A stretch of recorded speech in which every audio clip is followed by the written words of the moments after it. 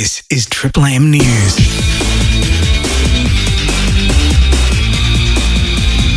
Hi there, it's Matt Layton with you.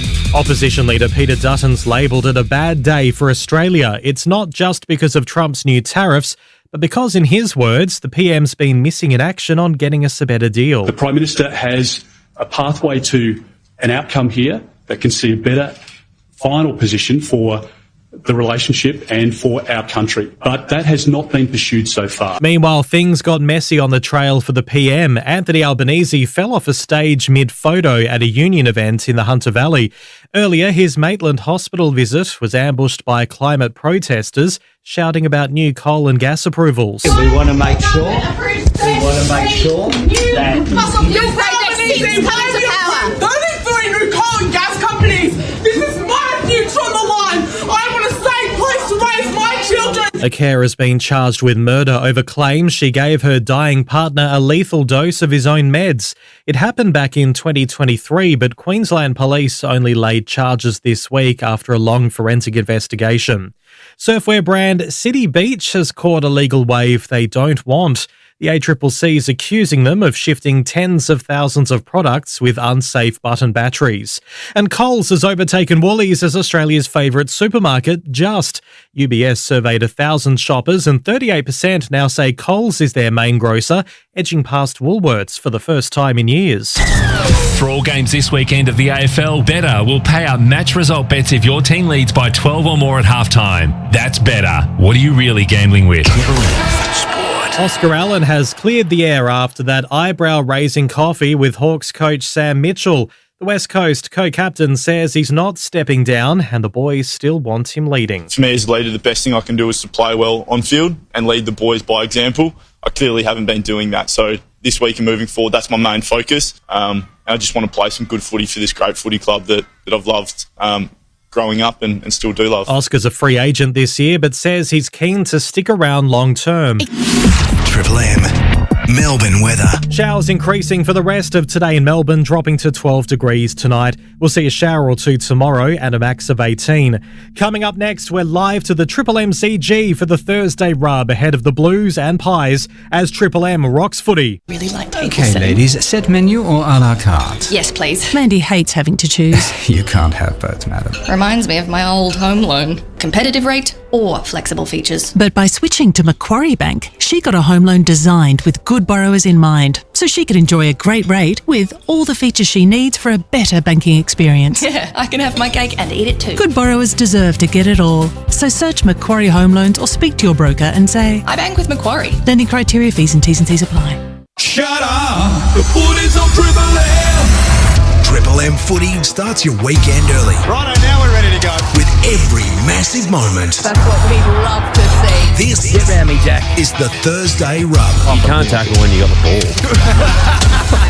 For Ream Hot Water and McDonald's, Triple M rocks footy. Every so often, you come to the footy and there's just this special feeling in the air where the game is just a little bit more than a regular home and away game. Tonight is one of those. Two of the biggest rivals in footy. The sold-out sign-up on the front door. High stakes with the Pies coming off the bye. Carlton yet to win a game in 2025. Tonight is massive at the Triple MCG as the Pies and the Blues go head-to-head. Jeremy Howe to join us very shortly. Jordan Russell from the Blues not too far away as well. All the good stuff, the latest news, Kathy's questions. That is all still to come on the Leviathan that is the Thursday rub here. Great to have you with us for McDonald's and Ream Hot Water. Big night. Great team assembled, full of high achievers. I'm Jack Heverin. Don't worry about me. It's the other three that you need to be aware of. I start, of course, with the All-Australian, dominating on Channel 7, dominating on any platform that exists, but she is and forever will always be our queen, Kate McCarthy. K-Mac, good to see you. It's good to be here, and yes, what a build-up. Jack, you absolutely nailed that opener. Well done. I'm excited for the game already, but we've still got an hour to get into it, so we better calm down a little bit so we don't peak too soon. No. We are full bore All right, off the Thursday top. rub. We're good to go. Thank you. There we go. We are full bore off the top tonight. I speak of high achievers from humble beginnings in country Australia where he didn't have a TV growing up, had no awareness of what was going on in the real world. He just chased the footy and beyond that became a four-time premiership player, a Norm Smith medalist and an ultimate achiever on the big stage. Isaac Smith, hello, Izzy. Thanks, Jack. I'll tell you what I did see when I was a kid, and that was the Carlton-Collingwood rivalry. I came from about 5 generations of Carlton supporters, and this was the day you'd pencil in on the calendar. Channel 7 didn't always air it in New South Wales, and you'd get Friday night rugby league, Jay. But it was the biggest day on the calendar for Carlton supporters growing up, and it's very exciting to be here. This is an absolute whale of a game tonight. The chief football reporter of the Herald Sun, he now just refers to himself as the chief, asked to be addressed that every single time, and as he should be as well. A little twinkle in the step tonight. Scott Pendlebury out there, so it's always a little bit more special for Jay Clark, the chief. Hello, Jay-Z. I've wished him well. He's pumped up for a big game tonight, no doubt about that. It's always interesting, the chats we have before we go to air, and for the past 5 minutes, he's laughing already. Isaac Smith has given me a 5-minute rundown on American beef tariffs. now, for a man who was never allowed to watch TV in his life, he thinks he's Terry McCrann. Seriously, he's giving the full sort of, it means this for Asia and this is for America, and this would be beef will be cheaper for us. Like, if you ever needed a podcast to put yourself asleep, can we have 5 minutes of that, please, Isaac? Mate, you're meant to be a journalist. You're meant to know these things. Oh, mate, thanks for the update. Anyway, thanks for your article today that you got someone else to put their name at the head of about Scott Pendlebury. So. Great story by Glenn McFarlane and Mickey McGuan, a sit-down with Craig McRae today, and it was very interesting. He said picks over players last year. No, he said players over picks last year. That the philosophy has changed a little bit at Collingwood. They need to get younger. They want picks over players now, so an adjustment there from the Pies. Well, this is the oldest AFL VFL team that's ever been fielded, so that might be the reason why, Jay. A bit disappointed. Historic. They're taking over our 2022 Premiership team. Oh. Yeah. Bit flat, to be Well, honest. you guys won the premiership as the oldest team, so that's still something that you've got over them. How did Scotty address the fact that everyone talked about you as being old all the time? Was there any sort of... He would have had lots of amusing little side clips, did he? Oh, he did, but I think, and what Collingwood would be doing, you're saying we're the most experienced team out there. So the smartest. My favourite thing was grand final week, and I didn't realise how big sort of Mad Monday was because we had COVID when I first got to Geelong, but grand final week, Joel Selwood's organising the Brownlow retirement village, bus, Zimmer frames, everything for our Mad Monday Well, that'll be comfortable for you, is it? You spend a lot of time around pensioners these days. Oh, I do, aged care, yes. It's a good thing. It's actually quite fitting because, Isaac Smith, you were the oldest Norm Smith medalist ever. Yep. At 33 years of age. And I still look 10 years younger than when KB won it. Jack, you mentioned... He's taken down KB. I mean, there's low-hanging fruit and then there's that. You talk about the big rivalry tonight, right? And these two clubs hate each other and the fan bases don't like each other and all that. How friendly are the players out there pre-bounce? They're walking past each other, slapping high fives. How's your family? Good. Where's the angst and the edginess gone? Did Clarko let you talk to the opposition before the first bounce? No. Isaac, or not? What was were you meant to sort of stare them down as you walked past? No, you weren't meant to. Footy's changed a bit, but no, you definitely weren't meant to, and especially against Geelong, we actually had nothing to do with each other. We were so separate. So it is funny when you see it. When I was a player and I was in it, I'd chat to everyone. But now I see it, I'm like, oh, come on, it's a big rivalry. So anyway, there's some happy people in football and there's some grumpy people, Jay. You've gone from the grumpy to the happy the last month. K-Mac, did you have an intimidating edge pre-game? Any stare downs or...? Nah, not at all. I didn't know half the other people, so I just sort of kept to myself. And that was mainly because they had no idea who I was either. So not much has changed, really. Now, this group, which is we've become very much a tight-knit family, the Thursday Rub, which is fantastic. We have. I get asked a lot about each of you individually, I must admit, and mates and people you meet, they say, what's Jay like? And I say, well, he drives a Mercedes now, so he's up himself. And they ask us what you're like all the time too, Jack. And what do you say? Shit bloke. And I get, obviously, pump up everyone, but I do get asked, it's probably the most common question I've been asked this year, Kate, about the Thursday Rub members, is what does Isaac Smith actually do now? What does he actually do during the week? And if I'm being honest, I've actually found that really hard to answer. Other than the Thursday Rub, I don't know what else to say. Well, he looks after the pensioners. You're not devaluing a stay-at-home dad, are you, Jay? Don't you try and get me cancelled. Was Instagramming. He's looking for you're looking for someone at the moment, an aged care worker at the moment. I am looking for an aged care worker, and I do have an aged care business, and it's going very well down in Geelong. Well, we Home at Heart, jump on. We know how well it's going because the one thing that we did see you do over the summer was a little bit of this. So you're a smoker? Oh, I had to give it up. Netball hypnotised me to stop smoking. In a pig's eye. What's your favourite childhood memory? Oh, that's a bit of a poser. I'm adopted, you know. You can cut that out because I'm not adopted. What are you most proud of? You expect to say my children, and I'm not going to say it. When you look in the mirror, do you recognise the person that's looking back at you? Yes, to a point, and then I think, oh my God, what happened? And that's when I say to my hairdresser, will you please get me some Botox? Man, woman, whatever it is up top, what are you going to say to them? Move over. She's far more interesting than you are. Yeah, no, Holly, great girl. She was, her name outside of the GMHBA Stadium, Holly's name is on the netball courts there. She spent many of years down there. She, over 100 years of age. So we celebrated her 100th birthday about a week before that. Yeah.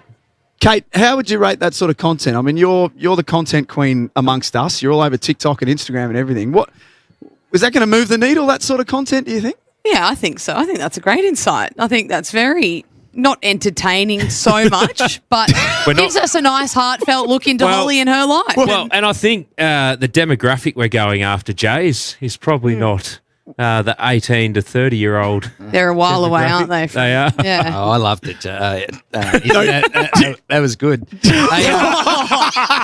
I think the whole point of this is Jack said before that you basically do stuff all. Yeah. You don't work. Yeah. You know, you walk in here all cruisy. And I've thought, look, K-Mac's got a segment. Yeah. Right? She's got the K-Mac's Kathy's Questions. And Jack does an outstanding job hosting. I do the news, obviously. So I'm wondering, I think it's time you got a segment on the Thursday Rub. Yeah. And so as I was coming in, I thought, I'm actually going to give you a segment, right? This is what, and I know we're talking about this for the first time.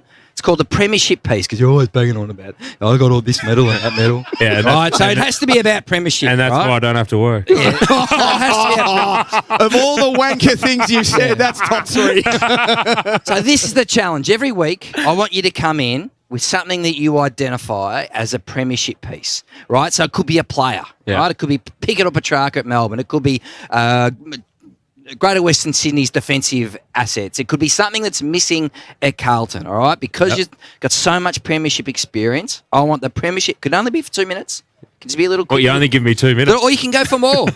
Right? You can go for more. So I want a nugget every week on what you identify as a Premiership piece across the competition. Yeah, I don't mind. It's either there or that's not there. What do you reckon? Yeah, I like it. Just be careful, Isaac, because I see what he's doing here. Well, he's going to trial this here, and then he's going to take it to Saturday night. Steal the idea once it gets off the ground. Saturday nights. With his mates, Jack. Yeah. Sundays. Yeah. Read about it in the Monday Herald Sun. Give it a new name. Yeah. The Flag Finder. Yeah, Jay's Flag Finder. Q&A That's even with better. That's even better. That's the first thing you brought to the table. When you were thinking of that, Jay, you said you were on the way in. Was that from the back seat of the Mercedes as you were driven to tonight's game? I was on the train, actually. I was on the train tonight. Well, the Mercedes already broken down. Pardon? No, we're going to have a few beers with a couple of mates after it, so there should be no driving of the new car. But I have driven a 2010 RAV4 for the past 15 years. Well, it's the Robert Harvey of vehicles. And now I've gone to the Finn Callaghan. From Rob Harvey, the reliable worry, to the new Finn Callaghan. It's my wife's car. Is it like a metaphor of your life, is it basically? You've gone from being the humble journalist to now the Finn Callaghan of journalism. It's time for a break, Jack. Jay-Z's got some news on the other side of this. Jeremy Howe to join us a little later on. Jordan Russell from the Blues as well. Kathy's questions before Jay tries to pinch it. It's all coming up tonight. Thursday Rub for McDonald's and Ream Hot Water. Triple M rocks footy. For Ream Hot Water and McDonald's, Triple M rocks footy. Keep your family safe on the road this Easter with Mercedes-Benz Berwick. They're family too. For same-day servicing, book now at mbberwick.com.au. Traffic. Triple M Melbourne traffic. Get what you really want with Forward's drive-away deals and get amazing prices on a wide selection of vehicles across the range. Get down to your local Forward dealer now, T's and C's apply. Couple of crashes to watch out for, one on the Ring Road turnabout on the EJ Whitten Bridge, another multi-vehicle collision on the Hume Freeway outbound at the Calcallo Service Centre. Traffic is using the left-hand emergency lane to get past. It's heavy going right back past O'Hearns Road and inbound passing the scene. The federal election has been announced. All Australian citizens 18 and over must be enrolled to vote. Enrol or update your details by 8 p.m. Monday 7 April at aec.gov.au. Authorised by the Electoral Commission of Canberra. Triple M Melbourne weather, a shower or two tomorrow with a top of 18. Melbourne, weekdays from 6. It's Mick in the Morning. Mick in the Morning with Roo, Titus and Rosie. Glenn Robbins is with us. In life, what is really hard to do in one go? Tying off a rope on the side of a boat or something. That's a bit of an elitist problem. Relatable. Tying it. I would have gone with shoelaces, but you've gone with it on your maxi yacht. Start your day with Mick in the Morning. Weekdays from 6 on Melbourne's Triple M. Visit quit.org.au to start your journey and quit one step at a time. Well, do you want to make sure your business gets all the chocolates this Easter? Well, you can do it with Triple M. While everyone's getting ready to stock up for their Easter break or choose where to go for their getaway, or maybe figure out what fun to have, make sure your business is at the top of their mind by advertising locally right here on Listener. Our huge local audience is ready, waiting and listening. So go on, get cracking this Easter. Visit triplem.com.au now and click on Advertise Local. Recognise the everyday cleaning hero in your life and give them the chance to win $5,000 thanks to Oates Cleaning Products. Go to cleanitwithoats.com.au, give them a shout out, and they're in the draw to win the $5,000 plus new cleaning gear. Oates, cleaning Aussie messes since 1930. Want to get your deck looking so good that your neighbours start making excuses for theirs? Yeah, just haven't had a chance, you know. Then head to Bunnings Hawthorn on Saturday the 5th of April from 2 to 4 p.m. and chat to one of the Cabot's Dexperts. They'll show you how you can easily breathe life into your tired deck with Cabot's Easy Deck in time to make the most of it over the long weekend. Go on, head to Bunnings Hawthorn on Saturday the 5th of April from 2 to 4 p.m. and get your deck looking good early with Cabot's Easy Deck. The Target Big Brand Toy Sale is now on with 20% off Barbie, Lego and Fisher Price. Hurry, offers must end April 27. Shop now and get playtime right on Target. Shop in-store, online and on the app. T's and C's apply. Turn left here. No, wait, turn right. Recalculating. Now where's it taking us? While you focus on directions, we'll handle your car battery. Battery World has the largest range of quality car batteries, so you can leave it to the local battery experts to keep you moving. Book your free car battery test. Visit us or call 13 17 60 today. Battery World, one less thing to worry about. Dan Murphy's March catalogue is out now with low prices across Dan's huge range of red wine, including Pepper Jack Shiraz, only $16.90 for My Dan's members. Offers end May 14. Choose to drink wise. Conditions apply. Well, do you want to make sure your business gets all the chocolates this Easter? Well, you can do it with Triple M. While everyone's getting ready to stock up for their Easter break or choose where to go for their getaway, or maybe figure out what fun to have, make sure your business is at the top of their mind by advertising locally right here on Triple M. Our huge local audience is ready, waiting and listening. So go on, get cracking this Easter. Visit triplem.com.au now and click on Advertise Local. Shut up! The footy's on Triple M! For Ream Hot Water and McDonald's. Triple M rocks footy.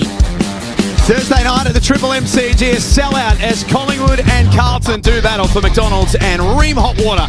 This is the Thursday Rub. Isaac Smith, Kate McCarthy, Jack Heverin and the chief football writer of the Herald Sun, now known only as the Chief. The Mercedes driving Jay Clark has got all the latest news. JC, let's start with Oscar Allen. Yep. Because that is very, very topical this week. Been a massive story. You couldn't have missed it. Sammy Mitchell, the Hawthorn coach, needs a better disguise, let's be honest. He needs dark sunglasses, a hat, maybe a beard. What, like your study? Yeah. Pardon? So Nice. your setup? Anything.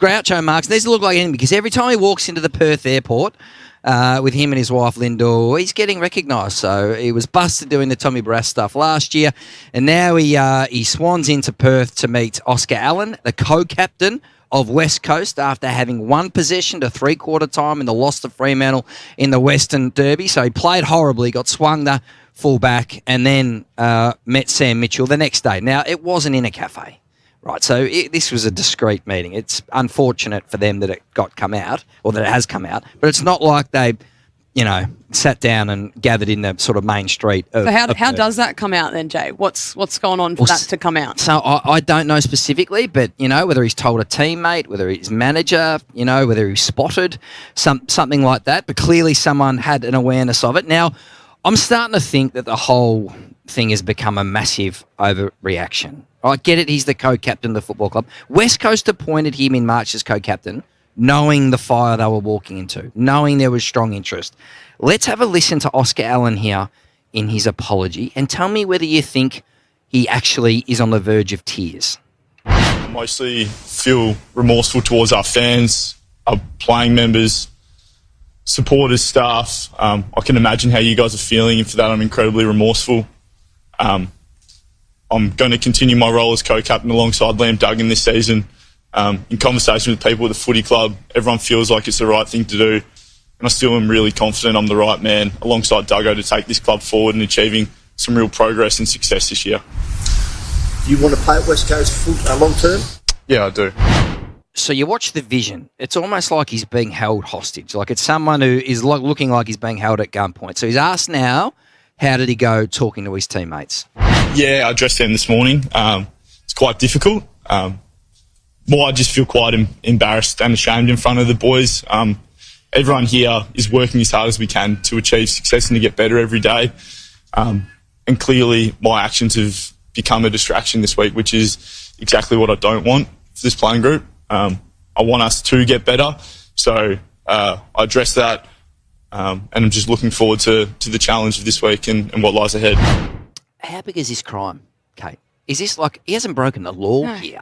I know he's co-captain of the football club, but did you feel a bit squeamy listening to that? Yeah, that's awful. Why have the club rolled him out to start with to have to answer those questions?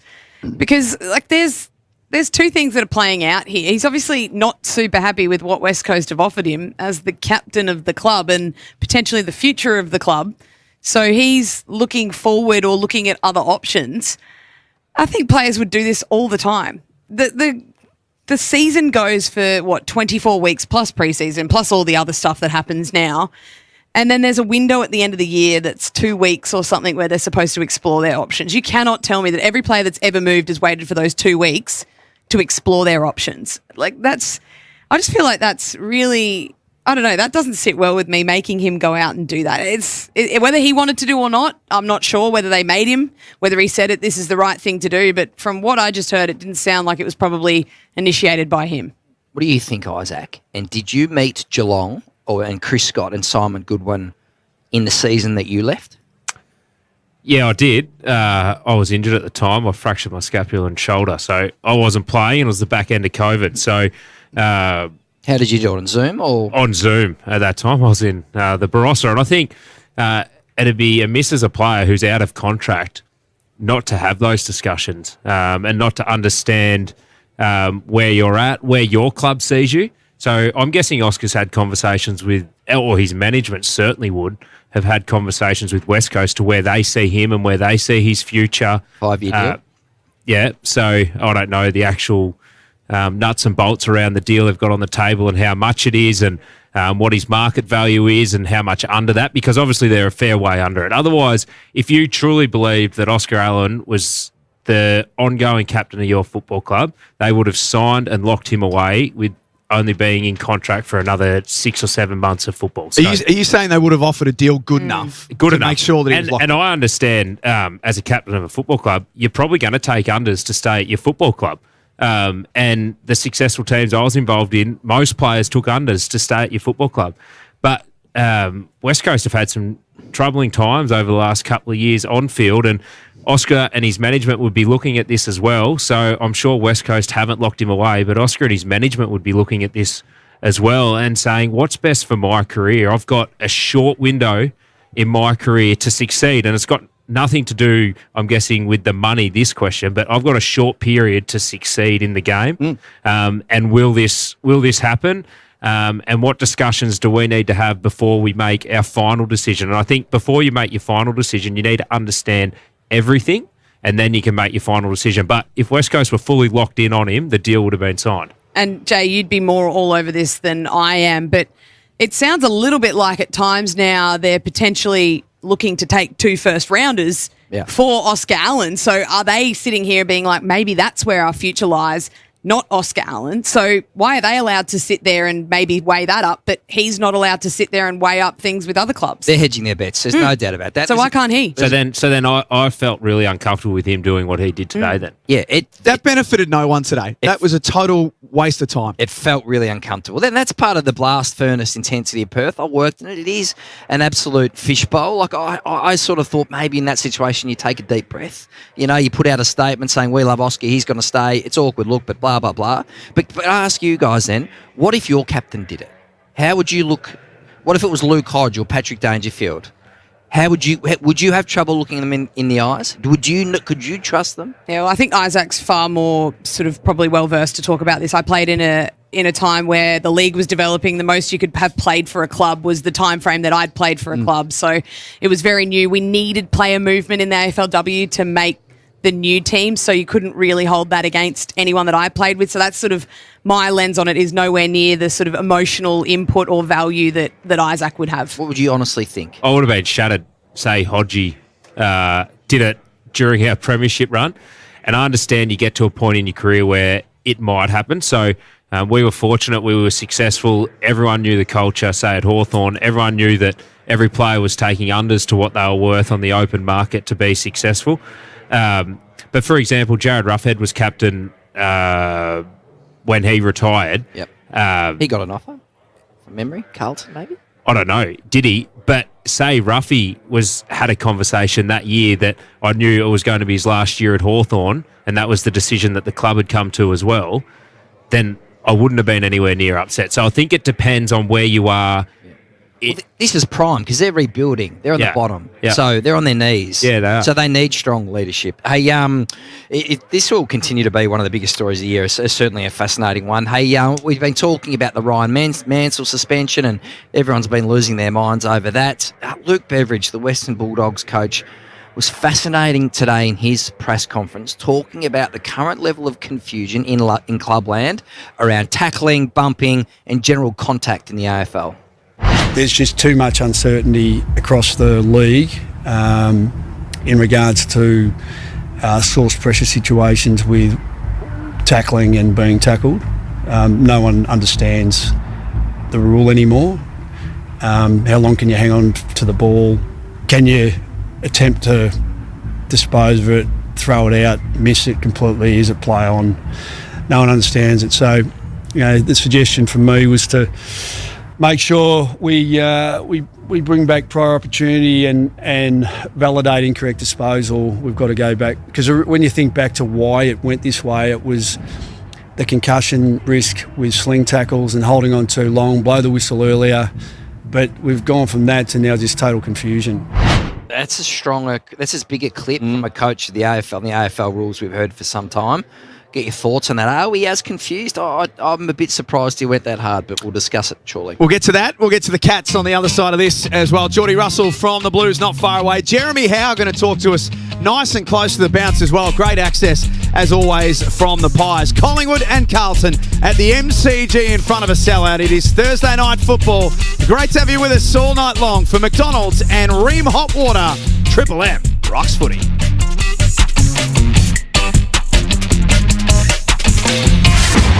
For Ream Hot Water and McDonald's, Triple M rocks footy. Keep your family safe on the road this Easter with Mercedes-Benz Berwick. They're family too. For same-day servicing, book now at mbberwick.com.au. Traffic.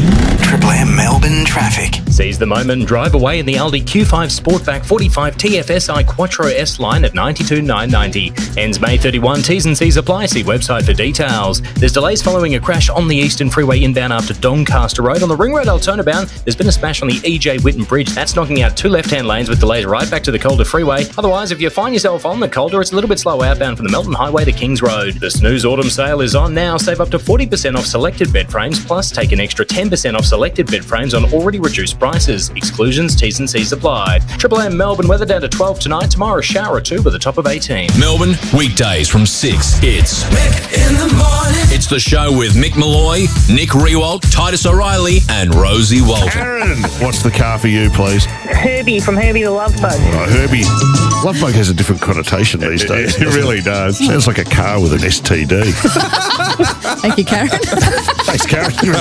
Start your day with Mick in the Morning. Weekdays from 6 on Melbourne's Triple M. Visit quit.org.au to start your journey and quit one step at a time. Here's a little lesson from Activia. Every morning is a special moment for your gut, so help it out with some good stuff. New Activia Kefir range with authentic kefir grains plus calcium, because a healthy day starts with your gut. Activia contains calcium, which contributes to the normal function of digestive enzymes and to normal energy-yielding metabolism. Enjoy as part of a balanced diet and healthy lifestyle. Activia, your gut is where it all begins. With so many holiday homes on Booking.com, there are so many Tina Feys I could be. Surfing Tina at a beach villa. Is that a shark? Or channel surfing Tina in an apartment. Ooh, a shark show. Book whoever you want to be. Booking.com, booking.yeah. Whoa, Dad, you're on. Reel him in. Yep. Whoa, look at the size of that thing. It's a Coleman Excursion 8-person tent. The Great Northern Greatest Catch has landed, with thousands of prizes up for grabs, including a BCF voucher in every specially marked case, plus the chance to snag a Bluefin Wrangler boat. Simply buy any specially marked case and download the Great Northern app today. T's and C's apply. 18 plus. Drink responsibly. Get ready for a night with the Sex Pistols featuring Frank Carter in Melbourne, Adelaide, Sydney, Brisbane and Fremantle. Never mind the bollocks. Live in Australia this April. Tickets and info at livenation.com.au. RACV car loans come with 2 years free premium roadside assistance when you apply direct to RACV Finance. Whether it's your first new car, a family's getting bigger car, and I know it's a midlife crisis and that makes it okay car, or just an SUV. Prepare for the best with RACV. Search RACV car loans today. Approval subject to RACV lending criteria. RACV Finance Limited Australian Credit Licence number 391488. Conditions, fees and charges apply. Car and motorcycle loans only. Limit of 1 plan per loan. See website for details. Win $1,000 for a paid day off. All thanks to Triple M and Solo by MYOB. The new admin app for sole operators, giving you time back and a chance to win a paid day off. Enter on the win page at triplem.com.au. Competition T's and C's apply. At Robot Building Supplies, ChatGPT doesn't get a look in. We ask our own robot. Robot's got it. Got Merbu decking and timber sleepers? Robot's got it. Steel framing and building supplies within 24 hours? Robot's got it. The original robot since 1946. Robot Building Supplies. Notting Hill, Sunshine, Preston, Dramana, Pakenham, Coldstream and Darnham. We're robot, but we're human. robotbuildingsupplies.com.au. ROBOT, Robot Building Supplies. The tunes don't have to stop when you get out of the car. Hit up the Listener web player as soon as you log on at the office to keep streaming your favourite music. Get started at listener.com. Listener. Shut up! The footy's on Triple M! Triple M footy starts your weekend early. Righto, now we're ready to go. With every massive moment. That's what we love to see. This Get round me, Jack. is the Thursday rub. You can't tackle when you got the ball.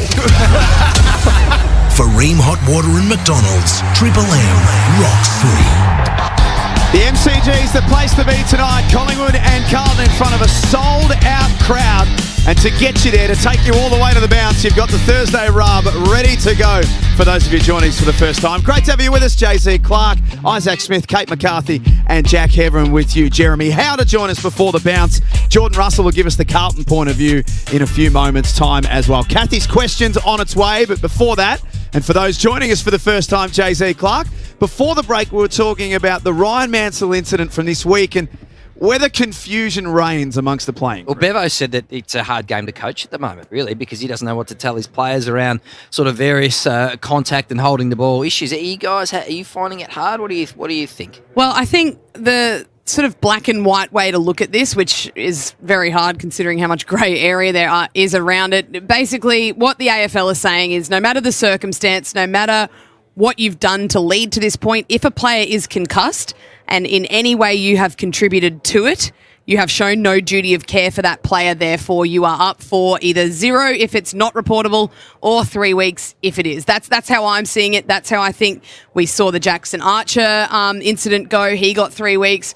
We've seen the push from Ryan Mansell, which led to a concussion. Therefore, he got 3 weeks. I'm not saying I necessarily agree or disagree, but that's how it's being basically adjudicated now. You ever been in a time in your career, Izzy, where you sort of weren't unsure of the rules? And, it must be a bit of a difficult position to be in, whether it's as a coach or a player. Yeah, it is difficult, and when you're trying to work it out on the fly. But I think, to the AFL's credit, usually within a couple of weeks they get a memo sent out to all clubs with vision, usually. And which happened? You're able to then work through it. And I was lucky I had Clarko and Scotty as coaches, and every time a memo came through, they were like, this is what it is now, and we're working forward, and we need to figure out how to get the best advantage and the biggest advantage in the competition out of it.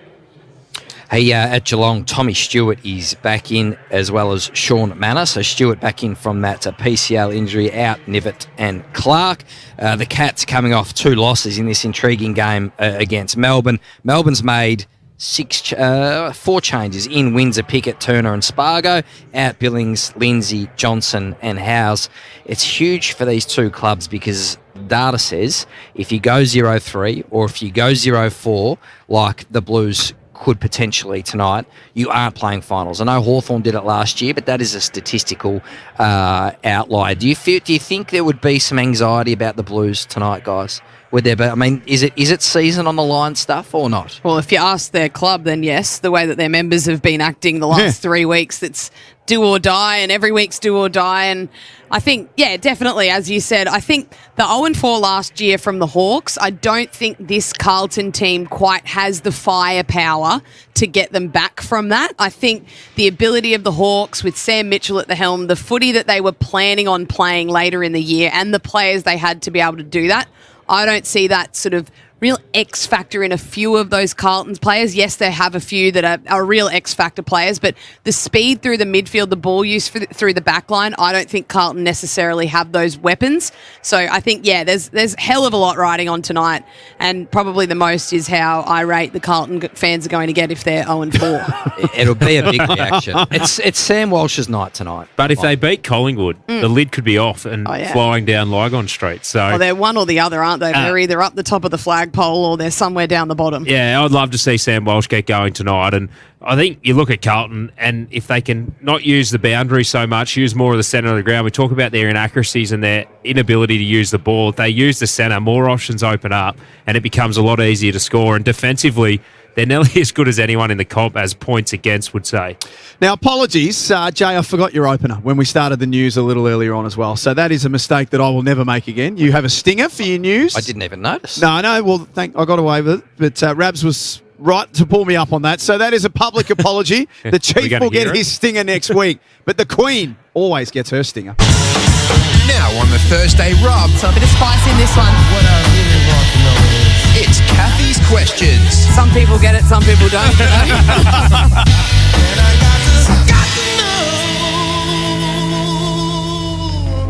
Thank you very much for the sting and for remembering it, Jack. I appreciate that. All right, Kathy's Questions. Let's get into it. The second best segment on questions on footy each week. Q&A with Jay, obviously taking that one out. First question, should the AFL move the season back? We saw it broached. I don't know if it was April Fool's or just really bad timing. Is that legit? Second of all, do you think it should happen? No, I'm happy with it as it is. When I move into October, that's my time, and that's the spring racing carnival. That's the Chiefs. They give the Chief a holiday, do they? That's the first October as the Chief. I'd hate to see what's going to play out. The grand final is on the last Saturday of September for mine. I'm feeling traditional from that perspective, but not a bad idea from Eddie. You really moved into the Robbo mindset quickly there, haven't you? No, and not because I'm a traditionalist. I just think the last day in September, I can understand some of the points. Also, a beautiful little kite that the AFL got Eddie to fly on Footy Classified as well. That was very smart to just put it out there and see the opinion. But no, I'm happy with the way it is. I think anything that makes the game better, we look at. So I wouldn't be unhappy with it. I think. Hang on, how does it make the game better? I'm not saying it does. You just said. No, I said anything that anything that makes the game better, I think it's worth looking at. And if it makes the game better, then it's worth looking at it, Jay. How will we know? Kathy's asked you your opinion. What do you think? Well, there's been 28 grand finals, as Eddie said, in October, and I couldn't give a stuff. If it's the last weekend in September, the second weekend in October, I just want to win them. Old mate wants dry conditions. That's exactly right. Doesn't want to get inside on the wet and the slippery stuff. Well, if you have a look at my stats on wet days, Jay. Well, that's good from you, Jay, getting splinters off the fence there. Well done. We got an answer. Thank you. Next one, the best gather-round kit you've seen. So I really like this. Most clubs now are bringing out a gather-round kit. It's something a little bit off Broadway. It suits the narrative for everyone going to South Australia and having a big party and playing some footy as well. What's the best one you've seen? Sydney, comfortably. Pretty much the all-white number with just a little bit of red across the middle. Love it. Think it looks very cool. Would be a cleaner's nightmare, that one. Good What's luck. a one-off, so you can throw it out. Yeah, true. Just get rid of it. Yeah, good point. Gold Coast. I like the pink. Oh, yeah. And I like the Palm Springs photo shoot as well. I think they've absolutely nailed it, and they're getting right into the Gold Coast culture. So I think they should keep running it. Yeah, could not agree more, Izzy. That one is absolutely my favourite. And Jay? Yeah, I'm the Swans as well. I like the white with the little red. Port Adelaide, get an honourable mention from me. Theirs is pretty cool, really retro. Went really well with their fixture announcement where they did like really old PlayStation 1 games as the covers. So rated that, a little bit of a trip down memory lane. Now, another trip down memory lane, I'm not sure if you've seen it or not, but Rory Lobb, he's rolled out the lobster. So he's gone from the blue hair, from the blue hair to bleach blonde, and he's got a lobster in red stenciled to his head. Yeah, right. That's not a joke. What is the best or worst haircut you've seen on a football field?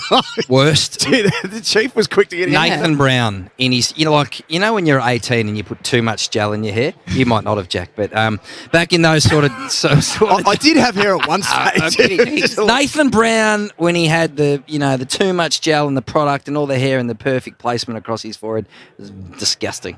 Was the question best or worst? Yeah, best or worst. So you can go positive or negative. Obviously, Chief's gone negative. Bailey Fritch's hair hasn't moved since he's played his first game. But I reckon best haircut I've seen, Jared Roughhead, late 2000s, mullet, red mullet. That's dirty. It's filthy. I'm going to go back even further than that. Wayne Wiedemann, for sure, from Adelaide back in the day. That sort of flowing, sort of South Australian bogan sort of look that he was rolling with back then. I love that. Gary Ayres style. Yeah. Bruce Doyle. Yeah, I'll tell you what's the worst. Rory Lobbs is the worst. Yeah, that lobster that we're going to see. I'm going to have That's to look awful. this up. Yeah, I'll show you in the break. It's not good.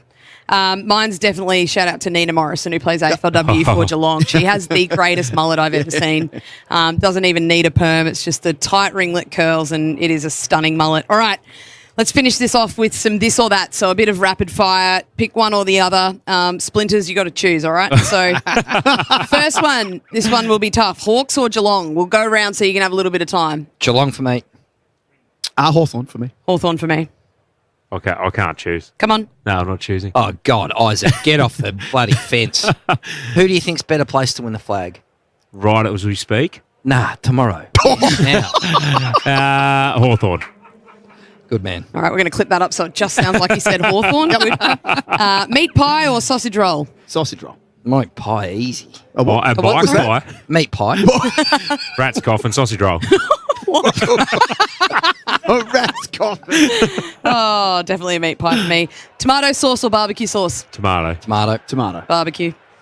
Rugby League State of Origin or AFL State of Origin? AFL, back in the day when it was Ablett, Lockett and Dunstall in that same forward line, it was like the highlight of my life watching that game. Rugby League. Oh, Rugby League. Well, I'm going to say Rugby League because we don't have AFL State of Origin. And I just can't see it ever getting back Don't sit on the fence. I'll say Rugby League because I can't see AFL State of Origin ever getting back to what Jay was talking about. I just don't think it works, really. The one-off game, great. But I just don't think you can run a whole system around it. No. I don't think there's enough hate. Like Queensland and New South Wales, from what I've seen, obviously growing up in Queensland, there is a whole lot of historical hate there. Yeah, and obviously New South Wales is the better team and states. Buddha Hawkins just texted me. He's listening. He said he dominated in the Big V. Say hello, Buddha. Oh, good on him. Hey, Buddha. Home and away or neighbours? I haven't watched either. Never seen an episode of either. I didn't have a TV growing up. That's right. This is on you, Jack. Home and away. The beach was just a better setting, I think. Yeah, the hamburger phone gets them over the line. That's too in exactly the right. That flaming hamburger phone. All right, being humble or being Isaac? No, I like what Izzy brings to the table. Do you like what you bring to the table? Humble for me. And the final one, second car, public transport, or using a Merv Hughes to get discount. What? Using Merv Hughes to get your discount on your car. Which one? Public transport. Oh, I come here on the train. I'm not getting public transport on the Frankston line on the way home. So I will use Merv Hughes every day of the week. And thank you, Swerven. We love our Sanyong. We also love Mitsubishi. So. Peninsula's beautiful. Yeah, just the Frankston line's not. That's just taking your life into your own hands, Jay. If you want to go home that way. Kathy's questions. That's it. I'll just continue to pay for my car too, guys. So that's all. Superb that's edition. We love Mitsubishi. So let's get to Dan Cobby, who joins us from our sponsor, Ladbrokes, of course. Big game tonight here at the MCG. Dan, thanks for being with us. What does the market look like? Yes, thanks, guys. You've certainly got me excited thinking about State of Origin. I'm a bit of a rugby league man myself, but looking forward to tonight's clash. It's certainly a clash that we're all looking forward to, and Collingwood have been well supported, as you'd expect. When markets first went up at the start of this week, they were $1.50. They've been crunched into betting now into $1.44. A few $5,000 bets just rolling through recently for the Pies tonight. A winless Melbourne against Geelong tomorrow night, Dan. They need a win, don't they, Melbourne? Oh, they do need a win. They need a win desperately. $4.25 on offer about Melbourne. And likewise, yeah, as you'd expect, Geelong, firm favourites. They're just firmed up slightly, $1.22 into $1.20. But there is a big bet on Geelong tomorrow night, that being $10,000. You'll check that out on the Ladbrokes app. It's a big one. Hey, Dan, Isaac, he loves the US. Love it. He loves his golf. What's the market there? What's Minwoo come into? Well, obviously we've still got a week to go because we've got to get through the Valero Texas Open this week. But Minwoo has firmed up through our betting. Late last year, it was $81. He's now into $41. Ooh. And he shares that line with Cameron Smith. So in terms of leading Aussie, they share that line at $41. Of course, he was fantastic last week, wasn't he, Minwoo? He's now into $41, and he's in fact the biggest liability the Ladbrokes has. So there's certainly support around for the young Aussie. In terms of best back, though, Rory McIlroy is the best back golfer in the Masters. Scheffler still holds favouritism, though, at $5, but certainly interest around for the young Aussie, Minwoo Lee. Thanks, Dan. We appreciate it. Dan Cobby joining us from Ladbrokes.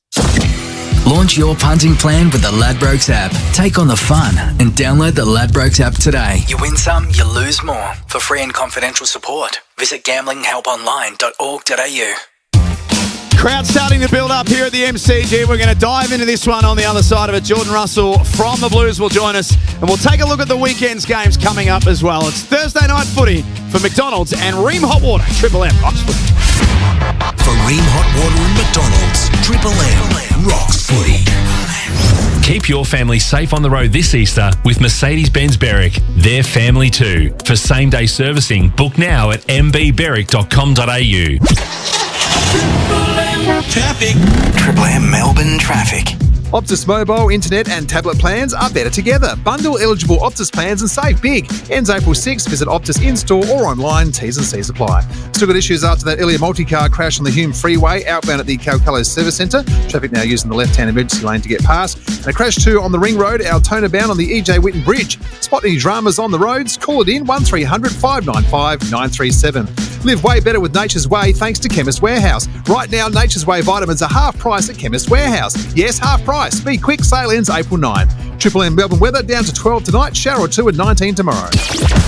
Every week on Mick in the Morning, you'll hear from one of the biggest names in the game. He stands there like a Goliath. Club captain. And he bombs away. All-Australian and Premiership captain. Number 11, the captain of the Melbourne Football Club, Matt Gawn. Get Matt Gawn's review of the round tomorrow after 7 on Mick in the Morning with Rube, Titus and Rosie. Triple M. Get yourself a new Bailey aluminium step extension ladder, the quickest, most compact conversion ladder available. Enter the draw to win one of 2 $1,000 gift cards. Limited time exclusively at Bun. Player kicked 3 goals in 4 of their last 5 games. Your time starts now.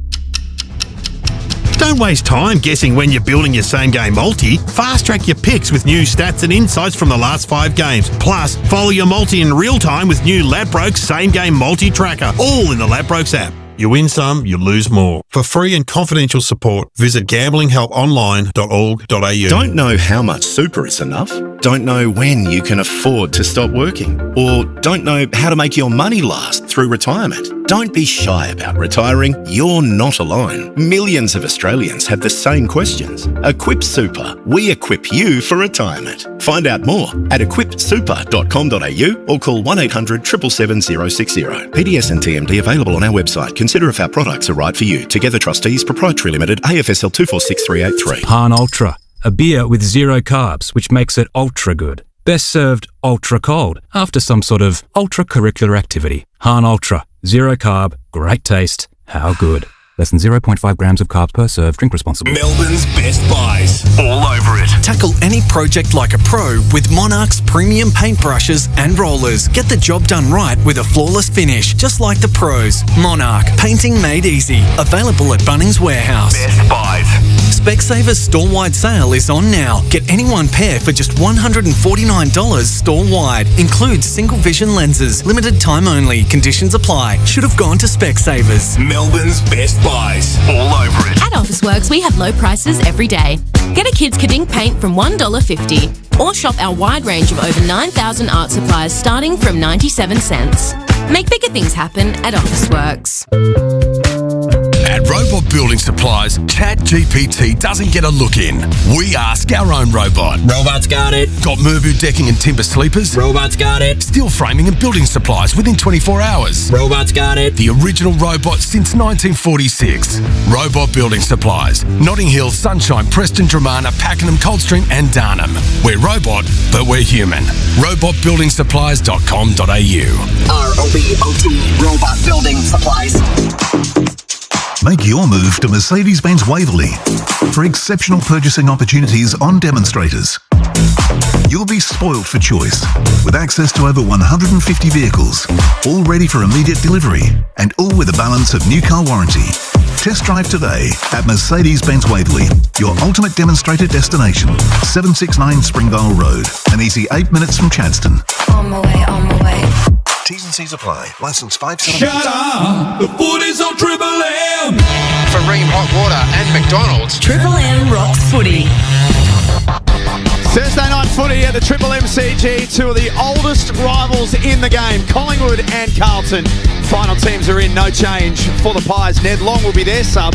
Ashton Moyer, the sub for the Blues as well, back into the team tonight. Jay-Z Clark, Isaac Smith, Kate McCarthy and Jack Heverin. Let's get downstairs and cross into the Carlton camp with thanks to Bob Jane T-Marts, who have got a great buy 3, get 1 free plus instant cashback deals. You can call or shop online today. T's and C's apply. Jordan Russell has played for the Pies. He's played for the Blues. He's played against each other along the way, so he knows exactly what this game is all about. Geordie, thanks for your time, and how's the lead-up been? Things haven't exactly started the way that you would have liked this season. Yeah, thanks for having me. They certainly haven't, but what we have found is we're still playing some good footy in patches, so a lot of the week is around focusing on the stuff that we are doing well. We just got to be more consistent, and there's been a bunch of moments where we've been outplayed and we've really focused in on the importance of them. So, yeah, it's a massive game, a great awareness with the Peter Mac Cup, which we value so highly, and we're looking forward to playing tonight. Geordie, thanks for joining us. Good luck tonight. Tell us, what are those moments? What is the missing ingredient? What is the missing piece? There's been a lot of discussion about your outside game. You've been winning the footy inside, but not necessarily capitalising or converting inside 50. Can you tell us about what's breaking down in that ball movement? Yeah, well, we've averaged 58 inside 50, so the supply at the minute isn't the issue. The effectiveness and the efficiency going inside is what we're focused on. So we've probably been launching from too far out. We want to try and get a little bit closer to the 50-metre arc before then we can have more access of that forward 50, but sometimes teams don't let you have that. So it's finding different ways and different avenues rather than just going direct to goal. So we've got some contested guys who can catch the footy, and TDK and obviously Charlie, but we've got to look at different avenues to get inside our 50. Geordie, you'd have to be happy with your defence. You've lost 3 games, but by a combined 41 points. So it's certainly not trying to change that aspect of your game. Yeah, you're spot on. So we spent a lot of time over pre-season honing in on that 80 point mark and trying to keep teams on or under that. And we feel if we're better inside 50, what you do is you take away 2 or 3 goals from their transition moments anyway. So our defence is in pretty good shape. We just got to be smarter with the ball in hand and at times keep it off the opposition. But we certainly want to try and go fast and be dynamic where we can. And I've been fortunate enough to do a couple of your games. I feel like the last sort of 5 minutes of quarters and certainly the game, just the game awareness and management is something that you could be working on. Yeah, and we do that so often. I mean, you've been a part of a few clubs and you know that the scenario stuff is really important. I just feel like we're not making the most of our chances and at that point where you're like, oh, shit, we just need one. And you almost try to force a little bit too much. So, look, the stuff that's come out around the fitness and that sort of stuff, it's not an issue internally. We're not concerned about it. It's just we just want to be smarter when we have the ball in our hands and keep it off the opposition for a little bit longer. And you mentioned how many inside 50s you've had, and I've been the coach of a forward line myself when you've had a lot of supply but not a lot of goals to show for it. And at times it's really hard to convince the group that, yeah, you guys are actually doing a lot right. There's a few things we can tidy up, but the supply has to be better. Is that something that you've had to really try and communicate to the forwards so that they're still feeling like they're really on the way to blowing the game apart and kicking a few? Yeah, it's... Look, the boys in our forward line and the ones that are in our squad all together, they understand we're role-based. So we're not showing them the results, we're showing them the process. So you're spot on. We're looking at really strong patterns defensively and what that helps us offensively, and keep showing up, keep the faith and know that at some point that it'll really click for us over 4 quarters. But we've had some good moments, our forward line, and it's continue to be positive and chase the little wins, which is forward 50 tackles, stoppages, halving contests and not getting outmarked, especially with a couple of their keys tonight. Speaking to Carlton assistant coach Jordan Russell, obviously missing Harry Mackay again tonight, Geordie. We're thinking of him and hopefully see him back out on the hallowed turf shortly. But Charlie Curnow, it obviously is a different looking forward setup without the Twin Tower. He's great, mate, and he's coming back to full fitness, so he hasn't hit his straps just yet. You tell us that the recalibration of that forward half. What are you hoping for there? Because there has been a significant adjustment. Yeah, there has. As you hear all the time, when someone doesn't quite make the 6 or 7 guys in that forward line, someone else has to step up. And there's been some real positivity around Kempy this year and what he's been able to do with a couple of different roles. And then obviously last week he got some reward, and then we threw Louis Young forward last week and did a reasonable job on Rory Lobb and was able to get a couple of shots as well. So, yeah, the system takes over. And you're hoping for your best players to be there, but at times they're not going to be there. So the guys coming in and fulfilling those roles are so important. And guys have been playing good footy. It's just a matter of doing it for longer. And Jordan, not many players go from Carlton to Collingwood, Collingwood to Carlton. And we've talked so much about this rivalry and we build it up so much sort of internally and externally. What was it like being someone that played for Carlton and then went across to Collingwood? How were you received? What was it like for you personally? Yeah, it's a great question. Well, I got delisted and then the minute did they still give it to you though? I got booed. So yeah, there you go. I'm still trying to work out how that goes down. But they're 2 massive Melbourne, Victorian, Australian clubs, and it was such an honour to be able to play for both of them. And it's always a little bit more special when the 2 play each other. There's always a little bit more on the line. So we're hoping to get our first win against the old enemy. And did you have Mick Malthouse as coach, Jordan? No, I missed him. So when I got moved on, I came across, and that was Bucks's second year, so 2013. So yeah, we ships in the night.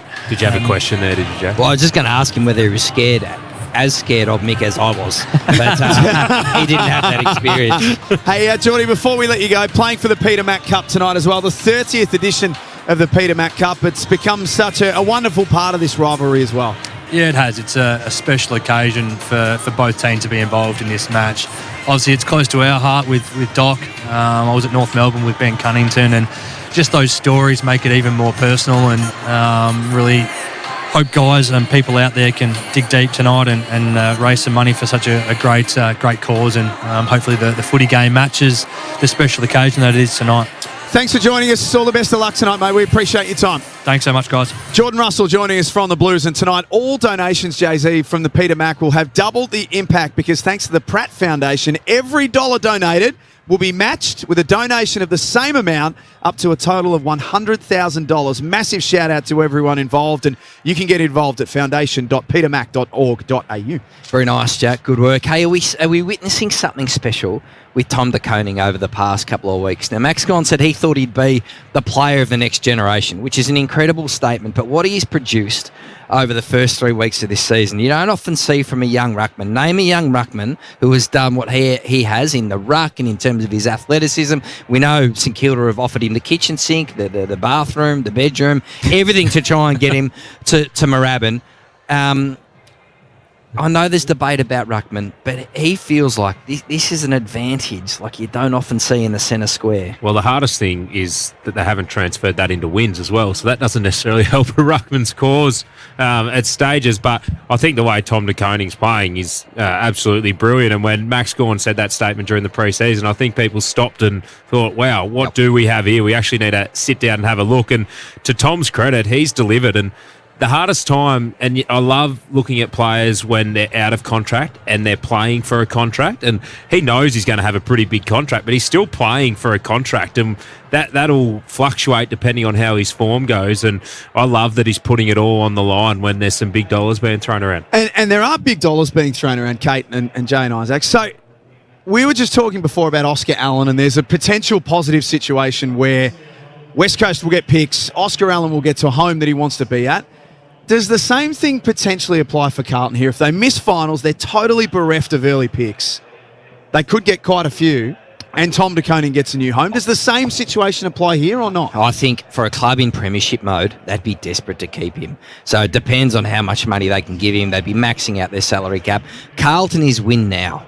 Like, it has been 1995 since they last won a premiership. Michael Voss needs success in September. So I think they'd be all out to keep him, and knowing that over the next 10 years, he could be one of the greatest ruckmen the game has seen in the modern times. That is the sort of stuff we're seeing from a guy, and that's what Max Gawn explained. The athleticism in the middle, the versatility around the ground, and he probably hasn't developed his peak. He wouldn't have developed his peak fitness. Isaac, he's got... No, probably not his peak. The one thing he probably hasn't developed is his full understanding of the game. Like, I still feel like he's got such a way to go. Upside. And so much upside in that area, so much growth to still happen. So, yeah, he's a special talent. I was fortunate enough to play with his brother down the highway as well, and he's a special talent. So they've got good genes, and he's certainly playing good football. Yeah, and I think the thing around it that sort of makes it a little bit more of an even playing field is St Kilda aren't necessarily in their premiership window either. They're building towards it. So it's sort of one of those things. It's not like who knows who will come after him though, but clubs with sort of the premiership window that's right there right now, I don't know if he'd be sort of looking at those clubs, because I don't know if there's offers on the table from those clubs. And before we go, Kathy, is that the tightest red shirt you've ever seen on someone, the one that Jack's wearing? Could you get a tighter red shirt or not? I'm not sure. You might be able to, but I think it looks good. Isaac? Oh, you're happy with it? Is that why you had the hand up? Just one more thing, and you've sort of held us all up for that. No, I wouldn't mind some support from my colleagues here. No, because it wasn't that good. That's why I didn't get any support. Well, the one thing I did think was Simon from the Wiggles when I walked in. Isn't it? Oh no, Murray's the yellow. He's a bright red tight t-shirt. No, I didn't get a chance to try it on. It was sent to me, and I'm big thanks. Oh, free. Sent to you? Yes. I'm feeling a bit of tension in the front row. Listen to the chief. That's front row Listen to the tension. chief. Gotta go. You go and sit out there with all the other bloody journalists and bore the shit out of us for the rest of the night as well. Doesn't operate with us anymore. Jeremy Howe up next, so don't go too far, Jay-Z. You need to hang around for that one as well. I'm sure that you'll want to get a Scott Pendlebury question into that interview as well. Shout out to the King of Geelong, Billy Brownless, listening in on the way home as well. Driving to Moroya to open a shed, apparently. Open a shed? Sounds like a cashy to me. My God. Out of the kindness of his Talk about do anything for an envelope. That is extraordinary. For McDonald's and Ream Hot Water, Triple M Rocks Footy. For Ream Hot Water and McDonald's, Triple M Rocks Footy. Melbourne, weekdays from 6. It's Mick in the Morning with Roo, Titus and Rosie. Glenn Robbins is with us. In life, what is really hard to do in one go? Tying off a rope on the side of a boat or something. That's a bit of an elitist problem. Relatable. Tying it. I would have gone with shoelaces, but you've gone with it on your maxi yacht. Start your day with Mick in the Morning. Weekdays from 6 on Melbourne's Triple M. Visit quit.org.au to start your journey and quit one step at a time. Get fired up to the AFL with Ladbrokes. Place a 3+ leg same game multi, and if one leg fails, get a bonus back. Available once per day this week. See account for details. T's and C's apply and available on website. You win some, you lose more. All right, sir. So what kind of holiday are you after? I am thinking a tropical skiing art trip. Okay. With a safari. Liam doesn't like to compromise. Faced with a choice, I choose everything. That's why he switched his home loan to Macquarie, where good borrowers get it all. A great rate with all the features he could need, seamlessly managed through the award-winning Macquarie Bank app. That way I don't miss out on anything. Get a home loan designed with good borrowers in mind. Search Macquarie Home Loans or speak to your broker and say, I bank with Macquarie. Lending criteria, fees and T's and C's apply. Moving house or moving mountains? Get to the good stuff sooner with Budget Trucks. Vans, trucks, utes and cars. The right vehicle at the right price at 180 pickup locations. budgettrucks.com.au. Job done. Good stuff. Stuck at your desk? Did you know with the Listener web player, you can keep Triple M cranking all day long? Stream any Triple M radio station or try Triple M 80s. Even if we're just dancing in the dark. Triple M 90s. Triple M classic rock. And more. Don't switch off, just switch to desktop and stream on. Visit play.listener.com to start listening.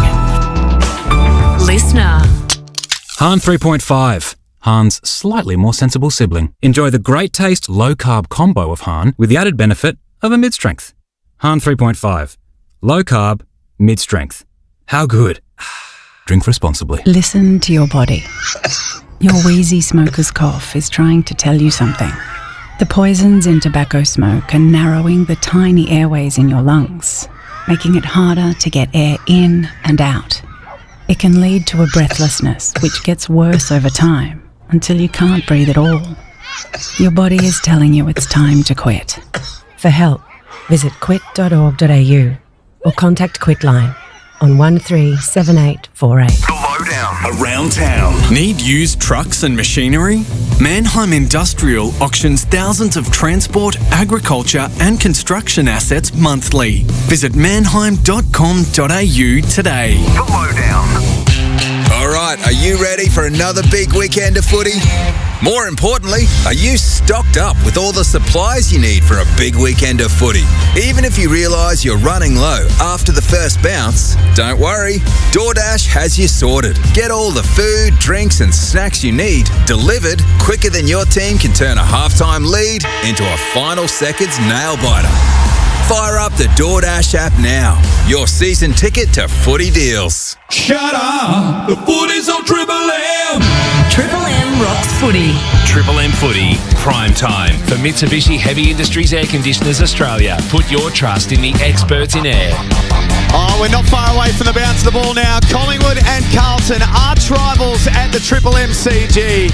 Not a spare seat in this house when we get going in a few moments' time. But before we do that, very grateful as always for the time of Collingwood's high flyer, Jeremy Howe, who joins us here on the Thursday Rub. Jeremy, thanks for being with us. Scott Pendlebury, your superstar, spoke about it during the week on Triple M. You guys have been really open about the fact that this is not just another game, that this is a bloody big game. It is, I think. He probably even further touched on, regardless of where either team sits on the ladder, there's always a large, significant rivalry and something that we touch on throughout the week. Like we always like to acknowledge the past and what's been, and watching a few of the old biffos back in the day are always probably quite good to watch. But, yeah, I think we'll get a massive turnout regardless of how both teams are going, and really look forward to the contest because it's always a good one. You say you acknowledge the past, Howie. You've won a fair few games in the last 10 years against Carlton. Have we? I think you have. Yeah. Yeah, okay, well, that's always good to know as well. And some important ones as well. Yeah. Knocking them out of finals. And you talk about the rivalry, and I'm sure Carlton have looked at them as well. They would have been gutted with a few of their losses over the last couple of years. Yeah, well, they can take that out with Jamie. Maybe he might have had to play a part of role in that. But yeah, look, like I said, I think the contests are always so hot, and generally they're pretty close as well. So probably expect nothing less tonight. But we'll see how it pans out. Do you think you can get them on the outside tonight, Howie? We've been spending all month talking about Carlton strong inside, questionable outside, whereas you guys have got that phenomenal transition game with Nick Dacos and the crew. You like to move the ball quickly. Can we look forward to that tonight? Yeah, well, it's going to, like you probably touched on it, I think it's going to start in the contest. If we got the ability to match them and surpass them on the inside, and then we feel like, yeah, it'll help our game on the outside. Like you said, we've got some really amazing runners, good transition guys that'll help us in that space. But we've got to get it done in the contest first. The pressure and the heat that they'll bring will be enormous, and I feel like we'll do the same. So it'll be hot early. If the game opens up a little bit more, then that might serve us as well. And obviously, huge rivalry, as we've touched on. But another little added element, the Peter Mac Cup. You've got, obviously, Bobby Hill at your club and Sam Doherty, who's also been affected from Carlton. That just adds a little bit more. And what sort of, I guess, approach do you take to this? Is there much talked about during the week about the significance of it? Yeah, well, there is, I think. And like they have the Peter Mac breakfast that they ran throughout the week, that you get an amazing turnout from both sides supporting that great cause. And I feel like the game will always be there, but it's like when we can attach something like this to it, an amazing cause, it always has more significance and more meaning. And I think a lot of people would have had an experience, whether it's touched someone in the family or their family and friends, that we've all had experiences throughout. And hopefully we can put on an amazing show, and there'll be plenty of purple around here as well. Off the field, mate, you've had a new addition to the family. Yeah, so we've got a 4-week-old Saxon, so yeah, he hasn't made it to a game yet, but yeah, look, it's a pretty busy household at the moment, but one that we're loving. We're filling up the rooms, which is nice, so it's a good feeling. You getting much sleep? Well, when you got them structured up the other end of the house, mate, it's pretty good. So I don't. Me and Carly don't cross paths too often at the moment, but she's doing an amazing job with the kids, and I'm just subbing in when I can. Don't retire, mate, because once you retire, you actually get everything thrown at you at night. You're doing a bit now, are you? I'm not just doing a bit, mate. I'm doing plenty. It's one that I look forward to. So it's great to have. And obviously, fresh off bye week, I was going to ask what you did, and then I thought, maybe you were at home with the kids, but maybe not. Snuck in a game of golf. That was always good, but that's about as far as about as outlandish as my break got. But yeah, no, it was probably an opportunity to chuck the feet up for me. Copped a couple of little knocks throughout the first few games, so it was nice to rest up, put the feet up early, and then get primed for the night. Howie, I'm contracted to ask a Scott Pendlebury question every time. I knew it was coming. I'm surprised if you didn't. He's on tonight, so I know you'll be briefed and well prepared for this. So he needs to play one more season to break the all-time games record. And great interview with Craig McRae in the Herald Sun today with Glenn McFarlane. Did you write it? And Mickey McGuan, I said. That's why it was good. He's obviously one of the more intelligent players, clearly, that the game has seen. What chance do you think the old boy can beat Boomer next year? Well, you better ask him, though. You talk a bit. I think the greatest thing about him at the moment, and has been, yes, he's got every accolade under the sun, and he has been an amazing player for so long, but it's what he's given to others now. I think the way that he manipulates our offense throughout the game, he helps people on defense, and he actually makes everyone's role a hell of a lot easier. So that's probably his greatest strength for us now. And then you can see even our last game against the Bulldogs, if he wants to go and get the ball, then more than happy. He can rack up 26 as well, and he uses it as good as any. So I think the decision will be heavily up to him. I know him and Fly have conversations throughout, but I wouldn't be getting rid of him too quick. And then maybe you and him can collab on a bottle of wine or something, Jason. He's done it with just about everyone else, to be honest. Yeah, I was actually surprised you haven't got one yet. He'll be doing the oldest team of all time wine tonight. Wouldn't quite sell as well as some of the others, I think. It's fair to say. And what about yourself, mate? You've dominated on this ground for such a long period of time. You've taken probably the 20th greatest marks we've ever seen in the AFL. How's the spring in your legs, mate? Do you still think, when there's a high ball, you can get up and ride like Gazelle? Have you got another couple left in you? Yeah, we'll see how we go tonight. If there's an opportunity, I don't mind the overcast days. The ball gets a little bit stickier, so if it's there, I'll have a crack and I'll give you a point. Look forward to it. Howie, thanks for joining us. Good luck tonight, as you say. It's a massive game, and go well. You have had a really good start of the season, so thanks for joining us. Appreciate it. Thanks, guys. Jeremy Howe joining us here on Triple M Footy. On the other side of this, the Bounce, Pies, Blues, Sellout. It doesn't get any bigger than this for McDonald's and Ream Hot Water. Triple M rocks footy. Triple M Footy.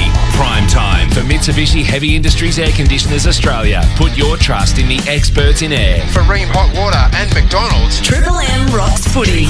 Melbourne, weekdays from 6. It's Mick in the Morning. It's the show with Mick Malloy, Nick Rewalt, Titus O'Reilly, and Rosie Walton. Aaron, what's the car for you, please? Herbie from Herbie the Love Bug. Oh, Herbie. Love Bug has a different connotation these days. It really does. Sounds like a car with an STD. Thank you, Karen. Thanks, Karen. You're in the heart. Start your day with Mick in the Morning. Weekdays from 6 on Melbourne's Triple M. Visit quit.org.au to start your journey and quit one step at a time. Get fired up for the AFL with Ladbrokes. Place a 3+ leg same game multi, and if one leg fails, get a bonus back. Available once per day this week. See account for details. T's and C's apply and available on website. You win some, you lose more. Tell the sun to get. I'm trying to sleep if you don't mind. Tell the sun to get. And block out the light, screen away blinds. Screen away blinds. If you're working in the night, sleeping through the day, sun shining through your window and it just won't go away. Tell the sun to get. And block out the light, screen away blinds. Screen away blinds. G'day, Brownie here. The place to watch footy live on Saturdays is on Fox Footy, available on KO Sports. Yep, live Saturday footy this round and every round with no ad breaks in play. Get on board KO Sports and sign up today. Hello, Frank Walker from National Tiles. Have you ever dreamed of having the world's best Italian-made tiles in your home? Right now at National Tiles, select any one of our 17 very popular standard range tiles and we'll upgrade you to the world's very best Italian-made tiles absolutely free, saving you a massive $4,000 on an average 80 square metre order. Yes, have the world's best Italian-made tiles and depending on quantity, save up to $4,000 or more. But you'll have to be quick, so rush into National Tiles now and save. Conditions apply. Han Ultra, a beer with 0 carbs, which makes it ultra good. Best served ultra cold after some sort of ultra-curricular activity. Han Ultra, 0 carb, great taste, how good. Less than 0.5 grams of carbs per serve. Drink responsibly. Plumbing. Work. Invoicing. Work. Leaks. Work. Unpaid invoices. Work. Waterproofing. Work. Hyping yourself up in the mirror to go chase unpaid invoices. Come on, Brett, you're a grown man. You're not afraid of a minor social interaction, especially to get money you're owed. Work. Do less work with Solo by MYOB, the new admin app for sole operators with fast, easy invoicing and automated payment reminders. Sign up for Solo at myob.com. Were you injured at work and work cover has cut your weekly payments? For advice on all of your entitlements, including lump sum compensation, call Arnold Thomas & Becker Lawyers. And if you don't win, there's no fee. What's better than the road trip? Getting where you're going.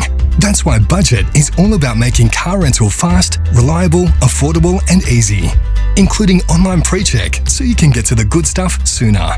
From compact cars for city trips to four-wheel drive and SUVs for bigger adventures, Budget has a huge range of vehicles to choose from and over 250 pickup points around Australia.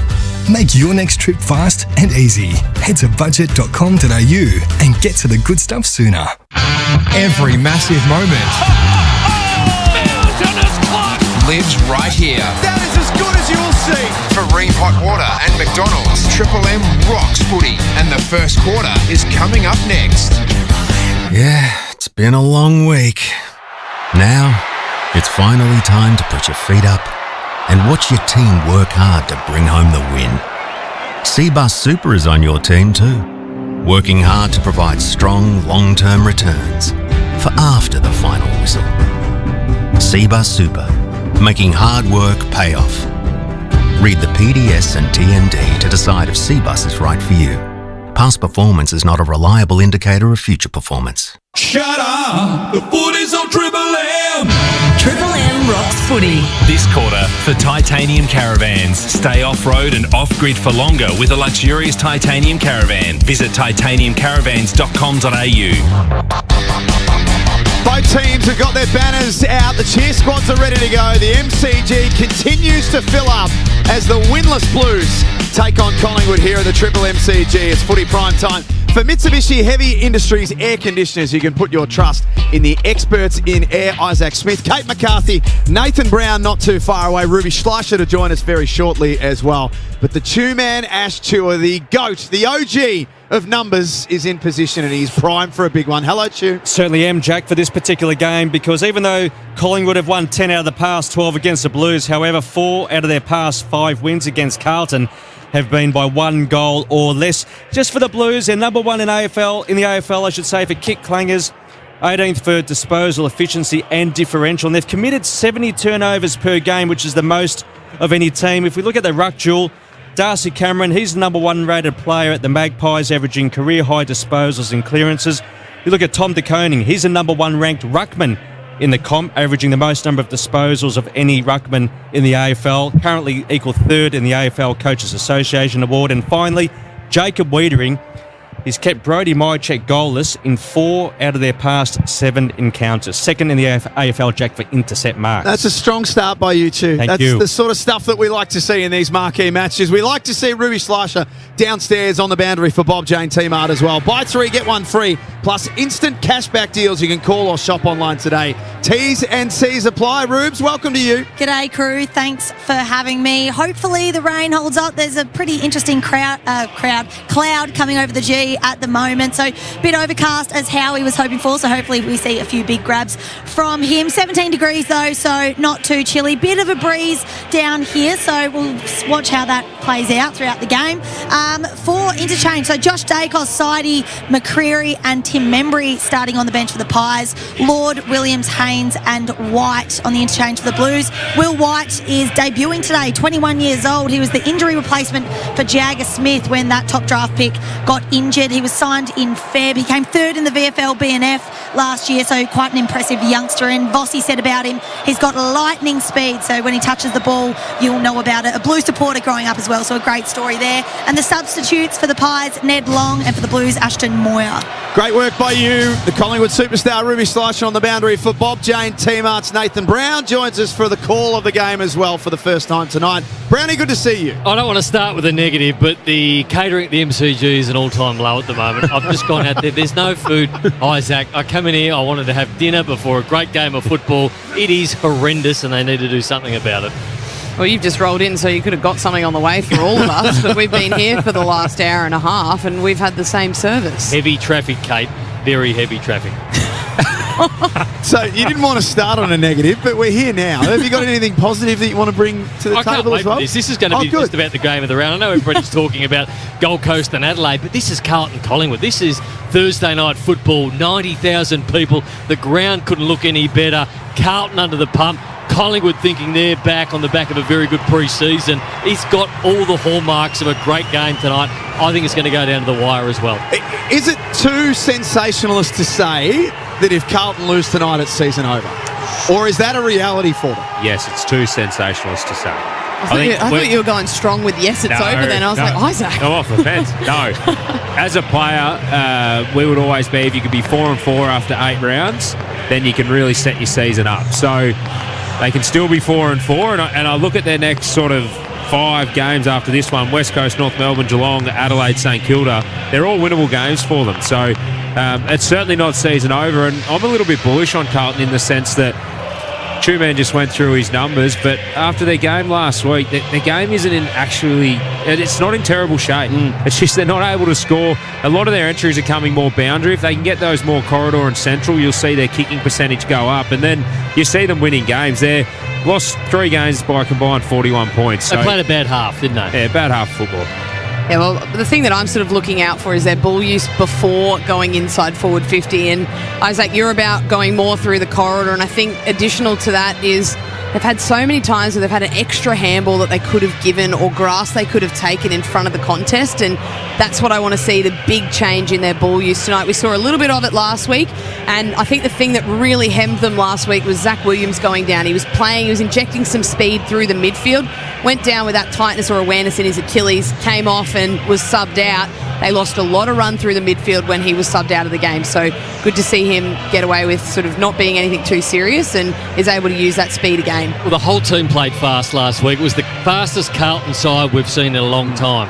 But because they hadn't trained that over the off-season, they couldn't keep it up. As soon as the pressure came on, then they slowed down. They reverted back to what they've been. So if they can do that again tonight, Collingwood aren't quick. Collingwood, as you said on the way in, the older side. But if you took 2 players out, they'd probably be average age as well. But they are not quick. Their players on ball aren't quick. Probably Dacos is their quickest player. But if Carlton can play a fast game and not turn it over, you can get Collingwood. You can get Collingwood, particularly their defenders.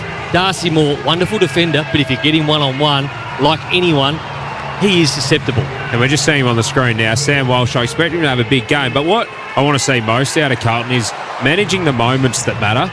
And I thought last week they didn't do it very well against Western Bulldogs. When the game was on the line, they tried to kick a winning score in the last 6 minutes every time they got the ball. They didn't understand what to do at that exact point in time, and it's whether you can get the ball in certain players' hands. But I want to see them manage the last 5 minutes of quarters really well, because to me, that's where they're getting beaten a lot. Yeah, and I want to see them manage the personnel on the ground at that time as well.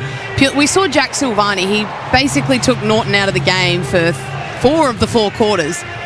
The moment where they needed him inside forward 50, matching up on Aaron Norton, he wasn't there to be seen because he was on the interchange bench. Norton takes the mark, kicks a goal, the only impact he has on the game. They end up winning by pretty much that margin because they got the goal straight back after it. Then they go to a centre bounce clearance, and guess who's standing next to Aaron Norton at the next centre bounce clearance? Jack Silvani. So I think managing that perspective is also really important for the moments that matter. How do you get Charlie Curnow involved in the game early? Sometimes it's easier said than done when you're a key forward. The ball's got to be down there for you to be involved. But how do you make sure that he's a priority early and that he can get some early looks? I think by not making him a priority, he frees up a little bit. When you are really focused on a key forward and you're sending everything to them, you miss other options, which then means that they're wearing more heat because the 2-on-1s, the 3-on-1s, they're getting across, they're getting aerial on them. So I think by actually opening up the ground and, like Isaac said, going corridor, that opens up the entire ground for a key forward to lead into. When you go boundary, they've pretty much got one pattern that they can lead to, which makes the kick easier.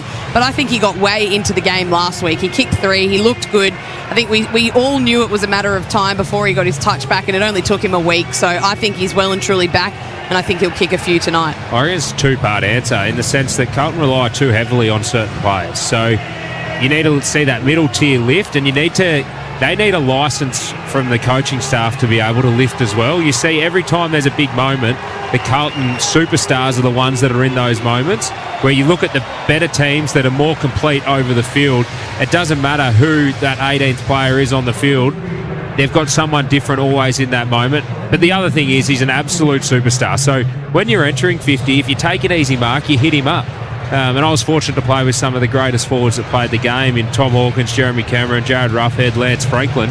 And we would have strategic plans to get the ball in their hands. Even if we were 30 metres out, they were on a little lead, hit them up, because it gets the crowd involved and the crowd want to see the big power forwards kick goals. So, Kate, Collingwood coming off a bye, so that generally is a bit of an unknown of how they're going to start. That's been the theme in the last couple of years. But outside of their round 0 loss to the Giants, where they were outclassed on the day, they did a number on Port Adelaide here, and then they beat the Western Bulldogs in round 2. Small sample size, but what are they doing well this year, Collingwood? Oh, well, they were able to fix or right the wrongs of the first game. I think when you have a big loss in your first game, you really review it hard and you sit down and work out, okay, what went wrong?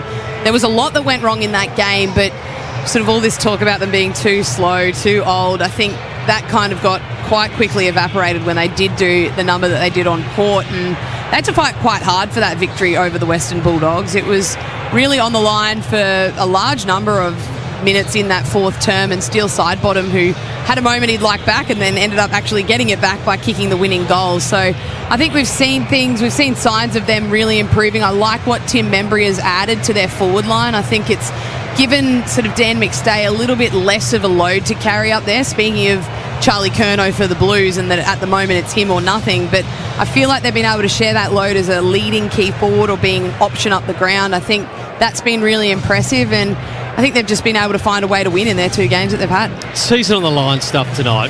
You asked the question, he said maybe not yet. But if you're 0-4, surely Michael Voss comes to this game and he watches Collingwood take on the Western Bulldogs 2 weeks ago and see Nick Dacos have 39 disposals. Now, they don't normally run a hard tag, but they do have players in their lineup who can do quite a job. I mean, George Hewitt's done that before.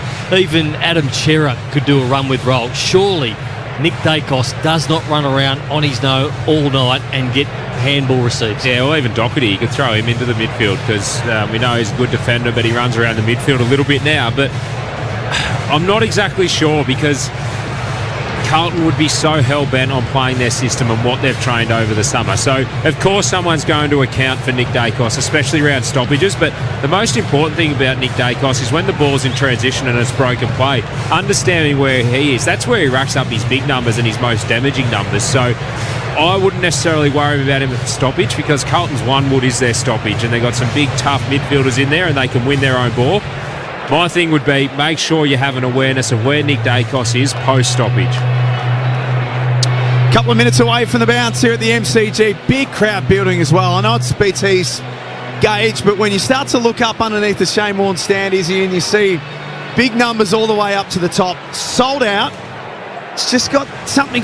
This venue's an amazing venue, but something special about it when it's a sellout and the hype's the way it is. It's very special, and as a player, you go out pre-game and you stand in the middle of the ground and you can't see from here because we're on the MCC side, but when you could look up to the top left point of the MCC and there was people sitting in the back row, you knew you were 90,000 plus, and it's going to be every bit of this tonight. And I don't think enough gets said of this rivalry. I reckon it's as good as there is in AFL football and in Australian sport. Small forwards, Kate. For Collingwood, they've got some that are reliable and dependable. Bobby Hill, Lockie Schultz, to name a couple. Is it one of Carlton's biggest Achilles heels that they don't have that same sort of spark? Yeah, well, just quickly on the likes of Collingwood, I think Lockie Schultz, I think he played his best game for the Magpies against the Bulldogs. I think we really got to see what they were so excited about getting him over to the club. So he's had a week off. Let's see if he can back it up with two really good performances because we've yet to see that consistency from him in Magpie colours. And on the other side of the coin, I mean, their consistency as a whole as the small forwards at Carlton has probably been something that's been lacking.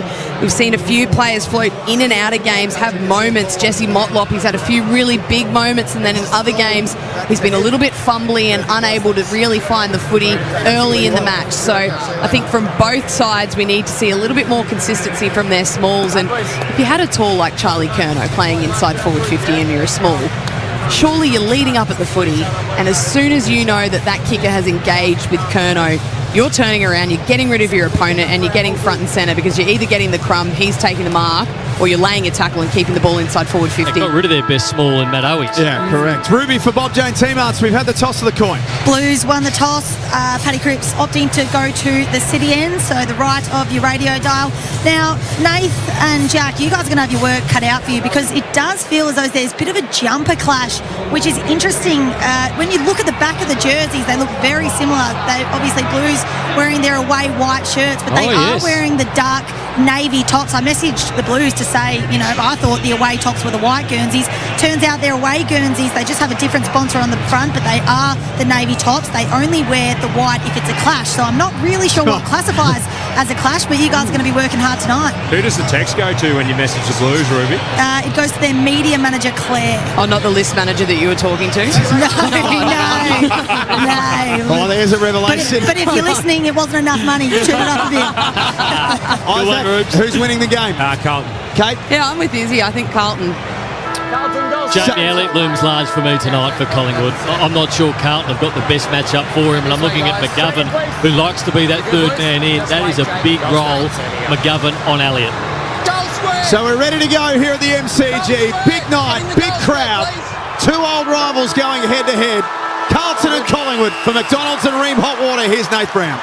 Doesn't get much better on a Thursday night. Umpire stands ready.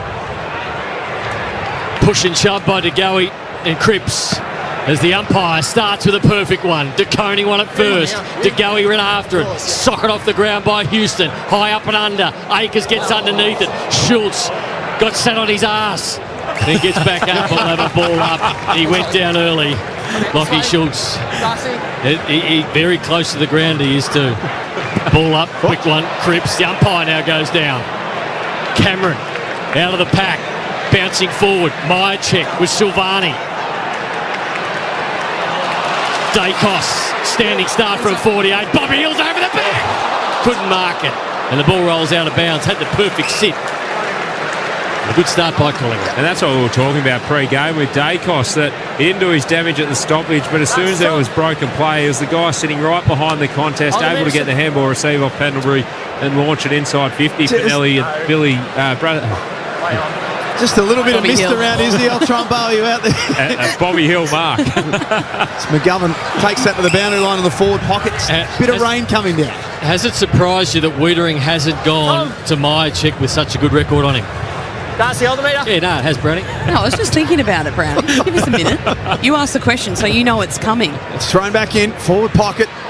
Punt road end here at the MCG. Brownie flat that he got no response. We've had a couple of players sat on their arse already. It's been an interesting start. 50 out from the Pies goal. Ball up. Just back to that. I think that McStay at the moment is probably their most damaging forward over the last few weeks. Obviously, Myercheck coming back in this evening, so they're probably giving McStay a little bit more respect at the moment. Hewitt out of the pack, a bouncing ball to centre wing. You see Charlie Curnow for the first time. Kept it in nicely and then screwed it around the body to half forward. It's a bouncing ball. Jeremy Howe will get there first. It's a tough one to take and he just allows it to go out of bounds. And for me, that's deliberate, but the umpire doesn't pay it.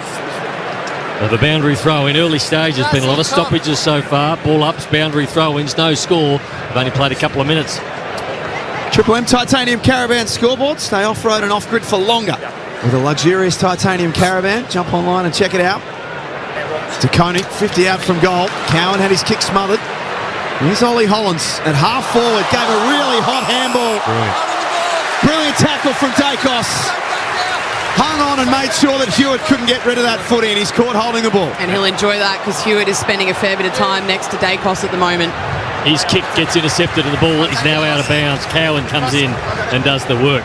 I think that's the beauty of Nick Dacos as well. We talk about how good he is offensively, but what he does defensively for them is nothing short of spectacular, and we saw it on show there. De Koning to do the ruck work against Darcy Cameron. Fisted away. Houston was the first man back there. Couldn't get it. Cripps went past it. Coming up was Kemp, and he's tackled to the ground. We'll have a ball up. About 70 out from Carlton's goal. I'd love to see Carlton separate their forwards a little bit. You got Charlie Cameron on Frampton, and I reckon he can take him to town if he gets some space. Umpire elevates it quickly. Coming out was Perryman. Handball didn't quite hit the target, but Dacos socket off the ground. It's going to roll out of bounds, and he'll be pinged for that one, so a free kick will go to the Blues at half back. A little stiff there, Bobby Hills. Just trying a little volley to get it to Elliott. So instead, it'll be a Carlton free kick. No score as yet. 3.5 minutes played. Ollie Hollins, 19 disposals round one. Has been a little quiet since then. Drives long to half forward. Young got more out of position and then kicked forward by Motlop. A tumbly ball goes inside Carlton's forward 50. Akers was almost through. He went without the ball. And Jeremy Howe will hang on to it. Carlton with their first meaningful inside 50 entry. Thrown up. 20 metres out from their goal. Quick snap from Fogarty. He's across the face. And the first score of the night is behind. Setting up nicely behind the ball the last couple of inside 50s. Even though they haven't been super deep entries, they've been able to generate a couple of +1s, Carlton, and go back inside forward 50. So a short ball finds Pendlebury for the kick out. Still only 20 metres out from the goal he's defending. Pendlebury eases onto the left and goes for long, looking for Darcy Cameron. Up against Silvani. Silvani did well. Intercepted and pushed it out of bounds. He'll have a boundary throw in. Darcy, you up? Thank you. Tom. So no score yet. 4.5 minutes gone, first quarter. It's been a very stop-start game so far. Boundary throw in. De Koning and Cameron. Cameron one wet, flicked it out the back. Chera was the first one there. Handballed it back to Akers. Another one to Hewitt. A little bit of space for Hewitt. Right ball inside forward 50. Going back and a nice mark taken for the Pies by Jeremy Howe. And that's what we were talking about Carlton pre-game, where the handball could be given and it means a player has shoulders out. They're able to see the whole 50 and penetrate and hit a target that they're looking at, but too often they're just blaze away. Isaac Smith on Triple M footy for Seabus Super. Kate McCarthy alongside him. That's a bad fumble from Quainer. That halfback, they'd switched the ball and he was away. Instead, it's out of bounds. This will be their 10th stoppage inside 5 minutes. The AFL average is 17 stoppages per quarter. I've got Dacos. Someone get Cripps and Pendlebury. An arm wrestle early on. Just the one behind in the game to the Blues. Darcy Cameron took the front spot. Shimmied something of a handball away. Lipinski next to the boundary line. Swift hands from Pendlebury. Brought it back into play.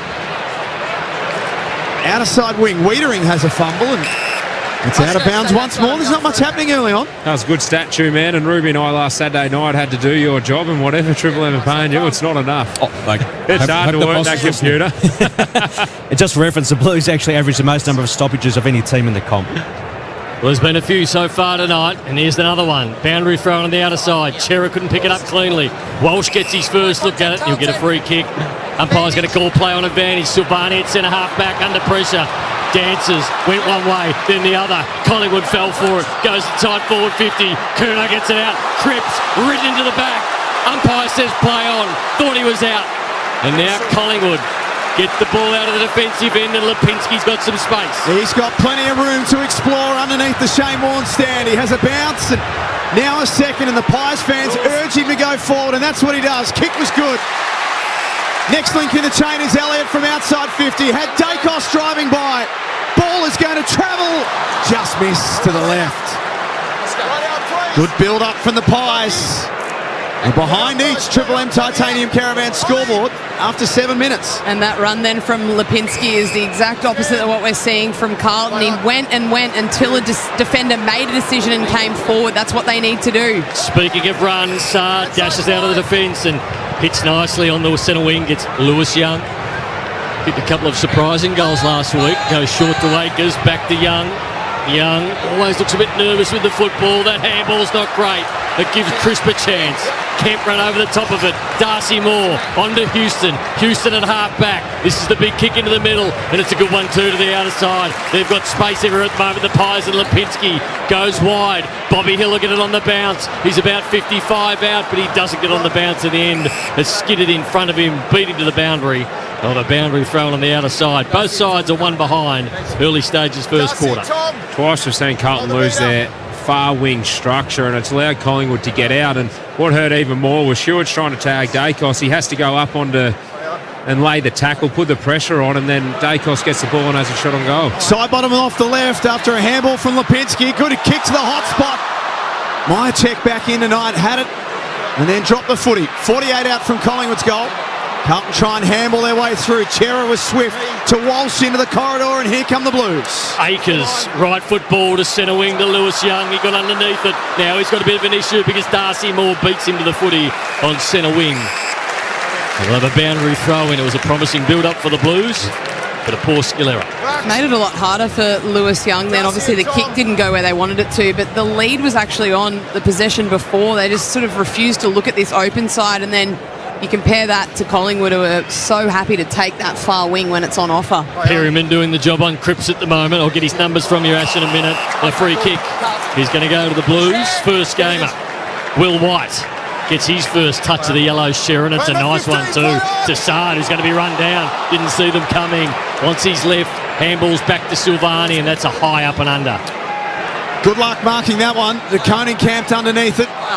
Akers at the base of the pack, dispossessed. Chris got it. He was tackled straight away as well. Nice hands from White, the debutant, as Brownie said. And then Cripps short by hand to Williams. Gave it to Walsh, a little fumble, but he's got some runners up ahead. Handball is good to Holland. Streams inside 50. Keeps it low. Keeps it flat. Keeps it accurate. Carlton with the first of the night after 9 minutes. They're 1-1-7.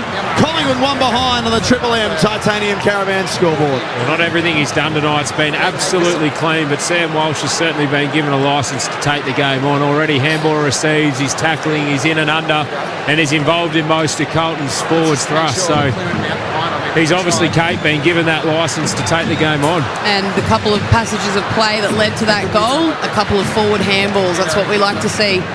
That was Cripps' first touch, which resulted in a score involvement, but contested ball, Blues are at +8, 17 versus 9. So it took a long time to get the first goal. 10 minutes and the Blues salute.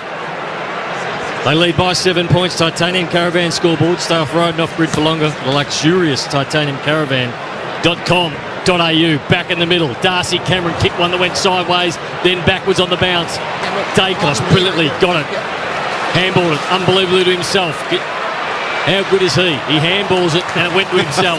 He went, picked it up, gave it to Houston, and Houston does the 1-2 with Josh Dacos, and they're just standing up at the moment at half-back. And Houston, that is a dangerous kick. Not going to work out. Blues everywhere. Saab with a short ball. Curnow should go for home from there. He's 60 out. He reels around. He pumps it long, but there's nobody home, and it goes wide. Through for one behind. Carlton 1-2-8. The Pies are one behind. Titanium Caravan scoreboard. Yeah, I'm not sure that was a play there from Big Charlie. You got all the momentum. You got Collingwood's defence in tatters. If you hold it a little bit longer, take a little bit of composure, you'll find a short little hit up there, and then you'll get a shot on goal. Izzy for Seabus Super, making hard work pay off. Kate McCarthy next to him. Two-man, major ball winners early. Reds Head Lending. Pendlebury with 6 disposals. Houston with 5, but going at 25% by foot. Sard with 5 for the Blues. Houston long to a contest. Broadcast swing and to Coney. Eases Cameron under the footy and takes a mark on his chest. 2.5 kicks around from goal. He's told to play on. Upended as he kicked. He fell into the lap of Lord and he lost the ball. Schultz at halfback for the Pies. Can go back inboard, but Sard knew what was coming. Got a hand on it and chopped it off, and then a little right foot ball around the corner wasn't bad.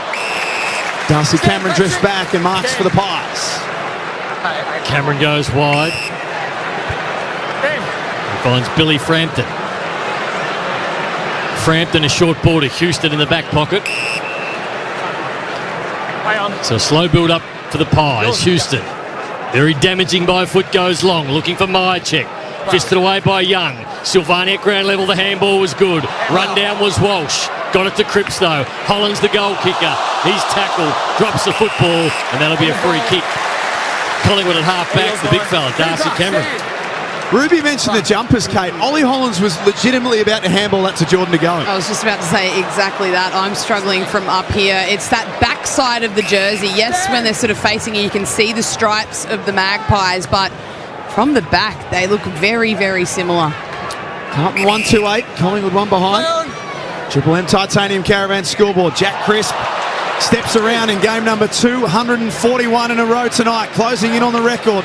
Long to half forward. Pendlebury with a handball to Dacos. Set it up into the space and implored McCreary to go after it. McGovern mops up for the Blues. Gave it to Haynes, and now eventually long through Doherty they clear. And over the back, it'll be cleaned up by the Pies. They've got superior numbers in Houston. Racking them up at the moment to half forward to the little man. Schultz. Schultz 70 from home. He looks up. So many players ahead of him. He sucks in a couple of big ones. Points the arm and goes, I'm going to the top of the square. Get on the end of that if you can. Membry, 2-foot jump as he does. De Goey tried to go off the ground. And he went through for one behind. Collingwood second. Carlton 1-2-8. It's a 6-point lead. Ash, give us some Triple M Red Z lending stats, loans for the self-employed. And the Blues going at 21 kicks to 34 handballs, 52% efficiency by foot, and they are dominating territory prior to the entry. 7 out of the last 9 inside 50s, Kate, for a return of only 1 goal 2. Missed it unchewed. They weren't taking those 2 kicks straight up the middle of the ground a week ago. Here's Cooper Lord back into the team tonight, game number 5. The short pass wasn't a great one to Young. Luckily for him, Doherty was on the scene. Threads the eye of the needle with a handball. Fogarty, an extra one to Cripps from 40. Blues fans are going to love this. The skipper drills their second. And they have started well tonight. 2-2-14 to 2 behinds. Triple M Titanium Caravan scoreboard. Well, Isaac, you said it pre-game and you said it during the call just then. Those kicks up the middle of the ground, they just open up the entire ground when you're moving forward. You can hit a lead out. Kick wasn't perfect, and their 2 goals haven't been perfect, but they've been able to will the ball forward to break a line and then to get a player on the end of it. And it's been mids that have been pushing forward, and I like that from them because previously it's been a dump kick forward to an outnumbered forward line and just opens up all of the play, and then all of a sudden you need to see Collingwood mids starting to defend a little bit harder. Yeah, and I like the setup that Carlton are going here in the centre bounce as well. It's a bit new look. You got Walsh in there, but Motlop and Hewitt. Got Young in the ruck. Carlton by 12 points for McDonald's Red Hot Water. Triple M Rocks footy. Steel side bottom. Unsighted so far. Clearance out of the middle. It's a long one too. Cowan going back with the flight. My check went for the two grabber, but the umpire said no. We'll have a ball up. 40 out from Collingwood's goal. Carlton 2-2-14. Collingwood 2 behind. Lewis. Guys, come here. Thanks, Dan. Umpire Jacob Mollison throws the footy up. Out there tonight with Brendan Hosking, Robert Finlay and Nick Foote. 4 men in charge. Dan, Lewis, same again. Here we go. Bobby Hill. We'll do it all again. Pack of players around this ball. It was smashed clear by Young. Hill first by hand to Maynard from just on 50. It's there. It was horrible off the boot. It spun in all sorts of different directions, but the end result is a good one. And the Pies were their first of the night now. They're 1-2-8. Carlton 2-2-14. Triple M Titanium Caravan scoreboard. Yeah, it was bound to happen that. Collingwood have been setting up really well behind the stoppage contest tonight, and as soon as the ball spilled, it meant that they had extra numbers 5-10 metres off the stoppage. Carlton have been doing their work inside, and they're obviously up in contested possession, but as soon as it gets to that outer layer of a contest, Collingwood are able to swoop on the ground ball, give the handball. We're seeing Pendlebury get multiple touches from that part of the game. Dacos get multiple touches from that part of the game, and then Maynard was the beneficiary there with a handball receive out and knocks it over. So Maynard gets Collingwood's first. Been a bit of a goal kicker this year, Ash. Brayden Maynard, he certainly has, the 28-year-old. That's his third major. He's kicked 23 throughout his entire career. So back in the middle, socket off the ground. Schultz pumps them back inside forward 50. This ball's going to get over the back. Where are the wheels? Silvani's there. So too Elliott. Elliott then tied down. The ball hit the post with a boundary throw-in. Yeah, Nick Haynes has to be a little bit stronger than that. I think he went to ground looking for the free kick with that contest one-on-one, but he was completely out of it then as soon as it carried over the back. The umpire up against the point post. Hoyks in the yellow, Sharon. McStay doing the ruck work, brings it to the front. Dacos looks dangerous. Lord did well, smothered off the boot by Perryman. And the ball's out of bounds. I was surprised Lord for the Blues got subbed out in that first game against the Tigers. I thought he was playing well. Around the time they subbed him out, Richmond made their move. Pick number 9 in last year's mid-season draft, Cooper Lord. It's a good chance tonight in front of a massive crowd here at the Triple MCG. Akers from the back of the stoppage, spun around and kicked blindly. Houston smashes it back forward. Collingwood have got numbers waiting for it. One of them McStay, but he lost the ball. Handball goes wide of Zach Williams at half-back. Good attack by Maynard. Beeline the footy and made it his own. Lipinski had his kick smothered just inside Collingwood's forward 50. He's wrapped up. Good tackle by Chera. Ball going nowhere. Thank you. So the umpire, 10 metres in from the boundary, Thank you, Dan. in the Jamie Elliott pocket, Thank you. where he kicked the winner after the siren against the Bombers. Dacos went through. Akers picked it up, smothered off his boot. Big pack of players around this one. Perryman just inches one forward. Cowan needs to be clean. Bobby Hill went in hard. Then to Elliott. Elliott's taken to the ground and out of bounds. And he's called for holding the ball. That was rough. Elliott gets up and agrees with me. The man that's got the ball, Blake Akers, how's he going tonight, Stu? And what's his kicking efficiency on that? Yeah, you got a feel for him. Look, he's had 2 kicks, both ineffective. He's going at 30% kicking efficiency from his previous 3 games. Well, he's nearly missed the ball on that one. On the Harvey Norman, it showed he's nearly missed his boot. He's just a player out of confidence at the moment, Exactly. Blake Akers. And for those who tuned into Triple M footy last week, Ash Chua had Blake Akers in the sights from early on. Right. The numbers were just glaring at me. What did Blake ever do, mate? Invested in a meat cleaver over the He's a summer. lovely gentleman.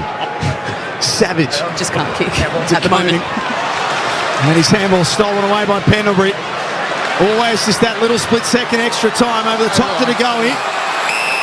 Akers hung on and De Goey runs out of room. Some of the other major ball winners too. Red Said Lending. Yeah, Pendlebury leading ball winner, 9 disposals. Houston getting busy with 8. And look, Akers leads the way for the Blues with 8 touches as well. Don't go sucking up to him now, Chu. I know we're having a little bit of a joke, but it's amazing when your kicking's off how much that can affect the rest of your game, and we're seeing that with him at the moment. Quick hands by Hewitt. That was nice. And Cripps gets on the end of it. He has a fumble. And it's out of bounds. Funny you say that because that was probably an opportunity for him to kick the ball up the field and he ended up giving a handball. So you definitely know when you're sort of out of touch by foot. It can turn in an instant though. You just need one moment. It's a strange concept being out of touch by foot for an AFL player. But Blake Acres at the moment just down on confidence a bit, and the ball now out of bounds. He never missed a kick, Brandon. No. Going to get it to kick it. I just don't understand what everyone's talking about. Dan, Tom, you got You get it? You put it to your foot and finds the next person. Oh, simple as that, is it? Boundary throwing. Amazing that you retired if you were still able to hit every target, Brown. No, I didn't retire. I think they retired me again. Boundary throw in. Walsh picked it up. A lot of tackles, a lot of stoppages in this game. It is low scoring. It is stop-start. 7.5 minutes to go before quarter time, and the Blues lead by 6 points. I guess you'd be a very good kick when you never handball. Did you ever practice handballing, or was that just a waste of time? Actually handballed a fair bit, I think. Tom, I think. Yeah, this way, guys. I don't feel again. Two-man will do the numbers on that one. Red Can't Dead handball a goal. No, that's a good point. That is a good point. Here's Perryman. Inside. Flying shot. Little rollers all the way there as well. First goal is a pie for Harry Perryman. Similar to Brandon Maynard, didn't look great off the boot, but it doesn't matter. It's 6 points. And it scores a level here at the MCG Titanium Caravan scoreboard. And a couple of plays that Mycheck will not get any stats for, but the first one, his ability on that first goal from Maynard to just lock up Silvani and make sure that he couldn't get a touch on the footy and not give away a free kick either. And then that occasion as well, just able to just keep him in the contest or engaged one-on-one a little bit longer than he probably wanted to, Jack Silvani, and that doesn't allow him to get back and get a play on the footy. So that's 2 goals that he's had a direct impact in, but gets absolutely no stats for. And on the Harvey Norman, you have a look at it. Twice they've kicked their goals from behind that contest. Outside that 3-metre radius, they've been able to get the ball, get handball received. Carlton got to tighten up on that second layer. I'm defending you, Brownie. You went at 2 kicks to 1 handball. You look at KB, you went 5 to 1. Different era. It's a big comparison too. KB's hands are painted on as the Blues go inside forward 50. Fogarty, handball out. Can they get one back instantly? The Blues are tie. Does it get there? No, it goes wide. Through for one behind. 5 to 1. What was that, KB? 5 to 1? Yeah, 5 to 1. That's damn hard to do. Ruby, Bob Jane, T-Marts, you handball. Lockie Cowan, I do it sometimes. Lockie Cowan came straight to the bench and straight down into the rooms. Had a bit of a hobble, looked like maybe a left hamstring. Looked pretty sore, so we'll stay tuned. Great work, Rubes. Keep an eye on that one for Bob Jane T-Marts. He's crisp. Marks the kick in. Mycheck his target on the wing. Just good use of the body. Flattened to Coney. All fair and legal. And then he played on and slipped over. He's got a problem on the wing.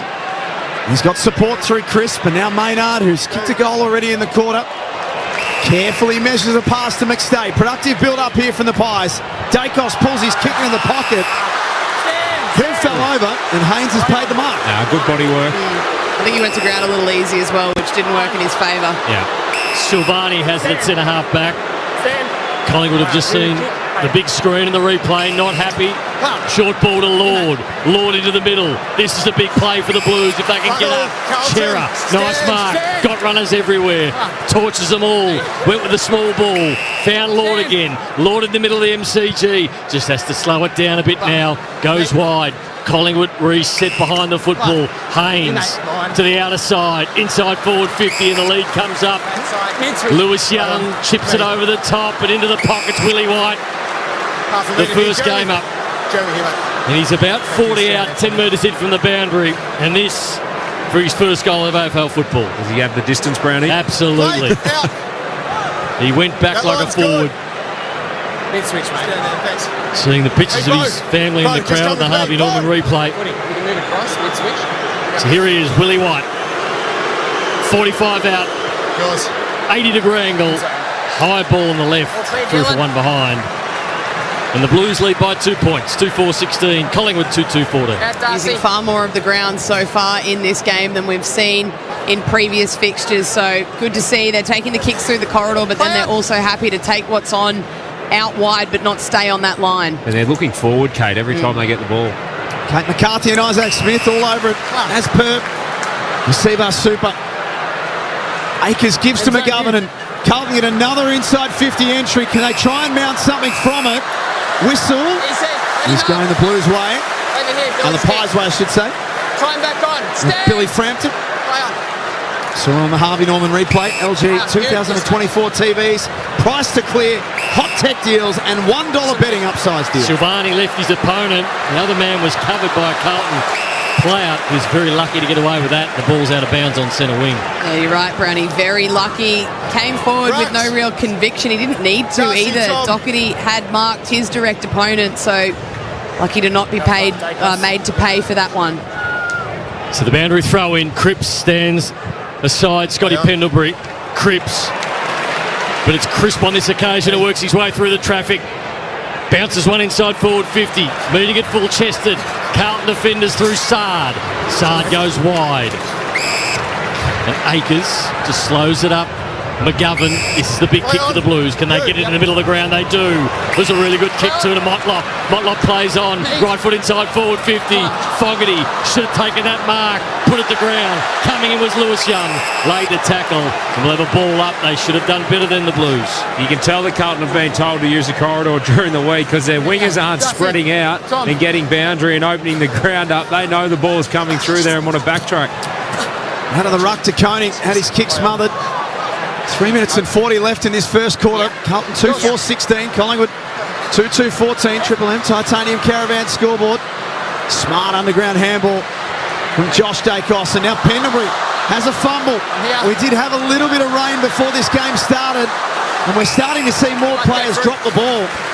And it'll be thrown up 55 out from goal. Yeah, and they're losing their structure with their wingers both defensively and offensively purely from that. They're trying to get the ball through the corridor, so none of the wingers are peeling off wide to own the outside of the ground, but then they're also not there to defend Collingwood if there's a quick turnover. Akers, handball to Hollins. He's charged down by McCreary. Got a man you want after you. He's ravenous for a tackle, holding the ball. Let's head down to the boundary. Bob Jane, T-Mark, Ruby Slicer. Looks like the Blues are about to use their sub very early in the game. Ashton Moyer warming up, ready to come on. Lockie Cowan still not seen after going inside the race. Collingwood are complaining here that the umpire paid advantage from the holding the ball, but on the Harvey Norman, the Collingwood player got it and handballed it forward, so don't know what the complaints are about. Both engaged. Nice knock on from DeConing, but first at the base of the stoppage, Perryman. Handballed into space, side bottom. Arches the back and then runs away. 65 metres out. Nice kick into space. Put it exactly where he wanted Jordan De Goey to run. And he marks 45 out directly in front. Yeah, it's a beautiful touch kick. It's exactly what you want as a forward. You're leading into the space and the ball just gets put out to your advantage so you can hit full pace and lead right into the area there. Really good work from side bottom. Second game of the season for Jordan De Goey. He only had the 13 last year because of soft tissue injuries. He's such an important part of this team because when he's at his best, he's kicking big goals. What's that? Nice answer for the Pies. 2 minutes left in the first quarter. They're 3-2-20. Carlton 2-4-16. Triple M Titanium Caravan scoreboard. And we see again there, Collingwood, they get the advantage on that 3 metre rule outside of the stoppage. Still Sidebottom's able to pick up the ball, bust through an Ollie Hollands tackle, but how good for Collingwood and Collingwood supporters to see De Goey putting them through. They're a different side. They look like a completely different unit when he's up and going, so it's good for footy.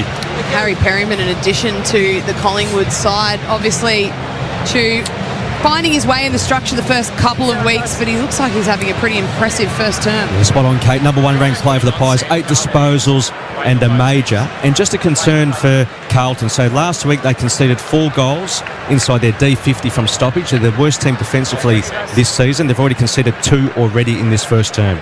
As true of the Red Z lending stats, loans for the self-employed. REDZED.com, back in the middle. Collingwood with the last three. Carlton got the first two. 4-point margin in favour of the Pies.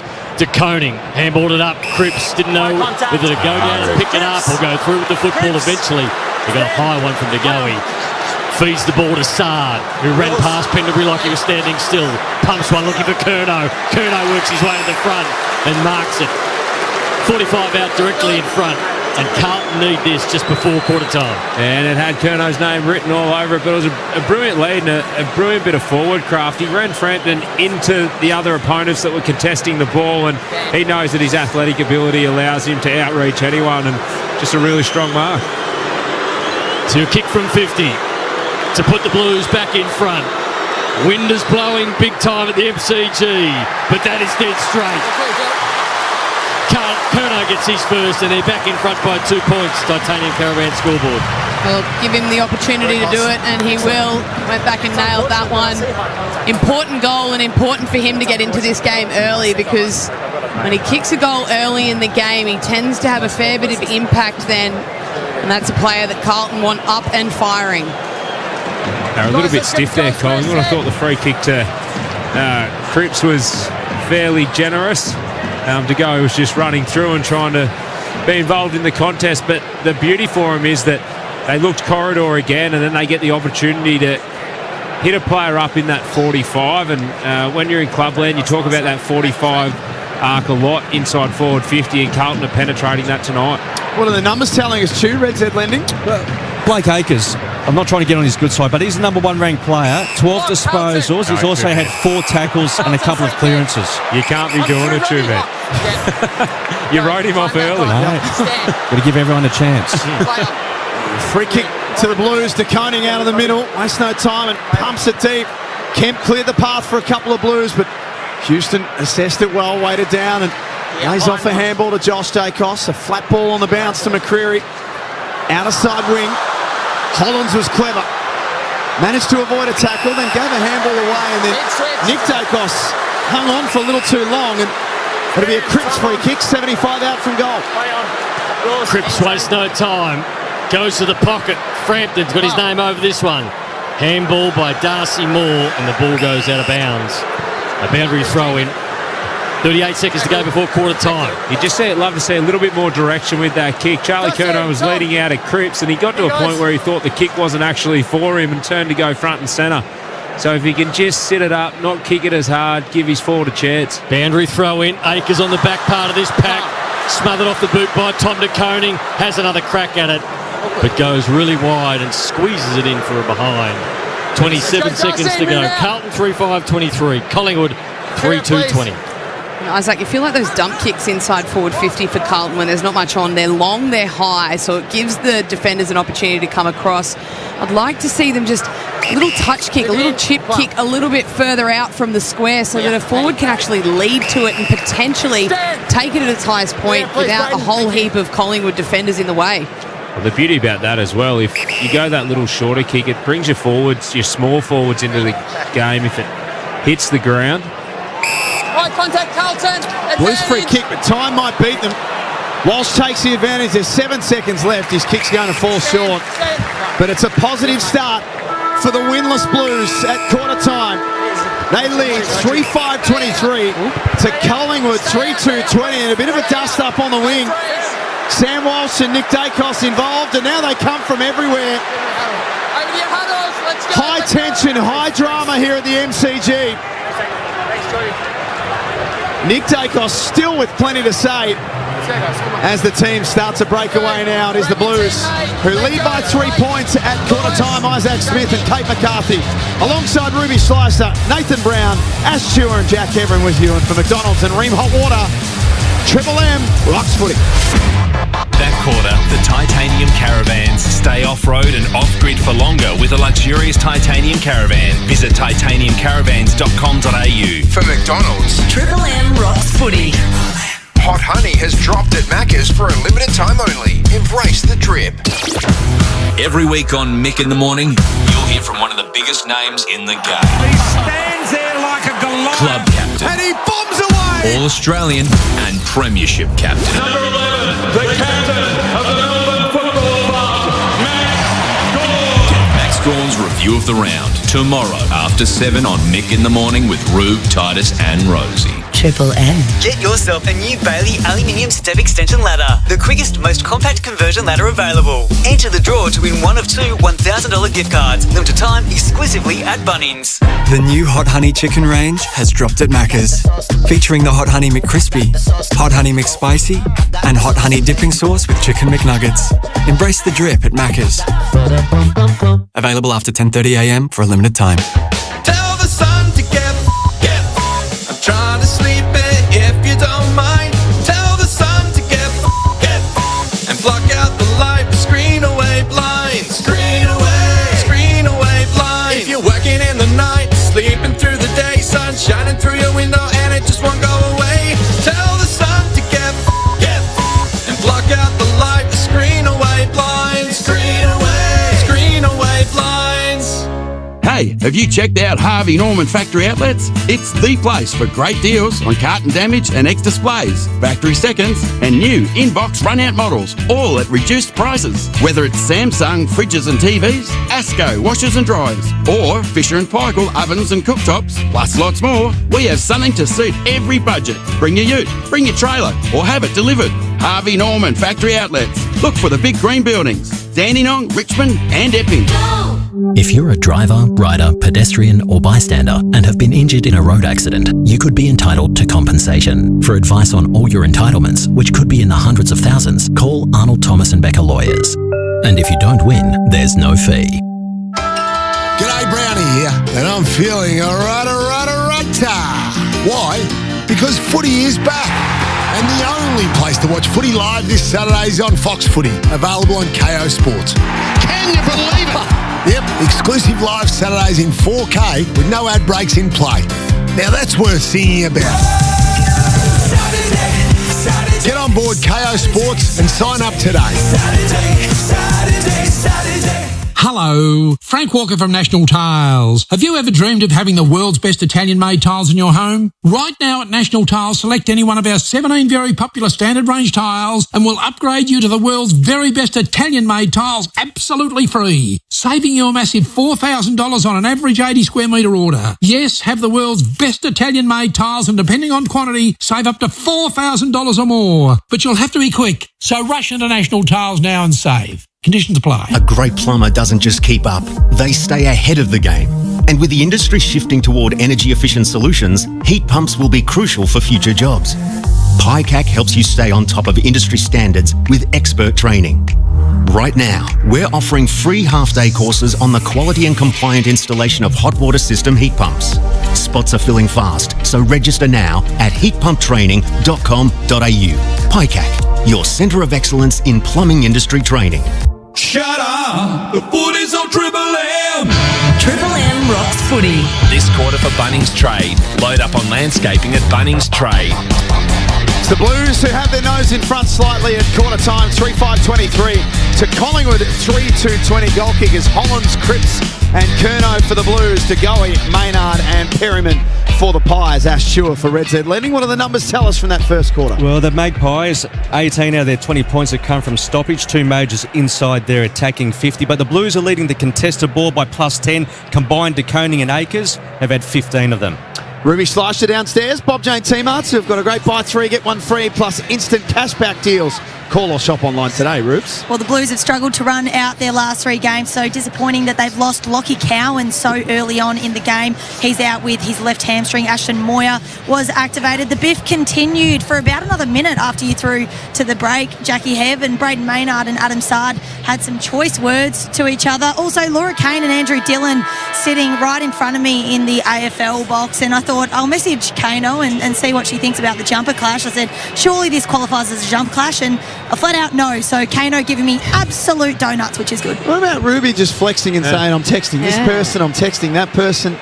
Kind of a big deal down here, guys. At least you replied. Well, Jay doesn't reply to any of us anymore, does he? Isaac Smith and Kate McCarthy for Seabus Super. What do we make of that first quarter? Well, Two-Man just talked about the contested possessions there and how far Carlton are in front, and that's all positive and that's all really good. They're winning the ball, and when they do, they're looking forward, looking through the middle of the ground, and they're getting run off that. Where they're getting hurt, though, is when they don't win that contested ball and it spills 2-3 metres out from that contest as the rain starts to fall.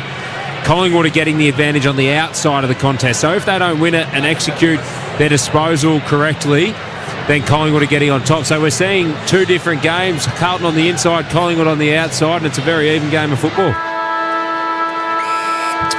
Second quarter, Blues in front by 3 points for McDonald's and Ream Hot Water.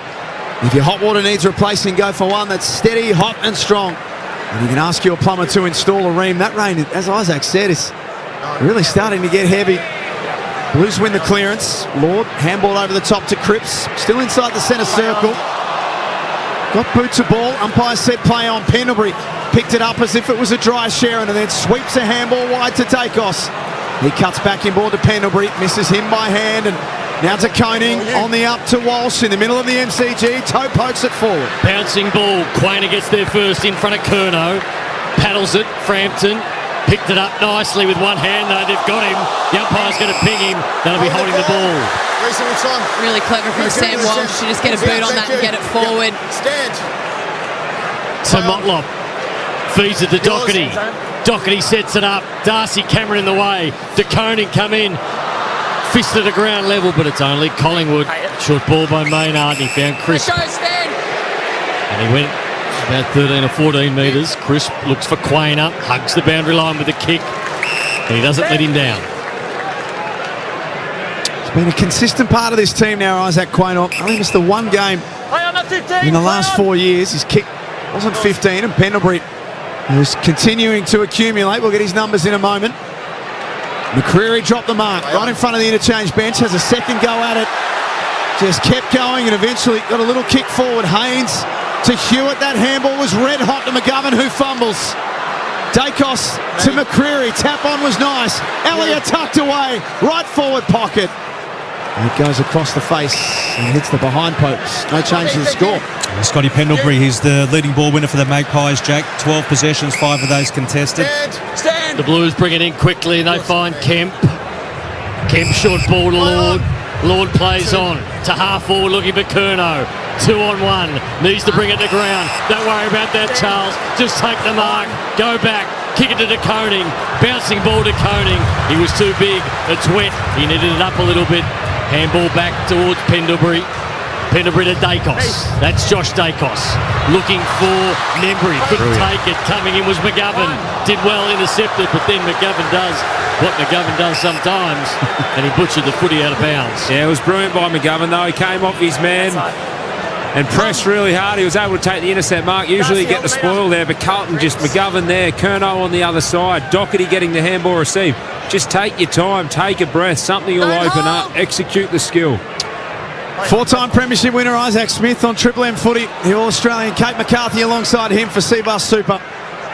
Carlton 3-5-23. Collingwood 3-2-20 on a windy and what's becoming a wet night here at the MCG. Yeah, just lacking a little bit of composure. They're getting the ball in the right areas to launch, but it's that last kick going inside 50 for different reasons than it has been. But they're getting it to a dangerous spot. Just need to launch a bit better. Doherty kicks that ball out of bounds on the full. Josh's kick. They look rushed, but they're the ones that are making it rush for themselves because they're either playing on from a mark or going way too quickly. Josh Dacos wastes no time from defensive 50. Eyes off Darcy Cameron.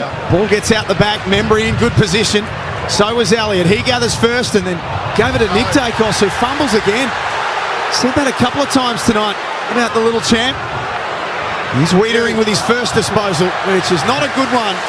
And he bangs that out of bounds as well. Yeah, I don't think the players have adjusted to the rain yet. We've seen lots of fumbles and missed handballs. And I don't know if they haven't adjusted to the rain, but we've just seen some very odd kicks.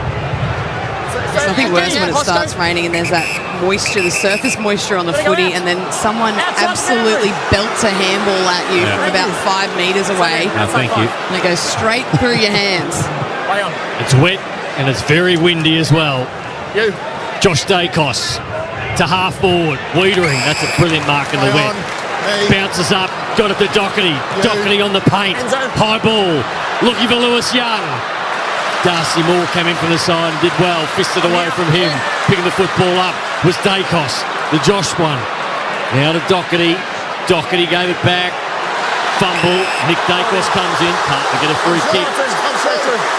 I feel like Carlton have watched the Hawthorn game during the week and they're trying to play like Hawthorn. Every time they mark the ball, every time they get it in open space, they're looking forward, trying to give a handball receive, trying to hit a kick forward. So it feels like, I know they haven't, but it feels like they've completely changed their game plan. Collins pulls his kick into the pocket over the head of Young. Curnow chose not to fly, stayed down, so did Motlop, left forward pocket. Handball kept it moving forward, then Lewis Young shovels it forward. No free kick against Collingwood. Umpire lets it go. Roops for Bob Jane teammates. What are the conditions like now? Yeah, it's real. The rain is coming in and out in a blustery, swirling wind. It's not really going any particular direction, so that might not be helping the kicking efficiency, particularly not Blake Acres. Poor old Blake. Number one ranked player on the ground. Another drive by Ashton Moyer as the sub tackle to the boundary line, and he's out of bounds. Third game of his career tonight for Ashton Moyer. First time playing at the MCG. At the front with Dacos. So it's the Blues by 3 points. Early stages, second term. De Koning works his way to the front. Tried to grab out of the ruck. Couldn't do it. Lord's handball was slick. Doherty steps in and out of the Dacos tackle. He took him to the ground though. Hewitt was there to Walsh. Pressure from the Magpies, a leak, and that's holding the ball. Collingwood. Free kick's going to go Outside 5. to the Pies, to McCreary. No one going to man the mark. Allow McCreary to go long. Play on. No one did man the mark, so he's able to steal a few extra metres. Play on. I'm here. You. Fisted out of bounds by Wiedering, right near the interchange bench. And to me, they're the little things in football. You get a guy who gets a free kick right on the boundary. Go and stand on the boundary and force him to kick over fingers. You allow him to run 15 metres and kick the ball. Just those little things. 3-5-23 the Blues, 3-2-20 Collingwood. Triple M Bunnings Strait scoreboard. Load up on landscaping at Bunnings Strait. Remember, it eased off the footy a little too easily by Wiedering.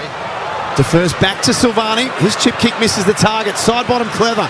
Didn't gather, instead knocked it on to Membry. At half forward Schultz. Extra handball to Perryman in motion. Now puts it out in front of Membry. Just inside Collingwood's forward 50. Wiedering comes across and forces it to the boundary line. Just having a look at the inside forward 50s there, Chu. What are they for the game? Yeah, 20 to 15, and it's 5-2 in this term. So 3 goals from 20 inside 50s for Carlton. Their efficiency has been the problem all season. They're going at 15%. Overall this year, 16%. So that needs to lift. Ball in Collingwood's half of the ground. Acres. That's Ash's man. Tumbles one outside defensive 50. Ineffective. Now they go back inside forward 50 the Pies. At ground level, Schultz's hands were great. He got it out to Perryman. Perryman to Pendlebury. Pendlebury's handball went to Lipinski. Lipinski darts in and out. And then with a right foot snap, goes wide. Would have been a good goal to the Pies. Jamie. 3 for 1 behind. 3-5-23 the Blues. 3-3-21 the Magpies. 2 point lead to Carlton. Bunnings Strait scoreboard. If it sort of stays at this dour arm wrestle style, Kate, who does it suit more? Oh, you feel like Collingwood have more threats at the moment. They're struggling to really defend that outer circle. Carlton, if they get a handball out, Collingwood, they're out. Kick was smothered in the middle. There's a free kick against Fogarty. McGovern just running around in circles, just not really sure what he was doing.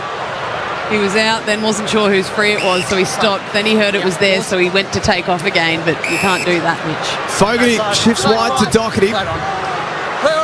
And then George Hewitt, the former Swan, holds the footy up. 65 out from goal. A shallow kick into the pocket. Darcy Moore comes across and fists it to the boundary line. And it's out of bounds. Two-man, Red Z Lending. So Pendlebury continues to break records, playing his 407th game tonight, equal with Sean Burgoyne for the 3rd most in history. And he's also just racked up his 500th score assist for Red Z as well, the most of any player. Where did you pull that from? That's a good stat. Woofed. A lot of research there, Izzy. Good on you, during the week. That's a zinger. Collingwood clear the area. The ball finds its way to centre wing. One-on-one battle out there. Williams up against Elliott. Elliott did well, but then Williams came back in and won it beautifully. Right foot to half forward. Collingwood with the numbers. They're 3-on-1 out there, so they'll win out to Lipinski. Lipinski the 1-2. Free kick's going to go back to Carlton for a throw against Dacos. Go through. Time back on. Push Collingwood out. fans can't believe it. Neither can Josh Dacos, but Doherty's your man. So Doherty, short ball to lead up from Chera. Chera turns around and dumps it in pretty quickly into the pocket. Looking for the coning it. Darcy Cameron got back. An easy mark. Handballs to Quainer. Brilliant by Cameron there as well. Just backing back into the pack. Didn't know what was coming. Carlton, though, if they could get a body on him. That'll be 50 Kate against Mitch McGovern. Yes, the initial body contact took him to ground, but then Schultz tripped over his legs while McGovern fell over. So that's a 50-50. Schultz to McGovern. Oh, you think it's 50? No, I lied. That was a 50-50. Yeah. 50-50-50. Kick was touched on the way through. Wiedering in the back pocket, wrapped up by the goalie. I thought maybe I missed the Triple M Harvey Norman replay and it was a blatant 50. No, saying that, it was a very McGovern thing to happen. Yeah, very clumsy. There's a certain type of category, and Mitch McGovern fits into that one. He was doing 360s in the middle Yeah, I know. not long ago. Selling candy to no one. Like a remote control car. Yep. Zaccone knocks it out of bounds. Harvey Norman, LG 2024 TV is a price to clear. Hot tech deals and $1 betting upsize deals. Harvey Norman, best brands, best prices, guaranteed. I like the guarantee part. Henry throw in. Collingwood in attack. Carlton been doing the attacking. Chera tackle was good enough to get the ball out. Hewitt underground handball to Walsh. Walsh, that was a handball in hope really. Perryman got at the end of it, but Akers gets back behind the football, sets up and takes an easy mark on his chest. To Haynes. Haynes, another short ball to Silvani. Still in defensive 50. Silvani, a short one. And he's got Doherty. Doherty looks inboard. He's got a couple of players on. One of those is Haynes, so he goes back. About 20 metres out from the goalie's defending. Falls over. Play on his backside. Just for no reason at all, really. And he goes looking for Lord. Lord couldn't mark it. The ball up.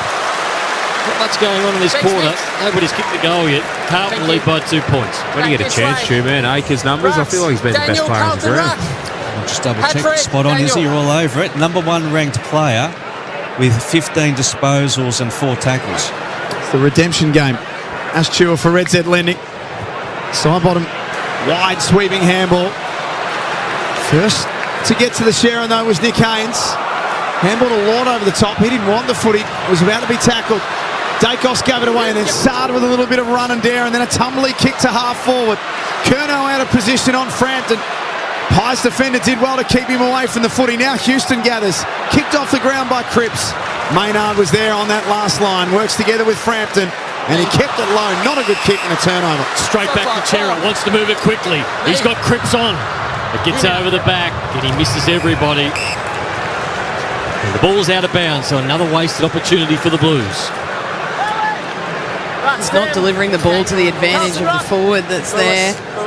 Curnow had the sit on Frampton and Sard just drove his legs a little bit too far and kicked it back into the corridor, which was where Frampton was. 13 minutes gone, second term, no goal scored in this quarter. Carlton lead by 2 points, and the umpire comes in and balls it up. A hush comes around the MCG. A lot of action in this quarter. Both coaches coaching from the bench at the moment. Ball up, Fogarty, high ball. Cripps is at the back of this one. Crisp was there as well. Picking the ball up was Chera. He's tackled to the ground. Lipinski just wants to wrap it up. Maynard comes in. Houston shovels it out. Pendlebury went after it. Cripps was there. Something happened, please. Sock it off the ground and the ball's out of bounds. Let's go, okay. You'll need one. Yep. No, there's not much happening at all, really, is there? I mean, there's plenty happening, but nothing happening, if that makes sense. Yeah, at the moment, you feel like Collingwood's setting up really well around the contest. If they get a couple of handballs, they're set up well, whereas at the moment, Carlton just really ball watching and following the player with the ball. 23 plays 21. Blues in front. Triple M Bunnings trade scoreboard. And Josh Dacos runs away from defensive 50. Kicks to a 2-on-1. Membry created a nice little path for McStay. He hangs on to the footy. Drives it in the direction of Membry. Used his body, got rid of Silvani. Now to go in the pocket. Can try and burst his way through. Got through one, got through two, but he was never getting through the third. Silvani got him. Got some help from Fogarty and Degoe's caught. I like the intent though. Degoe, he's at his best when he's busting tackles and having shots on goal. Carlton, they're trying to get a spare in defence all the time. They're rolling their winger back hard. Haynes has been there a lot. He's caused and played some good footy, causing some damage. Collins to Doherty to Williams around to the pump here, the Blues. At centre half back. Dacos lays the tackle. Bit of a push and shove on the bottom of that pack. 50 metres out from Collingwood's goal. They stuffed around with it, Carlton. They had the out number, but they couldn't quite use it. And now Lord picked it up, tackle to the ground. Hollins has to put his head over it. Doherty wants to sock it out of midair. Went nowhere. Degoe was there. Handball missed the target again. Willie White's in there. That'll be a free kick to Bobby Hill. Went too high. They don't deserve the ball, Carlton. They coughed it up multiple times at Collingwood with their pressure. Now have a shot at goal. Yeah, just inviting the pressure at times. There's times where the ball carrier's out and they're giving a hospital handball to a teammate. And then there's other times where they need to drive their legs, draw and give, and that's where they're giving it straight away. So they just look out of touch and out of sync as a team at the moment in this second term. Career set shots, 73%. Where's that have him, Ash? The league average is 61, so 12% above the AFL average. Doesn't often have them from 50, though. He's elite and deadly from 40 to 30. This from 50. Bobby Hill gives himself an arc, puts it on the way. And they set that one up nicely, through for one behind. Well, they deserved that free kick, Collingwood, because about 10 seconds before they got a genuine holding the ball in the middle of the ground and somehow it wasn't paid. So they got back on it, got to work, get the free kick. That was the Zach Williams one you were talking about, Izzy. He saw he was about to be tackled and just dropped the ball on the ground and wasn't paid a free kick. It was unbelievable. Assad, careful use of the ball from defence. Likewise for Hollins. They kick wide to Chera. And go even wider again to Will White in his first game. I know Champion Data are now recording the speed in the ball, Two-Man. Yeah. I feel like Carlton are trying to get the quickest speed this weekend. Carlton have got some players who are low on football intelligence. That's what it comes down to. And they're the number one team for play on, mark and play on in the league so far. So 33% they're going out. So 1 in every 3 they're getting it and going, and it looks like that's exactly what they're trying to do tonight. It feels like they're trying to break the land speed record. Yeah. Low percentage players, they kick that ball out of bounds. Houston, much better ball use, has Lipinski at left half forward. I reckon that's their 4th out of bounds tonight as well, when they've just been trying to rush it. The former Bulldog. It's windy out there. You can hear it in the mic effects down towards half forward, and the lead comes from Myercheck.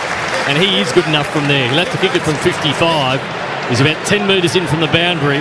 He doesn't have to move much, Myercheck, and he's a big hoiker. He doesn't have any interest in giving it off either. He hasn't looked at one of his teammates. So did not give one iota of who was around him. So hopefully he goes back and knocks it over. So here's Myercheck for the first goal of the quarter. We've played 17, almost 18 minutes. 55 out. Kick on the way. It's wide. And Lewis Young goes up and pushes it through for a rush behind. 32 years of age, Myercheck. Started late, kicked 4 in his first game. 236 goals later. He's a star. 3-5-23 apiece at the MCG. Still yet to have a goal in this quarter. Just the 3 behinds for Collingwood. And Sam Walsh. 26 disposals last week, 507 metres game. What does his night look like tonight so far, Two-Man? Sam Walsh? 14 disposals, 82 metres gained. Aggressive kick from Silvani into the corridor. Works that okay to Chera. And a lateral kick that barely travels the 15 to Sard. They can get to here, Kate, Carlton, but it's what happens next from beyond this point that's been their issue. Yeah, you're exactly right, and this looks like it might have a similar outcome. Might be a little bit lucky for them. Paul got out the back. White in his first game, bodied off it, Fogarty around it as well. Collingwood come and swarm and how good was the kick stoppage from Silvani to Chera? Brilliant. And I don't understand why he couldn't move from there. There should have been players, he should have turned and gone, but they held it up, and here we are at a stoppage. I like the intent of Carlton at the moment. I just don't like the execution. Isaac Smith Triple M Seabus super special comments along with Kate McCarthy in the back row. Ash Cheer on the stats. It'd be interesting to get a pressure rating soon, Ash, just to see if that's affecting the decision making at all. Collingwood have ramped theirs up inside the last 10 minutes. They're going at 224. Yep. You look at Carlton, this has been a concern all year. They've had 14 intercepts already in their front half, but they've only scored 1 goal, 2. Yeah, they're the ones you want to be scoring on. Ball up on 50 to Koning, run it down. Inside forward 50, ball got at the back. Bouncing ball into the pocket. Fogarty, you need to be good here. Can he pick it up and snap it? Better yet, he got it out to a teammate who dumped it out of bounds on the full. Kick 5. Not that long ago. Kemp is not going to add to that tonight with those sort of efforts. 5 minutes 54 to go in this half. 23 apiece. Bunnings Trade scoreboard. Yeah, it looks like their tempo, they've just got, you said that they're getting so many intercepts and they're not scoring off them. It's like when they take the intercept, they're happy to go slowly. Then when they get in the forward half, that's when they want to go quickly. But if they go back at them on the intercept, that's when they'll be out of place and out of structure. Hill tucked it under the arm and ran away from the wing. And then Elliott pumps it towards McStay, who was out of position. Did well to provide a contest. And then Williams hit the pack hard. Kicked not a good one to Cooper Lord. The youngster was camped over at centre-half back. Pendlebury came in and jarred that ball free. 55 out from the Pies goal. They go back to Lipinski. Smart kick. That'll be a free kick to McStay. Little callous from Silvani. He doesn't like it, but the Harvey Norman replay might tell a different story. And in saying that, though, Collingwood, you've got to give them credit where it's due. Their ability to come forward when they need to. Just then it was Pendlebury. They'd broken a line. Yes, the handball was off, but as soon as the Carlton player was able to regain possession, Pendlebury was there, closing him down, forces the turnover. They go back and now get a free kick inside forward 50. 3 goals, 2 in round 1. 1 goal, 3 in round 2. So a little bit of everything to start this year from McStay as he kicks to the city end. He tried to keep it low in the breeze and he puts Collingwood in front, but only by 1. 24, plays 23. Triple M Bunnings Trade scoreboard, less than 5 minutes remaining. Carlton setting up to go to the outer side. De Koning's out there. He decides to come to this side. Cripps just on the bound off the bench, and that is one of the most awful kicks you'll ever see from a full back. It was a floater. It went about 30 metres to the right of where it was meant to go. And they had the advantage. McGovern and Cripps v one Collingwood defender as well. It landed in the hands of Collingwood, and Jeremy Howe fisted into the pocket and will have a boundary throw in. So no danger there. Collingwood didn't make them pay.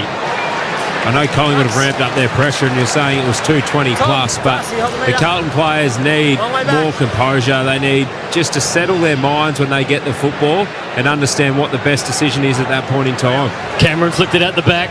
Zach Williams on the left. Bouncing ball got over the top of Houston. Kicking it out of mid-air was Charlie Curnow. Quainer, first one back there at ground level. Picked it up. Handball to side bottom. Side bottom with the left foot. Chips it to DeGoey. DeGoey kicked the goal in the first term. Looked okay so far. What are his numbers, Ash? This is just his second touch, Brownie, coupled with that major. It was a good kick, though. There was a nice goal from DeGoey. That is a great kick. In terms of touches, DeGoey's kicked the goal and he's sliced one through the pack and he's found Myercheck 30 metres out from goal. He looks a bit underdone, it must be said, Jordan DeGoey, but his 2 touches have been pretty good. This is the difference of the kick going inside forward 50. This was essentially a dump kick. It's the one where nothing's on, but their forwards had set deep, so he's put it to the space where there is space to lead into. So if you can get separation, there's not a giant pack that's formed. 23 minutes in this quarter without a goal to either side. Brody Myercheck kicks it and hits the post. Wow. This is some quarter. Supporters can't believe it. 2-point lead in favour of Collingwood. That's on the Bunnings Trade scoreboard. Load up on landscaping at Bunnings Trade. I love that, Brownie. You just didn't want to put the shovel down and you just kept digging. But Collingwood are such a better side when Jordan DeGoey gets his ball in hand, and it feels like he has been involved a little bit more than what he has, and they just need to get the ball in his hands because he causes trouble every time he gets it. He looks a bit underdone, Isaac. He does. Isaac Smith on Triple M footy. But we don't have their weight anymore, Brownie. No, I'm allowed to. Lord. Again, try to be a bit more attacking with the kick, and Chera was the man on the end of the handball. Low and flat inside 50. Kemp gave it to Hewitt. Carlton take it from one end to the other and kick a goal. On a low-scoring night, it's worth its weight in gold. Blues back in front by 4 points. Triple M Bunnings Trade scoreboard. Well, that was their second goal for the season from a kick-in. The first goal tonight was their first goal for the season from a kick-in, so they're being able to generate a little bit of chain from end to end, and at the moment, if they're going quickly and chaining in passages of play that are unbroken, that's the only time they look like they're being able to craft something that's respectable moving forward. Just been all out of sync with their kicks, with their handballs, and with which players that they're using. Yeah, and when they use the middle of the ground, they actually look dangerous and damaging. When they use the boundary, they've kicked 4 out on the full this quarter, too, man. Yeah, spot on for Red Zed. Can't kick it out on the full when you're in the middle of the ground, Kate. Some still can. I like the dare of Kemp to play on. Even though he's 50 metres out himself, goal kicking's been hard tonight. He knew it might be a struggle. Gave the handball to the runner, and they're in front, back in the middle. Not 15, play on. DeGoey, touch number 3. Fed it out. Bobby Hill went down, couldn't pick it up. Hollins did, but he was tackled by Pendlebury. So the ball up. That's a good handball, though. It's on the Harvey Norman replay. Dan Houston could find himself in a bit of trouble after that clash. Got Fogarty in the head. DeGoey went for position number 4, but couldn't quite take it with him. Hewitt, the goal kicker. Underground handball. Sard, inventive off the ground. Probably needed to pick it up. Side bottom. That's holding the ball. Carlton lifting. Walsh laid the tackle.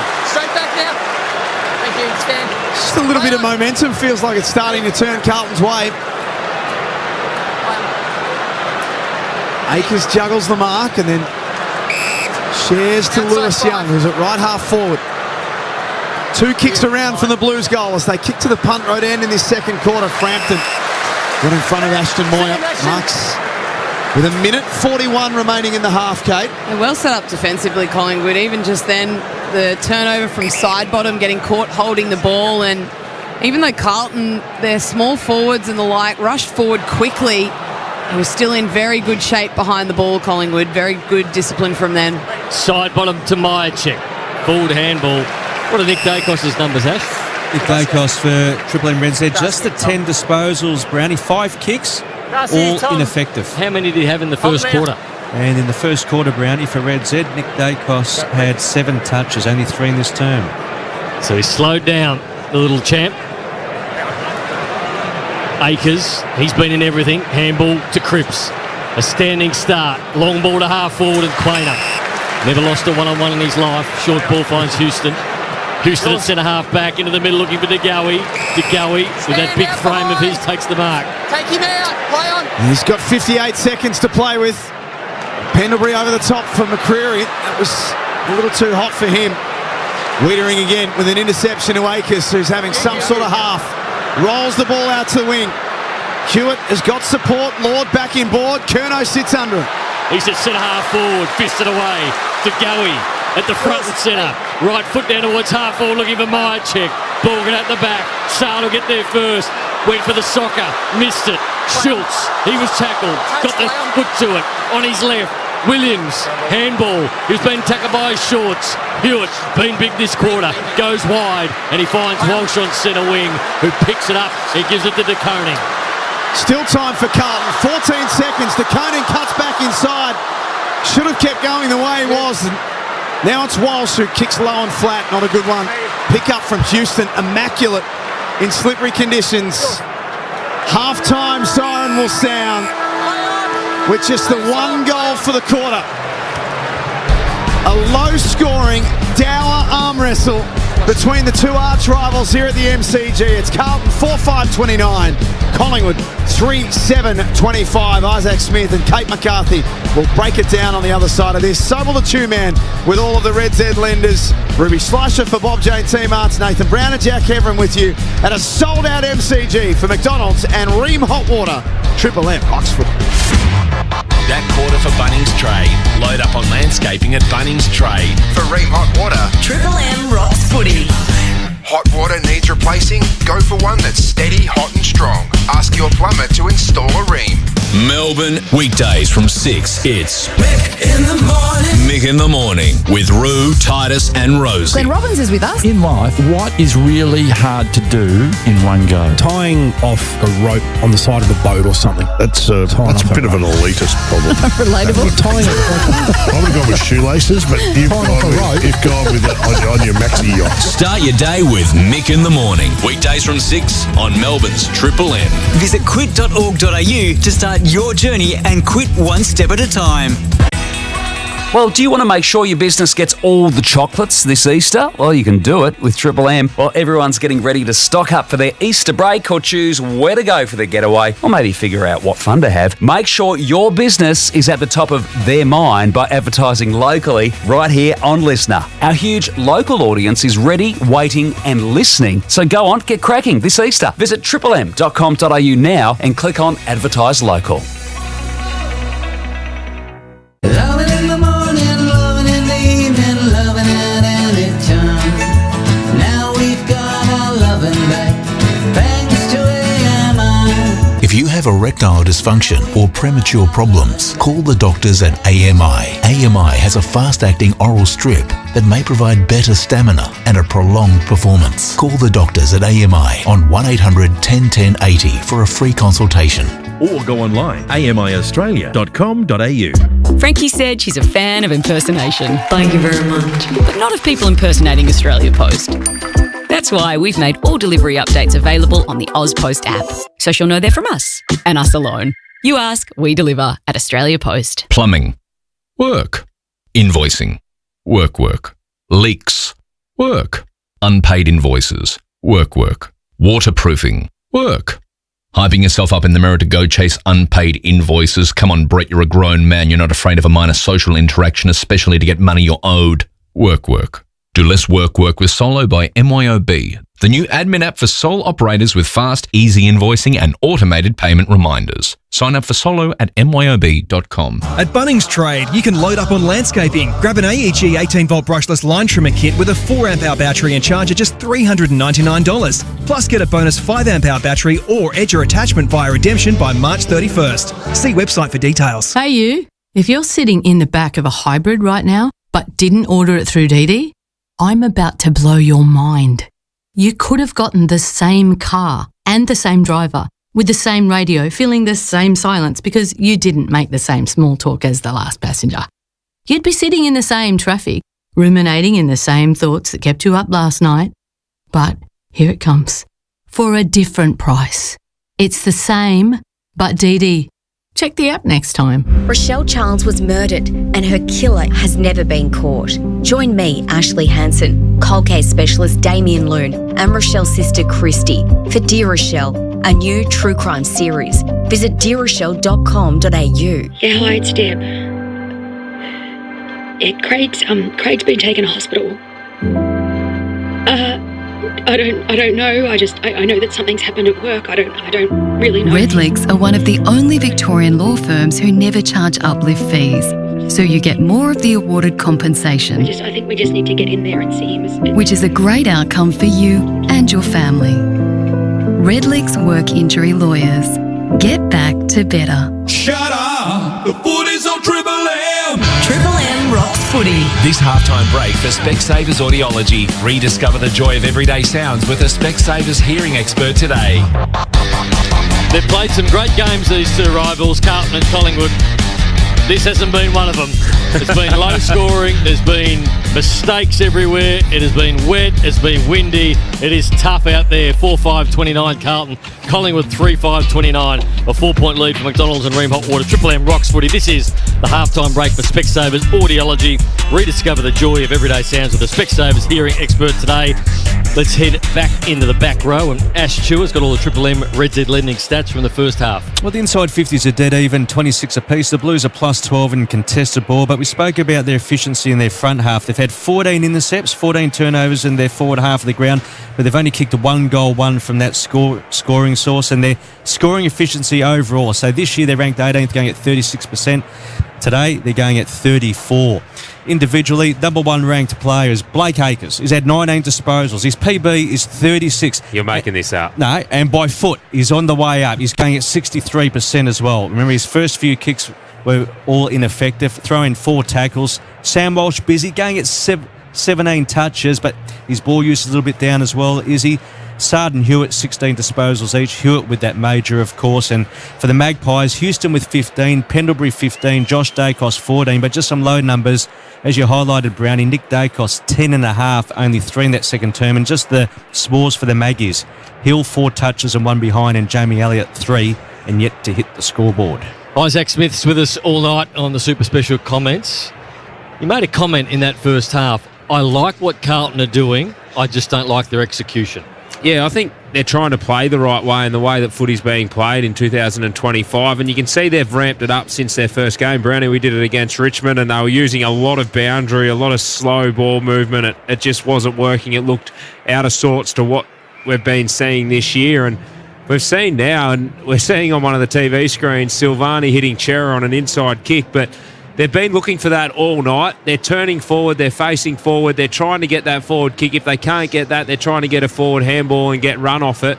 And when they use the middle of the ground, they look dangerous. It's just when they get about 80, 90 metres out that they're unable to execute that last, well, maybe not last, maybe the second last kick they're getting to, and they're not able to execute that. So Two-Man just threw out some numbers there, and Paul Walsh, he sort of sits at the top of the list, but he's had 4 clangers. But it feels like he's had 10 teammates with 3-4 clangers as well, because we've seen out on the fulls, we've seen kicking straight to Collingwood defenders. Frampton's taken a couple of intercept marks. Quain has been really strong. But I don't think that the Collingwood players have been setting up in unbelievable positions. I think the Carlton forward of centre players haven't been able to execute their kicks. When they've been going for big kicks into the middle of the Blues, they haven't been the ones that have been letting them down. Actually, most of the kicks they've gone for in the middle of ground have actually hit, and it's opened up the game. The mistakes have come just from everyday play, like a small ball. I think Zach Williams came out of defensive 50, 15-metre chip pass, put it at someone's feet. They had to bend down for it. It popped out. Collingwood go in. They kicked a point. But it's been the really basic things that Carlton have made mistakes with. Yeah, it has. And Carlton want to play fast. Their play on percentage is 37%, which I don't mind. I quite like what they're trying to do. And when they play on, it doesn't look like they shouldn't be playing on in that instance. What it is if you're going to play on, you can be fast with ball, but you need to be slow with mind, and you need to make correct decisions, right decisions, not put the next player under pressure, and execute your skill. And it feels like they've been putting that next player under pressure, and they haven't been able to execute the skill. Hasn't been a night for the forwards. So Collingwood, Brody Myercheck's had a couple of shots at goal. McStay, I don't think I've seen Member. I don't think I've called Member his name tonight. Charlie Curnow has kicked one. Kemp hasn't really been involved. It's been a tough night for the Tools. Yeah, it has, but I purely think it's execution. There's been opportunities for the Tools to be out. Even Collingwood entering their forward 50, it hasn't been the best use. We saw Degoe there.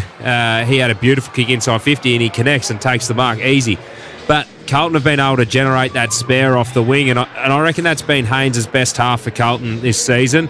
He was able to get involved and cause a few upsets. 2v1 over on the far forward 50, and he was able to cause a spill. Carlton were able to mop it up and take it away. But it's just, I would say on both sides, it's when they're 65 to 90 metres out, they haven't been able to execute that kick. Surely Michael Voss is telling them we need to continue with the attacking play of football. Against the Bulldogs last week, they were, I think, 18 points up at half-time around. That was 15 to 18, and they stopped doing it in the second half. When the game tightened up, they tightened up.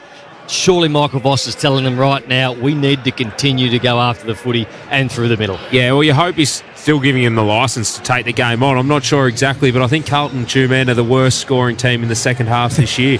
You are spot on. They've only kicked 22 points in the second half. When they've led at half-time this year, in all 3 matches, they've obviously lost all 3 games. Choice Hotels around the grounds. Choice Hotels get you more for your money, so check into more. Get the lowest prices guaranteed when you book direct at choicehotels.com. We're down the highway tomorrow night, Friday night football. Geelong taking on the Demons. The last 25 games they've played down there. Geelong are 22-3, so it hasn't been a happy hunting ground for Melbourne. That's tough going. But big trip down the highway for Melbourne. They've been under pressure, and It's not a place you want to go under pressure. No, but Geelong probably haven't been playing to the level they want to play this year as well. So I know Jeremy Cameron's fired up for a big game, but I feel like the Melbourne midfield's going to be fired up, and that's where the game's going to be won or lost tomorrow night. I'm looking forward to an awesome contest inside. Max Gawn, he'll be fired up. He's been under pressure. As we know, the majority of Melbourne's salary cap's in their midfield, so it's going to be a fiery start. They know that their season's on the line. People have been coming from everywhere for players, coaches at the Melbourne Football Club, so it's going to be a massive game. All right. Amy clangers happen with Amy. It's lucky you are with Amy when you are. This is how we saw the first half. And that's what we were talking about pre-game with Dacos, that he didn't do his damage at the stoppage, but as soon as there was broken play, it was the guy sitting right behind the contest, able to get the handball receive off Pendlebury and launch it inside 50. Pinelli and Billy Just a little bit Bobby of mist Hill. around, Izzy. I'll try and bail you out there. Bobby Hill mark. You just stopped. Well, I stopped because I thought Jack was about to call the mark, and I didn't know if I was calling Billy Elliott or Bradley Hill or Stephen Hill, or I'm not sure who it was. A tongue twist is always a regular thing. That's a soft Amy. It's a bit stiff. Stiff. I thought you're okay. Don't worry about that one. Isaac Smith. Anyway, the rain's coming down, Brad. It is starting to really come down, the rain. We'll get down to Ruby Slicer after half time. She won't be happy with this. She's got a big training session tomorrow. 25 plays 29. Carlton by 4 points at half time over the Magpies. The McDonald's Ream Hot Water Triple M Rocks Footy. That halftime break for Specsavers Audiology. Rediscover the joy of everyday sounds with a Specsavers hearing expert today. For Ream Hot Water and McDonald's. Triple M Rocks Footy. Big hits on the field, even bigger deals at Harvey Norman. New notebook computers are now from just $348. Massive savings on LG 2024 TVs, Big, King, and everything in between. 10% off selected AEG kitchen appliances, plus a 10-year warranty. And in bedding, here's the kicker. Buy a Queen mattress, upsize to a King for just $1 more. That's unbelievable. Harvey Norman, hot deals store-wide. Best brands, best range, best prices guaranteed. Terms and conditions and exclusions apply. Melbourne, weekdays from 6. It's Mick in the morning. It's the show with Mick Malloy, Nick Rewalt, Titus O'Reilly, and Rosie Walton. Aaron, what's the car for you, please? Herbie from Herbie the Love Bug. Oh, Herbie. Love Bug has a different connotation these days. It really does. Sounds like a car with an STD. Thank you, Karen. Thanks, Karen. Start your day with Mick in the morning. Weekdays from 6 on Melbourne's Triple M. Visit quit.org.au to start your journey and quit one step at a time. React to the bag clip collectible. Yeah, look, my grandson didn't get a Brisbane bag clip this time, so we better collect all 18. The AFL Happy Meal is here. With 18 bag clips and 2 plush Sharons to collect, the season starts at Macca's. Season fees apply. Tell the sun to get. I'm trying to sleep in if you don't mind. Tell the sun to get.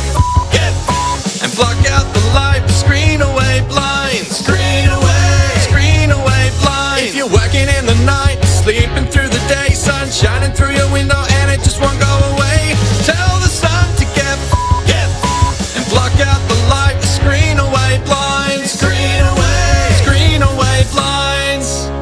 Hi, Zach Merritt here. At KO Sports, everybody's welcome, from newbies to those who never miss a game. Oh, superb! There's room for everyone, even if you go for the team with the best mascot, like the Mighty Bombers. So get on board with KO Sports. A great plumber doesn't just keep up, they stay ahead of the game. And with the industry shifting toward energy-efficient solutions, heat pumps will be crucial for future jobs. PICAC helps you stay on top of industry standards with expert training. Right now, we're offering free half-day courses on the quality and compliant installation of hot water system heat pumps. Spots are filling fast, so register now at heatpumptraining.com.au. PICAC, your centre of excellence in plumbing industry training. The Snooze Autumn Sale is on now. Save up to 50% off selected mattresses. Plus, take an extra 10% off selected mattresses on already reduced prices.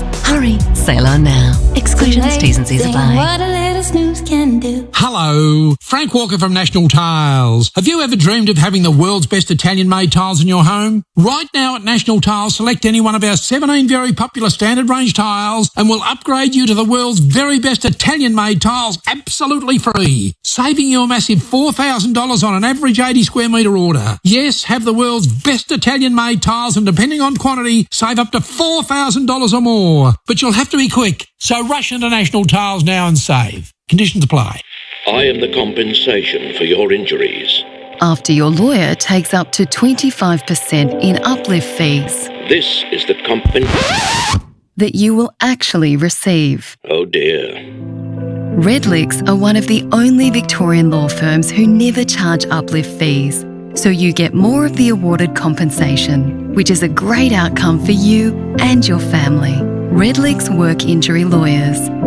Get back to better. Shut up! The footy's on Triple M! Triple M rocks footy. This quarter, for titanium caravans. Stay off-road and off-grid for longer with a luxurious titanium caravan. Visit titaniumcaravans.com.au. During the halftime break, it absolutely belted down for about 4 or 5 minutes. It looks like it's stopped for now, but might be one of those nights for the second half of the game where we're on and off with it as far as the rain's concerned. It's Carlton 4-5-29 who are leading Collingwood 3-7-25, the halftime break for Specsavers Audiology. Kate McCarthy and Jack Heverin. K-Mac, this hasn't been Carlton's problem. They led at halftime every game this season. But it's what happens next that's been their problem. Yes, they have led at every halftime break that we've had in 2025, and we all know, Jack, what's happened in those three. They're 0-3, but I think the rain so far in the first half, it was definitely the Magpies that were cleaner with the sort of greasy conditions. You felt like they were a bit more one-touch than Carlton at times. Just the wrong times, really, trying to kick the ball off the ground. Sard did it a little bit towards the end of the half, and just not as clean, not as composed either, whether the game was wet or dry. So let's see what changes that they make coming out in the second half. But they do look like a team that's tried to sort of on the fly change their game plan, and I think that's what we're seeing. We're seeing sort of the first handball being there or the second being there, and then from there, their structure's just a little bit out. They're really struggling to defend those quick turnovers, and they all at times look like they're really following the ball. So if the ball's gone into a contest or to a player, there's 2 and 3 Carlton players approaching that Magpies player with the footy. They can get a simple handball out and a couple on the end of it, or they can go, and it's that D2 that's falling down. D1, they're really keen, really aggressive, really at the ball or the ball carrier, and then if they break that line, Collingwood has just no Carlton structure around it. So they've got the right idea. Is that what you're saying, Carlton? What they're trying to do, in theory, is working. It's just how they're executing. Yeah, and it's sort of a little bit baffling that potentially, I don't know if the first couple of weeks is how they want to play footy. They want to play that surge mentality. They want to kick the ball and then win the contest one-on-one if they're allowed to do that. But the thing that's fallen down is they're playing teams that like to roll a spare back or get aerial support for their defenders, so one-on-one doesn't necessarily play out.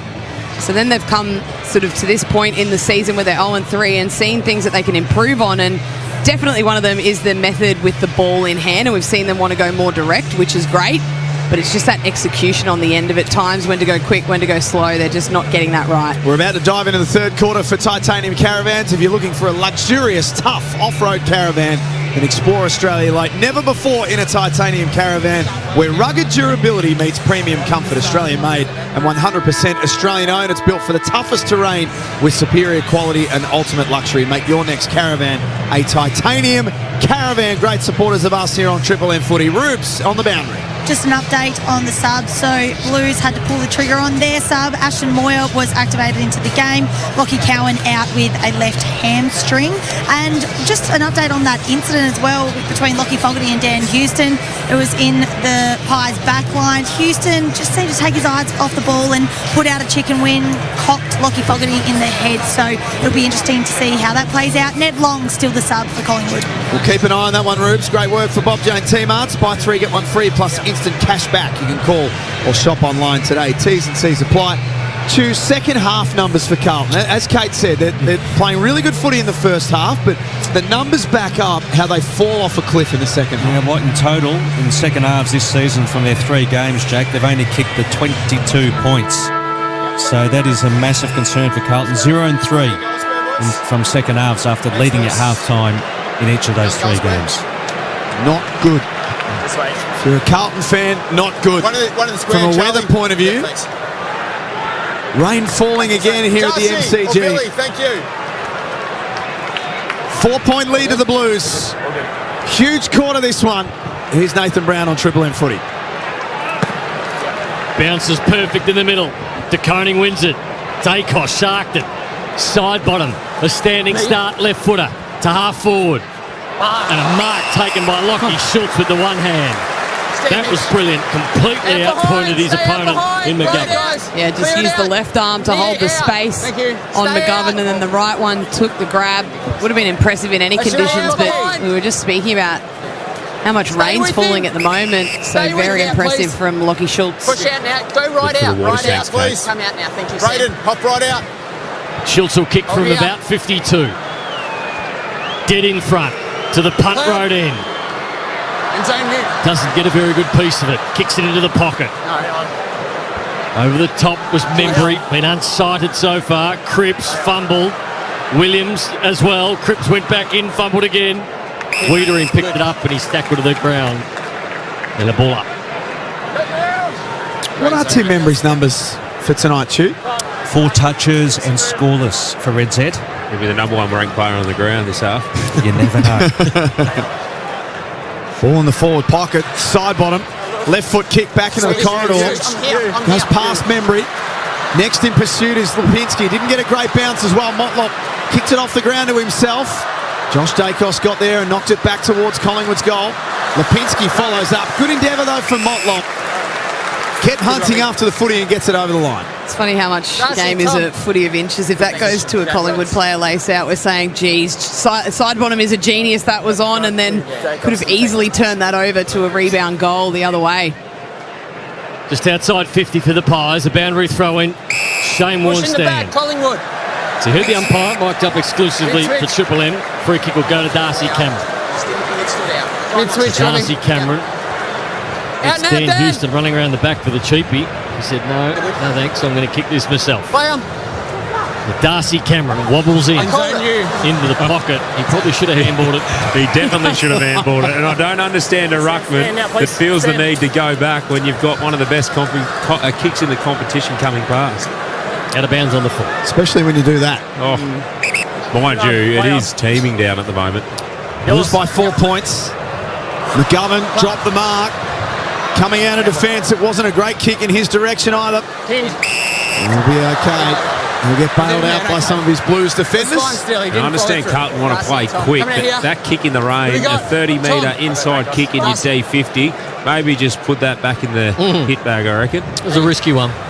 As Haynes has a fresh area. Hewitt is tackled to the ground. Nick Dacos has him. 3-7 Collingwood, 4-5 Carlton. Triple M Titanium Caravan scoreboard. The ball is on the 50 for the Pies. Ground levels Darcy Cameron. We'll do it again. George Hewitt doing a really good job on Nick Dacos. He's played on him for 37 minutes and kept him to 5 disposals in that time, while Hewitt's had 13 himself. DeConing. Bounced off one. Couldn't bounce off the second. And Schultz will have another shot. From about the same distance, 45-degree angle this time. He had a shot moments ago from 50, directly in front. Stay out, Dan. Out, Collingwood out. Does he have the distance on the back of what we saw moments ago? Follow him. I don't think so. Houston's on. Gives it to Houston. He's definitely got the distance from 55. Unloads for a big point. Run out. 26-29, Triple M Titanium Caravan scoreboard. Staff riding off grid for longer with a luxurious Titanium Caravan. So, Izzy, to your point from before, how do you change your game plan when the conditions start to look the way they are now? Well, I think you just understand that you still want to, say, take those inside kicks, play quick, but you build it up to a certain point of the ground. So I'd be building it up to the back of the square, and then you can look to take those kicks, and they can be really effective in the wet because they skid on. So if you punch them, keep them low, you turn your defender inside out, you can be running onto the ball with grass in front of you. So just be really tactical and smart with how you want to do it. Izzy and Kate for Seabus Super, making hard work pay off. Nick Haynes made hard work of that drop mark. 52 away from Collingwood's goal. Adam Saad hugs the boundary line with his kick, and that's out of bounds as well. Yeah, just interested to see the first term for Tom de Koning has started with 2 free kicks against, one in the ruck, one for holding the ball, and he seems to be getting very frustrated at the moment in those ruck contests and not competing a whole lot, just putting his arms out wanting free kicks. Perryman kicks it in his direction, and Jamie Elliott over the top. Got some space to DeGoey. He doesn't miss goals like this. Jordan DeGoey, he's got 2. He's only touched it twice, as tells us, but they are 2 important touches, and Collingwood 3 points in front. And you sound a bit nervous there while the ball was hanging in the air, Brownie. It kept sliding wide. I thought, I'm going to back my man in here. He's looking big, but I tell you what, he can still kick it. It's a 4th-ranked player for the Maggies, Brownie, because on the back, he's been super efficient. You said he had touched it too, man. He's up to 6 now, but he's going at 100% and throwing those 2 majors as well. These rankings are just, I don't get them, because you gave it to Blake Acres and then... Well, they've kicked 4 goals and he's kicked 2 of them, so surely he's pretty highly ranked.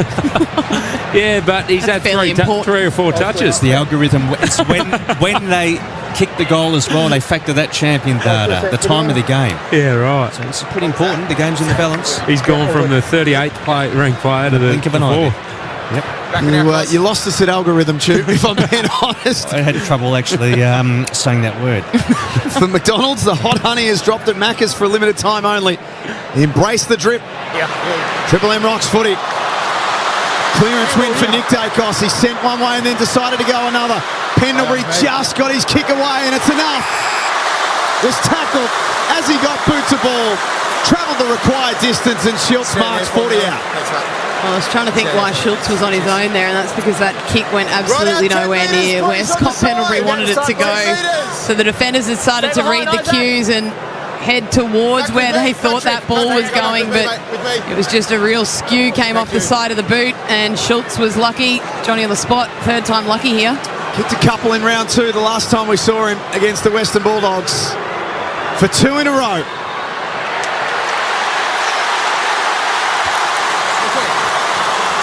Collingwood making their move. 5-8-38 to 4-5-29. Triple M Titanium Caravan scoreboard. Carlton were probably undone a bit there by the pressure that they could get on Scott Pendlebury, which forced that errant kick. So lucky by Collingwood, but great centre clearance by Nick Dacos. Scott Pendlebury onto the ball and then laces out Lachie Schultz. And as you mentioned earlier, Kate, he probably had his best game for Collingwood last week. And it feels like he's starting to get going, really starting to understand this team now. And you feel like the pressure on Pendlebury, you even just have to watch. There were 3 Carlton players that went to him, which means just by virtue there's going to be players free. Even Doherty had started to peel off to put pressure on him, and then the kick goes straight to his opponent. Collingwood start the second half with back-to-back goals, and Ash just reminded us how bad Carlton have been in second halves. Yeah, 22 points in total. They've been outscored by 89 points in second halves. Can they lift? Dan Houston from half-back, a bouncing ball. McCreary couldn't take it. Sard again socking it out mid-air this time. And gratuitously lands in the hands of Doherty. Well, it's the 3rd quarters, isn't it, True Man? Yeah, they've been outscored 51 points in 3rd terms. Doherty on centre wing. Hugs the boundary line with a kick, and he gets it to Willie White. Well, it hasn't started the way they'd want it. 7 inside 50s to Zip, 6 clearances to Zip as well. And make that 64, including the 2 majors Collingwood have kicked in this 3rd quarter. White on the left, hooks it into the pocket. High with the Blues. Forwards, but nobody could bring it down. Quainer wanted the ball sort of out of bounds, but then had a half slap in. Almost made a mess of it, and then wrapped up White and let the ball up. 3rd quarter numbers, Stu, Red Zed Lending. Also the contested ball, so Carlton were plus 10 in the first half. In this 3rd quarter, Collingwood are leading 12-3. Red Zed Lending, loans for the self-employed, redzed.com. Darcy, Tom, hold the meter. So goals at the 5 and 6 minute marks of this term give the Pies a 9-point lead. It's the biggest lead in the game right now. It's been a low-scoring night. Rain has been on and off since the start of the second quarter. And Nick Dacos gave it to Josh around the corner, only as far as Adam Sarden. He plays on quickly. He's looking for Curnow. He's got 2 to beat. Darcy Moore's one of them. Kept his feet, Curnow. Did well. Did see still side bottom coming from the side. He ripped the ball out, holding the ball. Free kick. Dacos got it. 1-2. Looking for Pendlebury. Doherty could have put him in the next week. He was kind to him. In the end, picked it up. Banged it back inside forward 50. And Darcy Cameron takes an easy mark on his chest. Yeah, Doherty looked like he was in two minds there, Brownie. He could put him into next week, but he was like, I don't necessarily want to do this. I'm not sure how I'm going to hit him. Yeah, there were a few players that wouldn't have looked after him as well as he did then. It was the perfect spot to get in, though. Yeah, but if he gets him in the head, he's missing 5 weeks. Fair point. 15 love. We'll bounce back. Any unforced errors? Play on. Josh Dacos held up for a little while and kicks along the members' wing. Good, strong contested mark from Myercheck. 2 metres. I know we joke about it, but I think that's in the players' minds now that if I do try and clean someone up, then I'm the one that's in trouble if it doesn't come off exactly how I want it to. I think you're 100% right, Isaac. It's definitely in the players' minds about copping them high and missing games because of it. I had to think about it because I was never in that situation to lay someone out. Don't you laugh, Brownie? Crisp from left half forward. Kicks to a pack. Membry was out of position. Myercheck crumbing. Good tackle, Silvani. Myercheck thought he was into an open goal. Silvani brings him down. Yeah, us wingers stick together, don't we, Isaac? In the form of shake hands at the start and don't see each other till the end. Just have a look at the Harvey Norman replay. He could have got him quite fairly if he wanted to, and he was quite nice to Dacos, who was in the air at the time with his hands and his head away on the other side. But I reckon if it was a 190-centimetre player, it's a lot easier to execute. So boundary throw in. Collingwood keep the only 2 goals of this quarter. They lead by 9 points. Haven't really led all game up until moments ago. Williams to centre wing. Maynard, push and shove. White up against the boundary line. Wants his left, but he got it. But only as far as Darcy Moore on centre wing. That'll be 50 metres against Kent. 50 metres. Kent looks around and goes, what was that for? He didn't move him back. He didn't tell him to move back 2 metres or anything. Just blew the whistle straight away, so I thought it was blatant. Yeah. It didn't look blatant. It'll be interesting on the Harvey Norman. But both teams are setting up very well defensively behind the ball, and Moore was in a good position there. They understand it's a wet, slippery night. There's going to be rush kicks, and both teams are trying to get that spare behind, and Collingwood executed it really well there. It's a big kick of the footy, Darcy Moore. Doesn't kick a lot of goals these days, but he did start as a forward. Up and down. And this is a big for his team. Rolling with the black headband tonight. He'll kick from about 51. End zone. And he hooks it. He hooks it badly. Sneaks it in from behind. 10-point lead to the Pies. Titanium Caravan scoreboard. He doesn't venture up that end of the ground too much anymore, Browdy. Wait for the call, Jamie. No. One of those bailed forwards who went back. Always a good joke. Not 15, McGovern. He's going to get it back from Zach Williams. He's not really sure what he wants to do next. Chips a left foot pass back into the corridor. Not a good one either. Pendlebury through traffic. Handballs to Dacos, who squares it up a wide ball to Membry. Left forward pocket. He'll run around, get back onto his right foot, and goal! 3 on the bounce for the Pies. And this lead is a handy one now. 16 points. Triple M Titanium Caravan scoreboard. Well, this is a big start to the 3rd term now. Huge numbers for Collingwood. 3 goals to zip. 10 inside 50s to 3. Tim Membry, he's very good from a set shot, but his around the corner ability when he's sort of facing away from goals to then snap over his shoulder. Been very reliable in that part of the ground for a long time for St Kilda and now for Collingwood as well. And Nick Dacos in this quarter, 6 disposals, 2 centre clearances. Patrick Cripps, 10 touches and a major for the game, but in this quarter, just the 1 disposal and only 1 clearance for the entire match as well. Lucky he kicked it in the end, Membry. Looked like a man who hasn't been near it, wanted a goal. He had 3 players screaming past for the handball, but all's well that ends well, Jack. He could be number 1 rated player on the ground if I choose algorithm. So back in the middle. What have the Blues got? 3 goals in a row to the Magpies. To half forward, and Dan Houston picks it off. This is all too familiar for Carlton. Second halves in 2025. Houston looking for Dacos. That's Josh, centre half back. Turns quickly, Lipinski on the outer side. He'll look up and see Bobby Hill, but he's closed down, so he goes inboard to Pendlebury. Pendlebury just in front of the logo on centre wing. Spread the ground so well here, just being able to pick their way through with kicks and marks, uncontested chains. Lazy kick finds Lipinski. He's at right half forward. Back in board. Perryman snatched it out of the arms of Walsh. Desperate lunging attempt with the one hand initially. That is a grab. Most impressive part about that is he actually took a look to see who was coming and if it was a Carlton or a Collingwood player, and as soon as he saw it was Sam Walsh who was in the best spot, he knew he had to go. Whether he was going to take the mark or not, he had to go. That was extremely impressive. He'll kick from right on 50 to make it 4 goals in a row for the Pies. He can't add to that.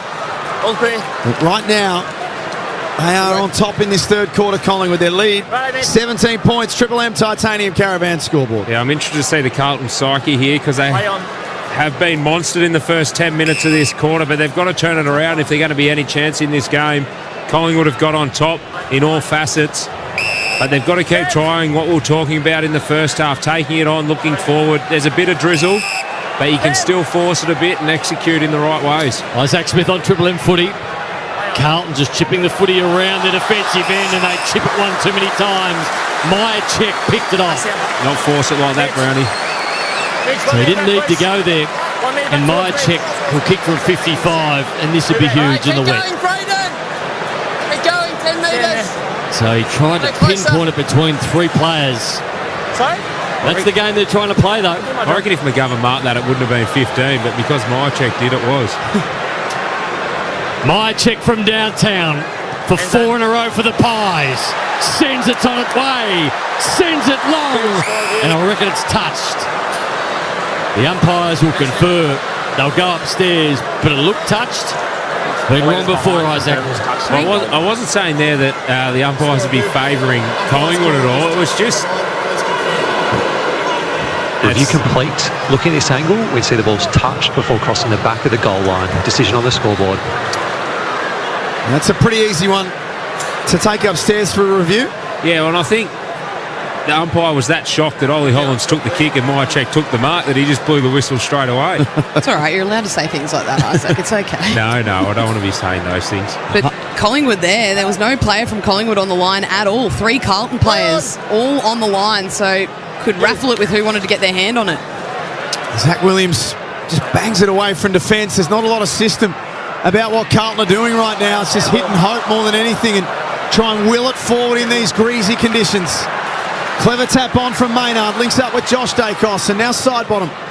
Members wing here at the MCG. Pendlebury playing dry with a footy on a wet night. Then scrubbed forward by McStay. Membry for his second. Misses to the left. One in, right out, guys. 19-point lead. The Blues are just hanging in right now. Titanium Caravan scoreboard. Alarm bells are ringing. Ash inside 50 numbers this term. 13-3 Collingwood's way. 3 goals 5 from those 13 entries. 54-29 disposals. Where's the run and dash gone for the Blues? They've got nothing at the moment. Lewis Young. It's a free kick and eventually goes to Charlie Curnow. Let's go back to that huge contest from Braden Maynard. Put his head over the footy and knocked it out. That's what led to the direct inside 50 again for the Magpies. That was huge from him. But here's the problem. If Charlie Curnow's at half back, he's bombing it long to who? Akers is the only man there. To Walsh. Walsh to Lewis Young. Curnow kept running. Right foot. He has a little bounce. It was ill-timed. Eventually got it high. Kemp ducks back. Can he mark it? Fisted away. Maynard escorts it over the boundary line. Here's Isaac Smith on Triple M. Yeah, you talk about Curnow, he marks it up there, and that's the problem. But what he had to do is he had a one-on-one down the line straight away. Take that. Actually understand what you've got forward at the ball at any given time and that play wasn't to go out wide. He was looking for it, looking forward. They get it inside 50 stoppage because he takes the one-on-one. 8.5 minutes remaining in the quarter. Collingwood by 19 points. Triple M Titanium Caravan scoreboard. Ball at the top of Carlton's goal square. Little kick off the ground by Ashton Moyer, the sub. Inside the line, Ashton. Move out, guys. Knock it back to 3 straight kicks, the Blues. Winless to start this season. Up against it in the third quarter. Titanium Caravan scoreboard. We've got to give all credit to Collingwood here. They're winning inside the stoppage, outside the stoppage, and they're dominating on the scoreboard in this third quarter. Off the side of the boot, Carlton player falls over and Lewis Young. They would have had the ball going back inside forward 50. And it just seems like the mistakes, if they're there to be made, they're being made by Carlton. Carlton ruck. The umpire organises the rucks. 18-point lead in favour of Collingwood. 20 minutes gone, third term. Akers has been Carlton's best. Walsh couldn't take it with him. Perryman did better, and Perryman was wrapped up in a tackle and will ball it up. Back this way. Lewis, Darcy. 20 minutes played in the third term. Cameron eases DeConing out of the way and gains another 15 metres in the wet. Ball rolls out of bounds. Collingwood have won their last 6 here at the MCG by an average of 25 points. You got Cripps footy your side. They put themselves in a good position now as the rain continues to bucket down. And McCreary kicks it off the deck. And follows up Hewitt to the boundary line. He's always trying to tackle someone, Bo McCreary. And it's out of bounds once more. Tom, Darcy, hold the meter. Who's leading all possession getters, Ash? Leading ball winners for Red Z, 23 to Akers. Leading ball winner on the ground. Walsh 19, only 2 in this third term. Josh Dacos leads away for the Maggies with 21. So the boundary throw in. Ball very slippery now. Cripps to Akers. Akers handballs it back to Hewitt. Hewitt from a standing start to half forward. Collingwood with numbers back. Dropping the football back there. But eventually Houston picked it up. Kicked the banana towards centre wing. That'll be a free kick to Nick Dacos.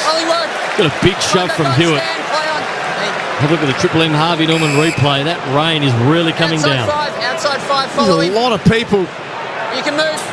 here at the MCG trying to get undercover all of a sudden. Rubes, how heavy is it down there for Bob Jane teammates? Yeah, it's kind of going in and out, but it's definitely bucketing down at the moment.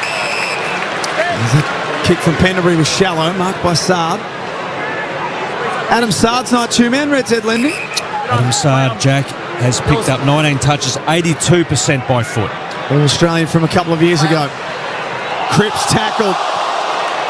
Darcy Cameron, the man who laid it. Ball was on the ground and Dacos gathers. Jeremy Howe can run and carry from the centre square. Drives a long, dangerous ball inside forward 50. Hill plays it out to himself. Left forward pocket now. Turns around. Assesses his options. Gave it off to Elliott. Scrubby ball back to the hot spot. Schultz, right place, right time. Runs it into goal.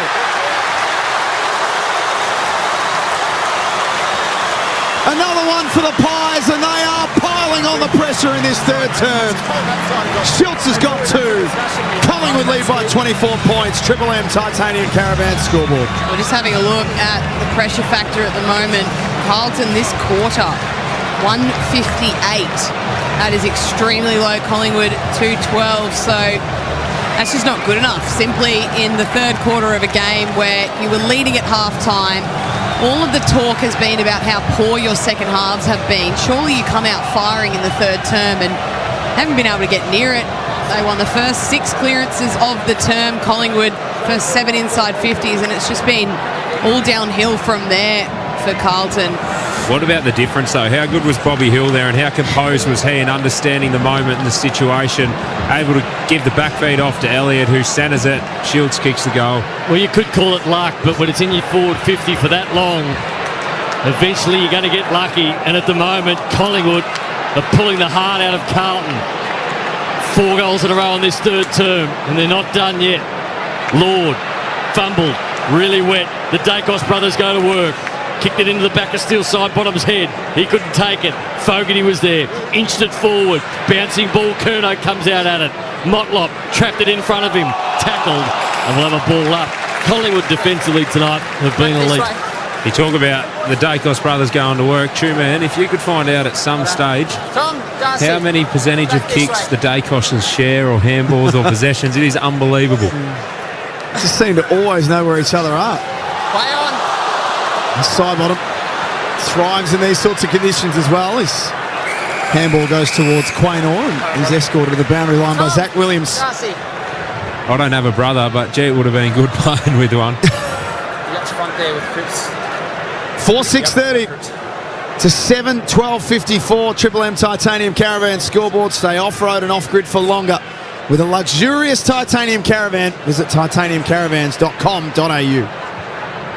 So Quaynor at half-back, Elliott, quick handball. Lipinski's been in everything. So too Josh Dacos. Schultz has kicked 2 goals this quarter. Banana ball towards half-forward. Fisted away. Ollie Hollands wasn't clean. DeGoey into the pocket to Bobby Hill. He doesn't need much, Jordan DeGoey. But when he does, he delivers. Really clever tap on from McStay too. He knew the advantage was outside the contest. Kept the ball moving forward because they knew they had the out number. One team's clean, the other team fumbles, and the team that's cleanest is having a shot on goal as a result. Yeah, Ollie Hollands would be disappointed. He made such ground coming back, being that winger on the fat side, being able to help defensively, and he just wasn't able to secure the ball. Bobby Hill was going to go the snap, changed his mind. Direct shot now from 35. Collingwood have taken a flamethrower to Carlton in this quarter. And they don't do it anymore. That went to the right, pulled for one behind. 25-point margin, 55 plays 30. So give us those pressure numbers again, Ash. In this third quarter, yeah, 218, Carlton the 159. The Blues are actually number 1 for pressure in the AFL, going at 193 this season. It's such a big difference. In quarter number 3 in the scoreboard, starting to tell the story. How does that happen, Kate? Why is there such a difference between one team and the other? Well, to start with, they've had a whole lot of possession in the other team's hands, so straight away you have to be able to put a lot of pressure on the ball carrier, and because they had such dominance early in the quarter, they just feel like they're chasing constantly, which they are, and their ability to get the ball and turn it over at half back and then just get those handballs. It's those handballs out of the contest which have been costing Carlton all night. They're all in trying to get the footy. They give 2 handballs out, and then a Carlton player's running shoulders out towards goal. 26 and a half minutes played in the third quarter. Cameron with a little chipping pass into the pocket. It's through a couple of sets of hands and out of bounds. 4:6:30 the Blues. Just the one behind for the quarter. Collingwood 7:13:55. Triple M Titanium Caravan scoreboard. Tough to be a Carlton supporter at the moment. The boundary throw in. Cameron laid it down. Sard went sliding in. Doherty touched off the boot. Nick Dacos went through and couldn't keep the ball in. The boundary throw in. Nick Dacos' numbers. George Hill's done a pretty good job, Ash. Yeah, 18 disposals, 3 centre clearances. But in this third quarter, he's picked up 8, but his brother Josh has picked up 10. So the ball living in Collingwood's half of the ground. Boundary throw in. De Koning won that one. Schultz dragged off it, side bottom. Lipinski handballed it out KB style. Didn't quite come back to him like it did to KB for the 1980 grand final. I'll take it inside. And granted, he's not as good as KB, but at least he tried it. It's only 4 goals, but it feels like Collingwood are in total control of this game, and if they kick another one, it sort of feels like it could be all over. Yep. Thrown back in. Pies kicking to this punt road end in this third quarter. Good kick out of defence from Hewitt. Some holding, which will go Collingwood's way. He had really good positioning there, Darcy Moore, and didn't give Carlton a run at it, and then you force the free kick. Kemp realising how hard playing forward is. 5 big ones last week. Bugger all tonight. Not tonight. The skipper bangs it back long to Koning. Crashes the pack. Wow. Takes a really good grab in wet conditions. Can that lift the Blues? They'd love for him to be doing it at the other end of the ground, looking for Chera. Fisted away by Perryman. You can't fault Collingwood's defensive pressure tonight. This is Carlton's third quarter scorecard to date. So they've kicked 5, 10, 40 in third terms. Their opposition 18, 12, 120, so 80-point differential. Ash just sinking the boots in. Premiership quarter, whack. Boundary throw into Koning, left over the top. Pendlebury tracked the footy. Handball, missed it. Probably should have been a throw. The umpire was on the blind side. Cripps misses his target. Centre wing, boundary throw in. 2 minutes 18 to go in this third term. Collingwood by 25. Give us those player rankings when you get a chance, Stu, man. I'd be interested to hear what they are. Well, number one ranked player is Blake Acres. Number 2 is Lockie Schultz. That's the algorithm, is it? That's what the algorithm does. You think a Collingwood player would have to be number 1? The deep dive algorithm is the player ratings, which I'll come back to shortly. Oh, can't wait. Dog along the boundary line.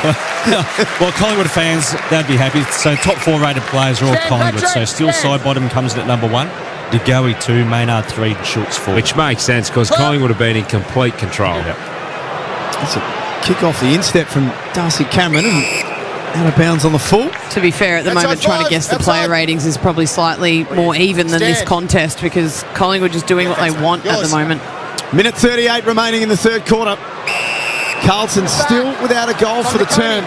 Here's a chance to get something going. Free kicks into Koning on the wing. And he's going to go long. Looking for Curnow. Over the back, Kemp comes. Motlop sharked it. Held onto it for a fair while. And now Collingwood through Nick Dacos. Fed it back to Sidebottom. Sidebottom squeezed one out of the corner of his eye. And he found Cameron. Been a good battle between him and DeConey. Probably have to give the honours to Cameron so far tonight. Well, who knows with player ratings, Brownie? Back to Darcy Moore. Player ratings might have Simon Madden as the best player on the ground. I virtually have him as dead even in terms of the rankings. So he doesn't have the advantage, Brownie. Silvani takes Schultz out of bounds. Champions out of gone in their shell. They're sitting on the fence. Isaac knows about that. Yeah. Any discussions about the Champion Data end of season party? Stu, I know it's only round 4, but you got a WhatsApp group going or got something? a bit of framework already happening. Oh, framework. Yep. Nice. Lake Boga, Caravan Park. Same destination again. Yep. Oh, don't mix it up.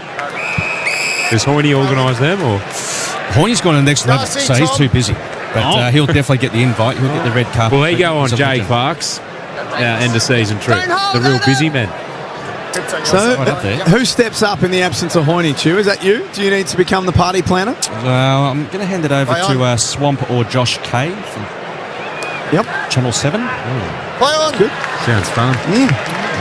Chera taking to the boundary line. 26 seconds left. Do you guys do like performance ratings of each other? So we got the player ratings. Do you get ratings for your performance in the end of season? We all have a 5-minute spot and you reflect on your greatest stat for the year. And it can become quite emotional. I remember when the Duck took 10 contested marks in the game, I broke down. Because it is a record. If something could happen in this game, it'd be great, right?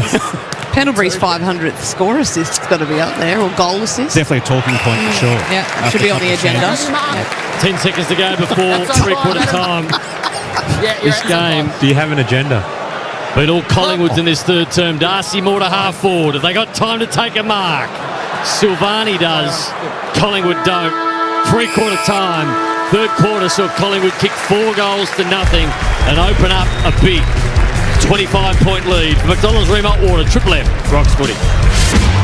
That quarter, the titanium caravans stay off-road and off-grid for longer with a luxurious titanium caravan. Visit titaniumcaravans.com.au. For McDonald's, Triple M Rocks Footy.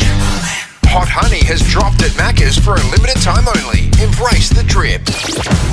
Every week on Mick in the Morning, you'll hear from one of the biggest names in the game. He stands there like a Goliath. Club captain. And he bombs away. All-Australian and Premiership captain. Number 11, the captain of the Melbourne Football Club, Max Gawn. Get Max Gawn's review of the round tomorrow after 7 on Mick in the Morning with Rube, Titus and Rosie. Triple M. Get yourself a new Bailey aluminium step extension ladder, the quickest, most compact conversion ladder available. Enter the draw to win one of 2 $1,000 gift cards, limited time exclusively at Bunnings. Hot Honey McCrispy, the Hot Honey McSpicy, and Hot Honey dipping sauce with Chicken McNuggets. Embrace the drip at Macca's. Available after 10:30am for a limited time. Hey, have you checked out Harvey Norman Factory Outlets? It's the place for great deals on carton damage and ex-displays, factory seconds, and new in-box run-out models, all at reduced prices. Whether it's Liebherr fridges and freezers, Fisher & Paykel washers and dryers, or AEG ovens and cooktops, plus lots more, we have something to suit every budget. Bring your ute, bring your trailer, or have it delivered. Harvey Norman Factory Outlets. Look for the big green buildings. Dandenong, Richmond and Epping. At Bunnings Trade, we're here to help with PowerPass. Get exclusive pricing, flexible payment options and dedicated support from our trade team. So sign up to PowerPass today. Terms and conditions apply. See the Bunnings Trade website for details. Bunnings Trade. Helping business is our trade. At Amy, we know when our game has its moments. Like when you're playing in Whoop Whoop. The only park left is behind the goal square. You get heat rub in your eye. When your banner has a typo, the scoreboard doesn't add up. You lose a boot, and the match winner misses everything except your windshield. It's lucky you're with Amy. Before buying comprehensive car insurance issued by Amy, read the PDS and TMD at amy.com.au and consider whether it's right for you. Lucky you're with Amy. Right now at BP, you can win free fuel every hour or win Qantas flights every hour too. Fly into BP for your chance to win with BP Rewards. T's and C's apply. Permit number New South Wales TP/00765. Win $1,000 for a paid day off thanks to Solo by MYOB and Triple M. Sole traders rarely get a break. Caught in boring admin work. Solo is the new admin app for sole operators, tackling the work, freeing you up to do what you do best. To win a paid day off, tell us about your business admin work woes. Go on, enter now on the win page at triplem.com.au. Solo by MYOB. Do less work. Competition T's and C's apply. The Snooze Autumn Sale is on now. Save up to 40% off selected bed frames. Plus, take an extra 10% off selected bed frames on already reduced prices. Hurry, sale on now. Exclusions, T's and C's apply. What a little snooze can do. Hey, you're Houston from Steel Solutions. Yeah, when I'm not on the green, I am. Great. We need some help with some galvanised retaining wall posts. No worries. I can help you sort it out. Just let me know what lengths, and if it's more than $500 worth, we can deliver it for free within 40 k's of the city. All right, I'll give you guys a bell after the 19th hole. Houston, we don't have a problem. Steel Solutions. The steel you need when you need it. Sunshine, Bayswater and Springvale. Steelsolutions.com.au. Shut up! The footy's on Triple M! Triple M rocks footy. This quarter for Beacon Trade, they've got the downlights, fans and switches. Whatever the project, they've got you covered. Beacon Trade. Let's make light work. Second half's coming back to haunt Carlton once more. They allow Collingwood to kick 4 goals to 1 behind in the quarter. And it's the Pies who lead by 25 points at three-quarter time. 7-13-55 to 4-6-30. Ash Chua with all the Red Z lenders. Well, that pressure rating that third quarter. Collingwood at 216. The AFL average, as we know, is 180. Blues only at 168. Overall, Collingwood had 34 more disposals and they were out-tackled by the Maggies at +4. And the entries were 17-7 Collingwood's way. Not good reading if you're a Carlton fan. Ruby Slice to Bob Jane T-Mart's on the boundary. Not too much happening down here. Very wet though. That rain still coming in and out, drizzling at the moment. Update on the sub situation. So Lockie Cowan was subbed out with that hamstring injury. Ashton Moyle was activated in the first half. Ned Long is about to come into the game. We're waiting to find out who's coming out. It could be Jordan De Goey, whether that's a bit of management given that he's still working his way back into the his first few games of the season from injury, but I will get an update on who it is very soon. Great work, Rubes. Bob Jane T-Marts has got a great buy 3, get 1 free, plus instant cashback deals. You can call or shop online today. T's and C's apply. Isaac Smith and Kate McCarthy, I could just sort of sense your frustration starting to build with Carlton in that third quarter. Oh, it was a very frustrating quarter. I think when you come out and lose the first 6 clearances, 6 zip, concede 7 inside 50s to zip. When you're 0-3 and there's been a lot of talk about your second half, it just probably wasn't good enough effort-wise from Carlton to start the term. They picked it up as it went, but the pressure rating didn't really indicate that there was a whole lot of change to it. And just too fumbly, too touch, and then really slow to react when Collingwood had the ball to put any pressure on the Collingwood player with footy in hand. Yeah, I felt like they got pulled apart a bit structurally. So when there was a contest, Collingwood had the numbers at the fall of the ball, and Carlton were pulled apart because they were still wanting to go quick, go through the middle of the corridor, try that ball movement, but the players that were executing the skills just weren't up to it that quarter. So big quarter for Carlton here. Collingwood don't want to hold on and extend the lead, but Carlton have got to throw everything at them. Confirmation of that sub, Rubes. Geordie Degoe taking a seat in the back row. Not talking to physios or doctors, so you'd assume it's just tactical and possibly just managing him. So Collingwood by 25 points as we start the last quarter for McDonald's and Ream Hotwater. Here's Brownie. Carlton need a response. Their fans want it. Will they get it? Darcy Cameron in the middle. Won the first one down. Walsh fumbled the footy. You'd excuse him. That it's pretty wet out there. Cripps. Handball was intercepted by Nick Dacos to half forward. A juggling mark by Silvani. Did nicely. The back, push out. And Silvani at centre half back as we see Triple M Harvey Norman replay. Jordan DeGoey getting some treatment down on the bench. Maynard. Free kick's going to go to Maynard. Kicked a goal earlier tonight, Braden Maynard. And the side bottom just allowed to run and assess all of his options underneath the Shane Warne stand. Decides to go long to half forward. McGovern flew high at the back. Didn't take the mark. Sard got a handball that he didn't really want in the first place. Membry with a little kick forward and Wiedering standing there waiting for it. Clears the area and knocks it up to the wing. Got all the numbers, all the answers at the moment, Collingwood. Just ringing the pack was Darcy Moore. And now the handball goes wild towards Josh Dacos. Left foot towards Maynard. Cops a knee right in the middle of the back. They don't tickle. Got up though. He looks sore. He pumps it forward towards side bottom. Side bottom tried to keep it in with the handball. McGovern had the ball in between his knees. He'll have a ball up. Sard looks a bit sore in the Harvey Norman replay. LG 2025 TV price to clear. Hot tech deals and $1 billion and a $1 betting sale. Upsize deal. Harvey Norman best brand. Best price is guaranteed. How much is that bet? $1 billion. Must be a bloody good bet. Yeah, a good night's sleep anyway. You paid for it. Well, if you've got $1 billion, I reckon you're sleeping pretty well anyways. Turnover. Wrong part of town for Carlton. Lipinski, 55 out. McCreary heard a voice over his shoulder. It's Crisp. Gets back onto his left foot, squares it up. And falls just short of the destination. McCreary still fighting for it. Ned Long into the game as the sub. Slices through. Kicks a running banana. Raining goals for the Pies now. They are putting their arch rivals to the sword. 31-point lead at the start of the fourth quarter. Triple M Beacon Trade scoreboard. Well, Ned Long's just come out and said, here's how you play wet weather footy. I'm going to pick this up nice and clean and just a little outside of the boot. Really nice finish from him, but it's just come on the back again, time after time. Pressure at the source from Collingwood. There's been times where the Blues players have felt like they were out. There's been a smother, a hand in, a tackle. They've just been able to affect the disposal of Carlton with a lot of pressure, and even when it's not there, it's perceived pressure because of the acts that they've put on throughout the game this afternoon. But that was a really nice finish from Ned Long. And the scoring shots from turnover. Collingwood 14, Blues 3, 4-10 to 1-2. Smothered by Dacos in the middle. Zach Williams at rebounded to half forward. Inching the ball forward, go Carlton.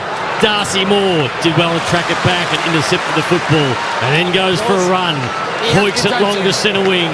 Nick Dacos the target, brought it to ground level. McCreary handball forward. Lipinski, he swept one wide to Nick Dacos. He's got Membry on. Handball wasn't great. I reckon he was looking for the 1-2. He's looking for the 1-2. And he stuffed it up and the Blues through to Koning. He just threw the hand up and go, oh, sorry, mate. I think we all knew what was coming. Yeah, he's done that before. He's going to get another look at it. Right half forward. Brings it back into the corridor, right into the leading lane for Myercheck. Dropped it into a hole and Myercheck took care of the rest. Pretty easy for Myercheck with Zach Williams not wanting to go back and put any pressure on. It only ended up missing his hand that he sort of accidentally outstretched by not a whole lot of space, and that's where you need your mids to compete there as a defender when you're one-on-one. He's missed a couple tonight already.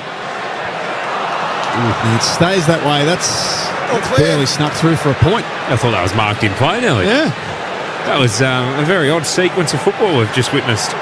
3 behinds for the night. Brody Myercheck, 4 minutes gone last quarter.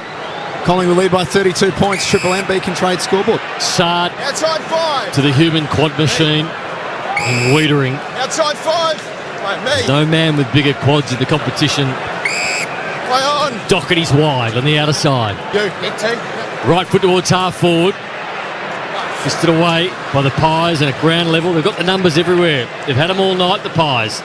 Bouncing ball along the centre wing. Schultz has been good. Long just kicked the goal since coming on.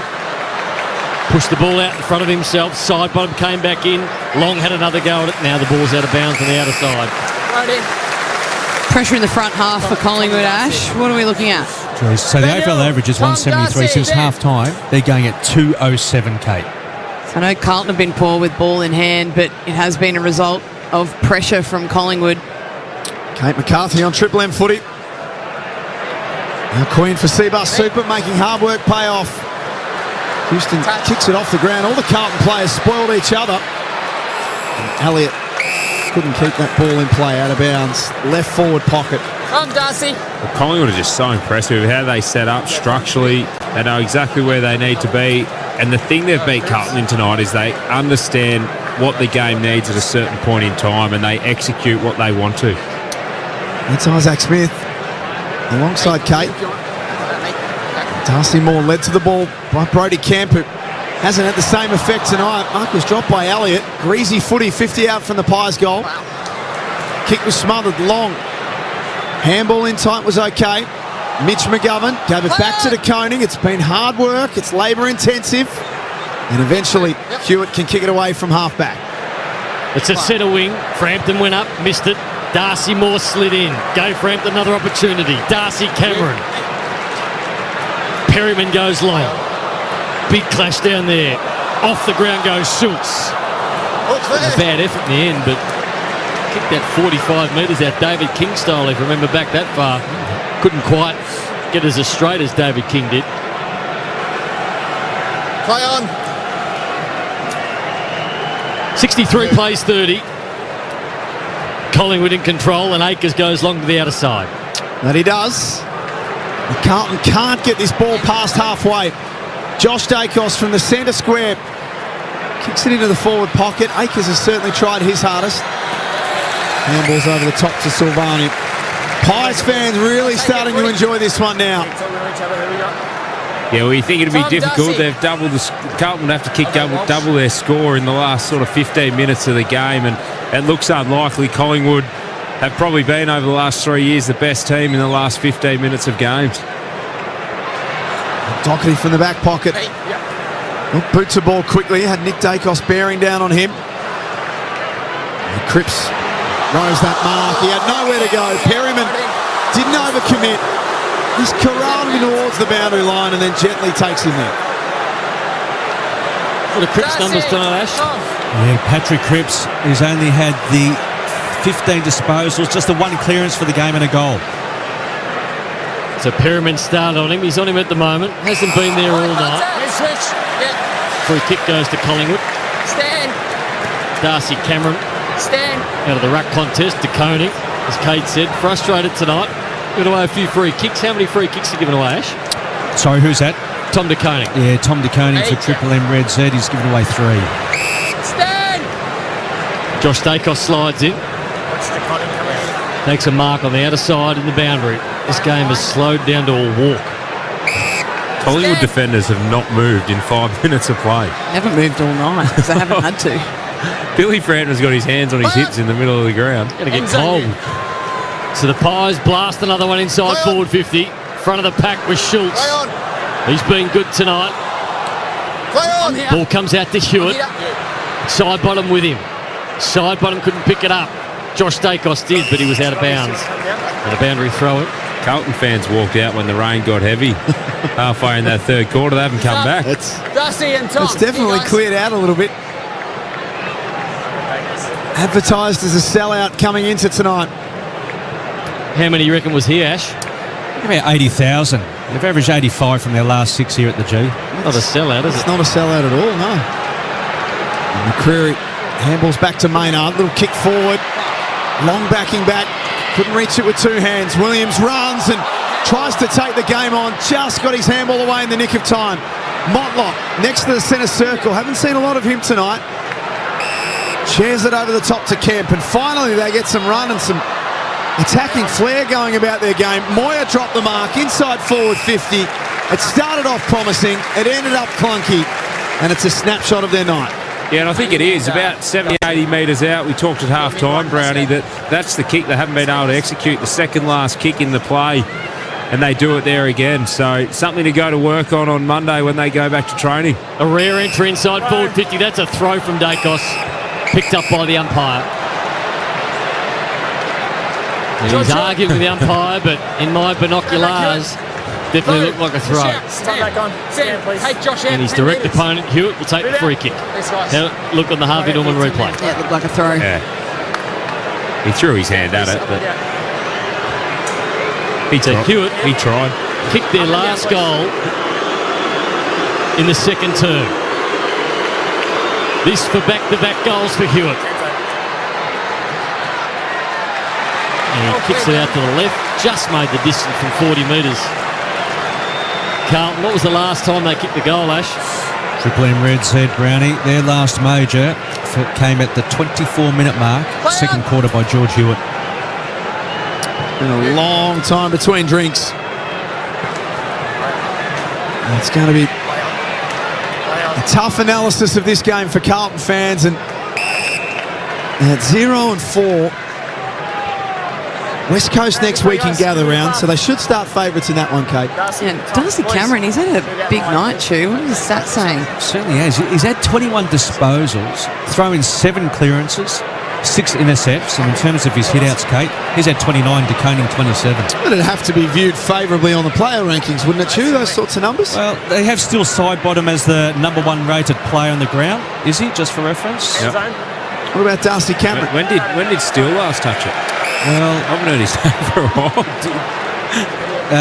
Who was that? That was Darcy Cameron, not listed at present in the top 5, but at present. His ranking versus DeConing. Rankings read DeConing as we have a look here. Darcy Cameron, that's 79, DeConing 82. Red Zed's temper, fleet. Spend your own time, Ash. Do you believe in the play ratings there, Izzy? Oh, not after tonight, I don't. Well, have you guessed who was the number 1 rated player in the 2022 grand final according to champion data? Well, I believe in it. Isaac Smith. Yeah, and so he should have been. He was the best player on the ground, that guy. Ollie Hollins. He's got a free kick. He's outside 50. He hasn't got the journey from there. So he goes long, and he absolutely flushes it. Never seen him kick over 40, and all of a sudden he's pulled a 60 out. But the umpires are going to confer. Just when you couldn't be surprised by Carlton anymore. That's a goal. Looking at this angle, you can see the ball's crossed the back of the goal line before being touched. Decision on the scoreboard. Oh, that's a big kick to Ollie Hollins. If only the Amy clangers were at the end of the game. And a rare highlight for the Blues. So, they moved to 5-7-37. Collingwood, 8-15-63. Beacon trade scoreboard. 2 on his goals as per usual. Has he kicked one from outside 50 before? Got to defend Brownie, don't you? That's his first major, Brownie, from beyond 50. Yeah, that's stiff, Brownie. You'll always remember the call of it too, Brownie.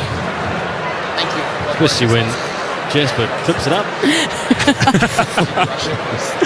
I think Jasper's gone. He's left.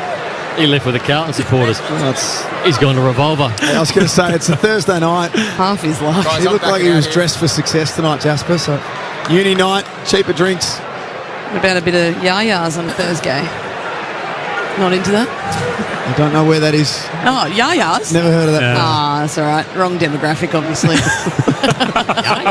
I'm old and boring, Kate. I don't know where anything is these days. Oh, it's not age or enjoyment or entertainment, Jack. I've lost. For McDonald's and Ream Hot Water, Triple M Rocks Footy. No, I think I know where it's... I'll put 2 and 2 together. Lewis, you up? 8:15, 63 to 5:7:37. What sort of music do they play? Yeah, the footy's Yas. Oh, a bit of Kylie. I was going to say a lot of Kylie. No, pick it up what you're putting down. There we go. Bit of locomotion. Yep. Okay, you. On a night like this, the kick off the ground was okay. Just ended up nice in the end. And Schultz is the recipient. Members wing at the MCG. There you go. Rosie's just texted in. It's Yas. kicked out of Loves bounds. it. Falls just short of the target. Have to go one day. Dan. Make sure Where it's is Thursday. Where is Yas? Fitzroy. So boundary thrown at half forward. Oh, we'll go out on Thursday after this. Show you guys Yas. McStay. Akers. He was turned around at the tackle by Long. Quick handball to Dacos and it's out of bounds again. 63 plays 37.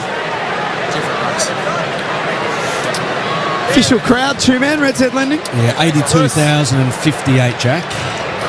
You've been very good on Thursday nights, Two-Man. He was wrong, though. Thanks, Susie. Oh. Just a Did I say 81, did I? 85? You said 80. 80. Average was 85. 26 points is Collingwood's lead.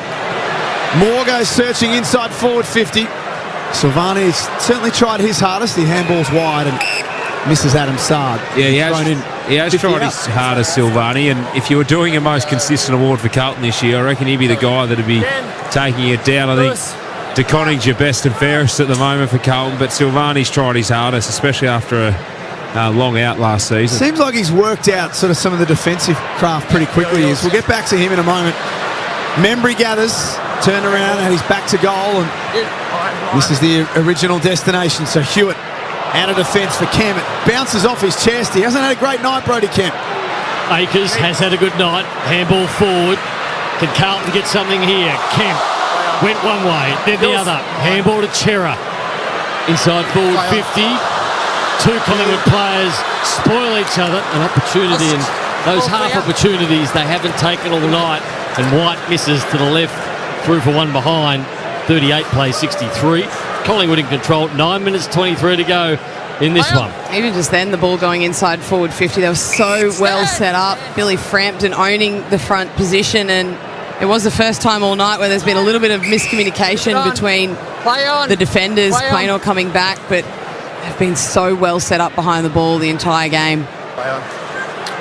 25-point lead, Triple M Beacon Trade scoreboard. They've got the downlights, fans and switches, whatever the project. They've got you covered. Beacon Trade. Let's make light work. Darcy Moore bursts away from centre half back. Kicks a long and direct ball. Hill's got his man one-on-one in Hollands. He tries to turn him inside out. Went to ground, so had to paddle it on, which was the next best option. Chris by hand. Long with an extra one. Lipinski from 30 on the left. He'll fall short, and there's a free kick for a block all the same. So score won't count. I thought Ollie Hollands did a great job there against Hill. A more experienced player, someone who's so good inside 50, was able to halve the contest. Stand. Couple of chipping balls and they find the run. Walsh, he had a run on the outside to Ollie Hollands. Third touch in the chain. Short ball to Lord. This is a better build up for the Blues. Where's this been all second half? Stand. White, left foot, inside forward 50. Not a great kick and an easy one to fist away. Scotty Pendlebury ends up with it from Darcy Moore. Pendlebury, like a bullet out towards Still Sidebottom, the number one rated player on the ground. Yeah, been good tonight. Yeah, he has. It makes it difficult going inside 50. Collingwood, their positioning is so good, they're assertive, but a Carlton player has to come up and match them and get some body on, so there's actual contest once the ball goes in. Game number 335 tonight for Steele Sidebottom. And he hoiks a kick up to half forward. Haynes slipped over at the crucial moment. Collingwood with a couple of extras around the ball, one of them Perryman. Rolls it onto the chest of Myatek, who turns around from 50, blazes away. And the kick doesn't quite have the distance. Ruby Slasher, Bob Jane teammates. Nick Dacos just came to the bench, was getting his right knee touched by the doctor and didn't love it getting pressed in, so was just in a little bit of discomfort. Walsh at centre half back, chipped it to Lewis Young. Lewis Young does a whole 360 looking for an option and goes wide to Haynes. Outside 5. Come on. Southern stand side. Haynes has the lead up from Wiedering. Wiedering on centre wing. Chips the footy forward of the play to Doherty. Doherty looking for Curnow, but Collingwood get back in numbers, and that was slow motion. And Collingwood easily got it out of bounds of a boundary throw. Right now, you put yourself in the Carlton players' minds, and they'd be dreading going into the club already, Jack. It's a horrible feeling when you've been down and out, the media are coming at you, and then you can't deliver on the weekend as well. They were one of the most spoken about teams in the lead up to this round. You'd think they're going to be there again. Schultz's numbers, Ash. Lachie Schultz for Triple M Reds. He had 17 disposals, 7 tackles, Brownie, 9 score involvements and 2 majors. He's been good. Wiedering didn't know that ball was touched, so took a comfortable mark and was tackled immediately underneath the Shane Warne stand. 8:15.63 Collingwood. Carlton 5:8:38 Triple M Beacon Trade scoreboard. 6 minutes remaining in this one here at the MCG. Holding. Straight to him, hands up. Another free kick against the Koning. They take points off the free kicks against, don't they? Yeah, they do. They're costly if you're a super coach punter as well, Brownie. So McStay from half back looks to half forward and Wiedering stands tall. The story out of the game will be Carlton, but it should be Collingwood. They've played brilliant football. Brownie, you've mentioned it on multiple occasions. Defensively, they've been set up so well. They're the oldest team ever to field. Well, they're the oldest team ever to run out onto an AFL oval, and they've showed their experience tonight, the way they've used the ball, the way they've managed the game, the way they've put themselves in different scenarios and worked their way out of it. They've clearly been the better side. Carlton look to centre half forward. Fisted away. One back by Crisp. Crisp on the right foot. Towards 50 and McGovern gets back. Juggles a mark. Plays on quickly to Doherty at centre half back. Doherty wants a runner and he's got one. Carlton from half back through Chera. Looking to half forward. Kemp brought it to ground. Collingwood got the numbers though. Darcy Moore sweeps one. Perryman looks tired. He looks absolutely knackered. Harry Perryman, his former Giants teammate Haynes, moves him off the ball. And Carlton go back to defensive 50. Adam Chera. And now Jacob Wiedering. A frustrating start of the season for the Blues. Still winless by the end of tonight. Haynes to Cooper Lord, who's the next link in the chain. The youngster turns around and kicks it to the right area. DeConing couldn't quite hang on. Motlop put his head down and he's going to get a free kick for high contact. Right out here, guys. Harvey Norman replay. 10 metres. Nick, 10 metres, mate. Yeah, sort of unlucky there. Corona Motlop just sort of went in to pick up the ball and they just clashed bodies. I'm not sure if it was a high free kick or Motlop sort of drew the contact, but he's got a shot on goal. 2 goals, 6 for the season, Jesse Motlop. He adds another behind to that.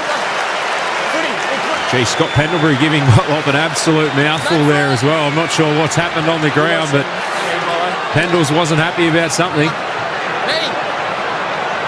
Collingwood kicked the ball in, but it's out of bounds on the full by Darcy Moore, and Zach Williams will take the free kick. Right on the 50 with a boundary and a 6, and that is absolutely just a turnover that you don't want to see again by Zach Williams. Hasn't been his best night. No, he's had a tough night and got a lot of teammates though. He'll want to get off the ground with a lot of his teammates, and the best thing is to get back to training, get back to work. Get back to work, Isaac says. Elliott to Lipinski to Long. He handled to what he thought was a teammate. Instead, it was Lewis Young. McStay tackles him to the ground. 2-man Red Z landing. So the Blues are number 1 in the comp for kick. Clangers averaging 28 per game. Tonight, they've hit 27, plus 10 versus the Pies this evening. Peter Dacos just being shown on the big screen here at the MCG. Just come down to see the Suns after the game and thought, you know what, I might just walk up to the boundary and have a look. There he is again. The Macedonian marvel. So 3 minutes left on the clock. As Brady said, this game is absolutely slow to a walk in the last quarter. So Collingwood genuinely in contention this year? I think from what we've seen, yeah. I think they had a pretty tough first round. They've come back, they've regrouped. I think the thing we talk about is defence winning premierships, and what I've seen tonight, yes, Carlton's ball movement hasn't been incredible, but every time that they've gone inside their forward 50, Collingwood's defence has been in very good shape. They've got Sydney next Friday night at the Adelaide Oval as part of Gather Round. And then Brisbane on Easter Thursday, Anzac Day against Collingwood. So 3 massive games in a row coming up. Then Geelong on a Friday night at the MCG as well. So they've got a big month ahead. 2.5 minutes to go on this one. It's been a dour contest. Collingwood defensively been outstanding. Carlton offered a shot in the first half, but nothing since then. And I reckon come round the end of round 8, we'll know if they're genuinely the real deal, but they look every bit of it at the moment, Kate. Passing every test along the way so far. De Koning finally gets a free kick in the ruck contest. To Tom De Koning. He's worked hard. He's tried hard. Hasn't been the worst player out there by any stretch. He's probably been one of Carlton's best. It's been a big battle between him and Darcy Cameron tonight, Ash.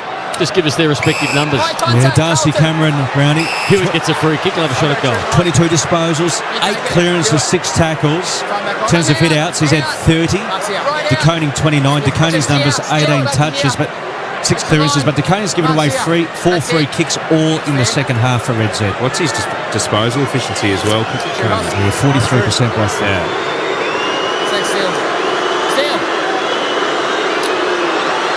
Free kick to Hewitt. He kicked their last goal in the second quarter. And he's helped himself to a second. So 2 of the last 3 goals have come through George Hewitt. 8:15:63 to 6:9:45. Triple M Beacon Trade scoreboard. He's fought hard tonight. Had a very important matchup to start the game on Nick Dacos and held him well till half time. And it was a very quick period where Dacos, in the first few centre clearances of the second half, really started to get on top. But yeah, Hewitt, he's been a pretty consistent performer over the first 4 weeks for Carlton. Yeah. The hard thing for Carlton tonight as well, and we've done 3 of their games on a Thursday night, Kate, already this year, and I know it was highlighted a lot this week, but from opening round 1, it's been the disposal efficiency. And the hard thing for Carlton at the moment is their major ball winners are the ones that are causing those errors, so you're getting lots of them. So we're back in the middle, about a minute and a half to go. 18-point margin. Holland's out of the middle. The goal early this quarter. Sweeps a handball to Doherty. Better builds up in this last quarter by the Blues. Fisted away. Hollands has already kicked one. He goes with a long, high ball to the teeth of goal, but it goes wide. Roofer behind, and now it's 17 points of difference. Doesn't feel like a 17-point game at all.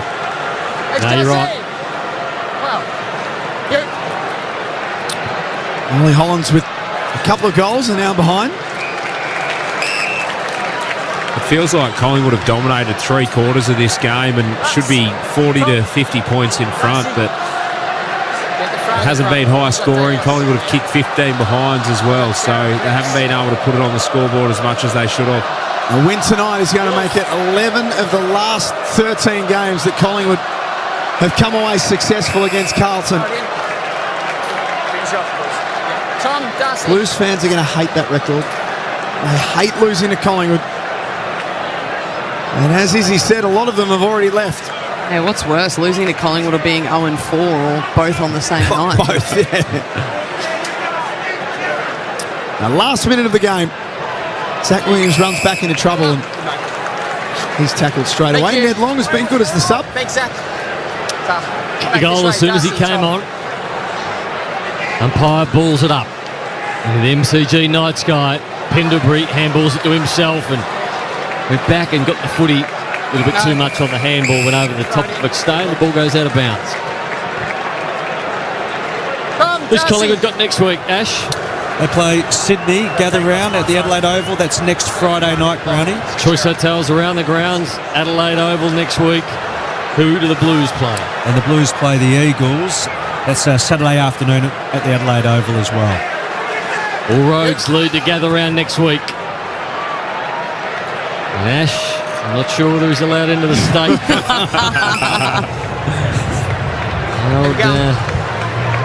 Counting down sleeps. Shanghai surprise. Halfway through last year, since last gather round, actually. Darcy, time, watch out, Jamie. A black thumbnail for a long, long time, Ash. Didn't quite go away. Mrs. Chu wasn't happy. Up until 2 weeks ago when the Kangaroos won. Neither did the reputational damage after the Shanghai surprise. So, mate, you now speak. So it's been a big win for Collingwood at the MCG on a Thursday night. More misery for the Blues, but it's all about Collingwood. They know how to play the game. Side by side, they stick together to uphold the Magpies' name. See the barricades are shouting as all barricades show. Oh, the premiership's a cakewalk for the good old Collingwood. Ended up being a 17-point victory to Collingwood. They got out as far as 5.5 goals. Carlton kicked a couple late. Mistakes everywhere for the Blues, but at the end of the game, 8-15-63 the Magpies, 6-10-46 to the Blues.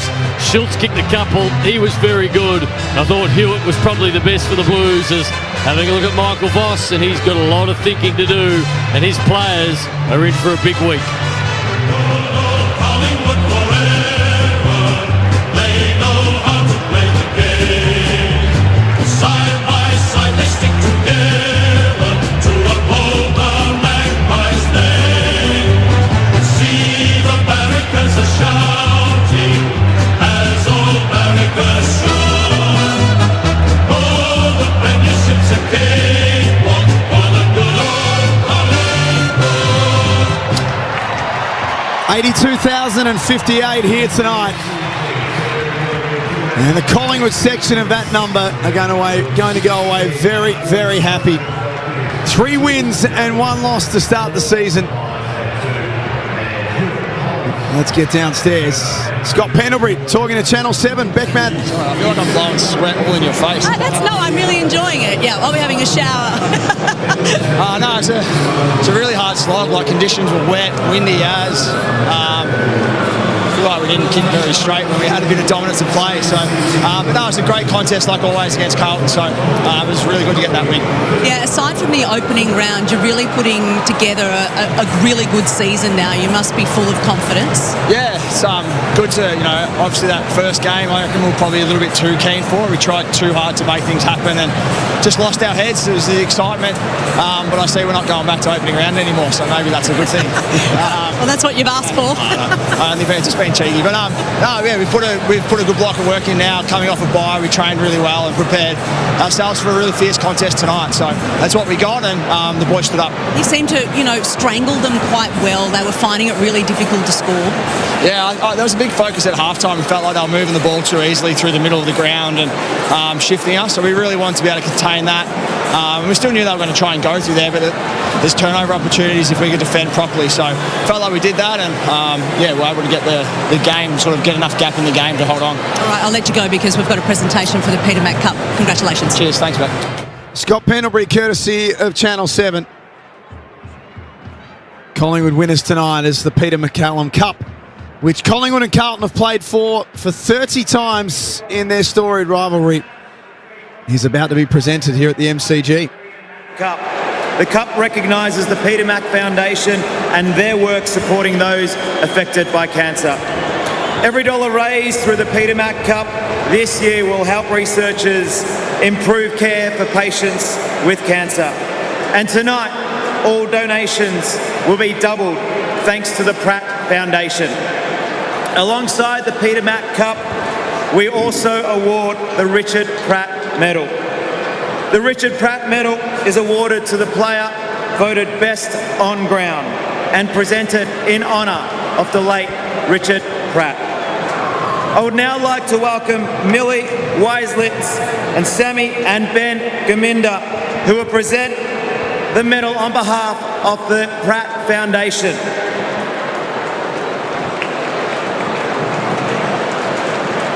I'm pleased to announce the winner of the Richard Pratt Medal goes to Lockie Schultz.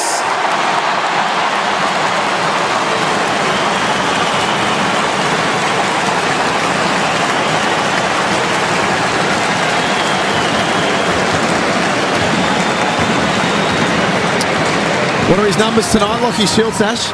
18 disposals, 7 tackles, 9 score involvements and 2 majors.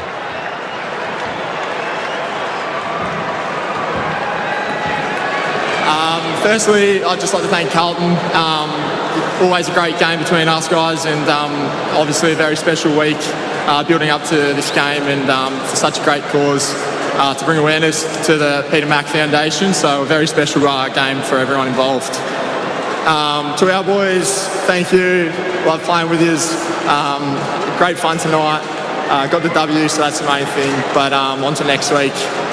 Finally, to the fans, we couldn't do it without you.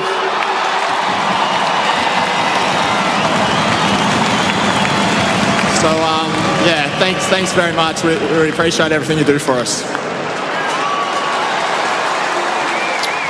Lockie Schultz awarded the medal for best on ground tonight. Collingwood winners 8-15-63 to 6-10-46 over the Blues. Ruby and Kate will be down in the rooms on the other side of this. It'll be a very happy Collingwood rooms tonight as they win over their old arch rivals. For McDonald's and Ream Hot Water, Triple M rocks footy. That quarter for Beacon Trade. They've got the downlights, fans and switches. Whatever the project, they've got you covered. Beacon Trade. Let's make life work. For Ream Hot Water, Triple M rocks footy. hot water needs replacing? Go for one that's steady, hot and strong. Ask your plumber to install a Ream. Melbourne, weekdays from 6. It's Mick in the morning. It's the show with Mick Malloy, Nick Rewalt, Titus O'Reilly and Rosie Walton. Aaron, what's the car for you, please? Herbie from Herbie the Love Bug. Oh, Herbie. Love Bug has a different connotation these days. It really does. Sounds like a car with an STD. Thank you, Karen. Thanks, Karen. Start your day with Mick in the morning. Weekdays from 6 on Melbourne's Triple M. Visit quit.org.au to start your journey and quit one step at a time. Robot Building Supplies is a family-run business and understands the value of being home with the family. Robots got it. That's why they have supplies to help you build a man cave, a kid's game room, a tool shed. Robots got it. Helping build family time and man caves since 1946. Robots got it. Robot Building Supplies. Notting Hill, Sunshine, Preston, Dramana, Pakenham, Coldstream and Darnham. We're robot, but we're human. robotbuildingsupplies.com.au. ROBOT, Robot Building Supplies. If you've been injured at work, you should seek legal advice. For advice on all your compensation entitlements, which could be in the hundreds of thousands of dollars, call Arnold Thomas and Becker Lawyers. And if you don't win, there's no fee. Tell the sun to get I'm trying to sleep in if you don't mind. Tell the sun to get and block out the light with screen away blinds. Screen away blinds. If you're working in the night, sleeping through the day, sun shining through your window and it just won't go away. Tell the sun to get and block out the light with screen away blinds. Screen away blinds. Hello, Frank Walker from National Tiles. Have you ever dreamed of having the world's best Italian-made tiles in your home? Right now at National Tiles, select any one of our 17 very popular standard range tiles and we'll upgrade you to the world's very best Italian-made tiles absolutely free, saving you a massive $4,000 on an average 80 square metre order. Yes, have the world's best Italian-made tiles and depending on quantity, save up to $4,000 or more. But you'll have to be quick, so rush into National Tiles now and save. Conditions apply. What do everyday Aussies think this election? Find out with the Herald Sun's Voter Verdict. Every Saturday, undecided Aussies share their honest take on the leaders' latest policies and promises. Stay ahead of the election conversation. Only in the Saturday Herald Sun. A great plumber doesn't just keep up, they stay ahead of the game. And with the industry shifting toward energy-efficient solutions, heat pumps will be crucial for future jobs. PICAC helps you stay on top of industry standards with expert training. Right now, we're offering free half-day courses on the quality and compliant installation of hot water system heat pumps. Spots are filling fast, so register now at heatpumptraining.com.au. PICAC, your centre of excellence in plumbing industry training. When your body is running on less than 5 hours sleep, your mind begins to wander and your reaction time is slowed. You'll also find it more difficult to concentrate and your memory can be affected. But do you know what the worst part is?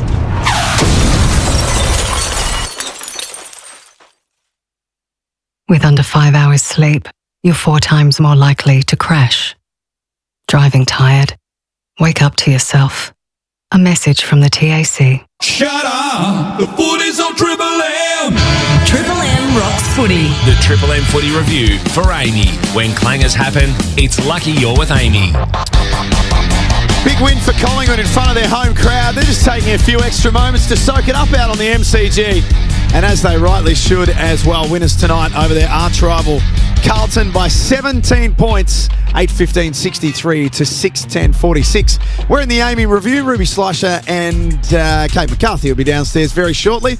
As Stewart, just a sweep of some of the final numbers for the night, please. Well, in the end, Collingwood 14 more entries, 57-43. But look at the scoring shots from turnover. 16 to Collingwood, only 5 to Carlton. So 4-12-36 to 1-4-10. And the number one ranked player on the ground, still side bottom. 24 disposals, 6 clearances, 7 tackles.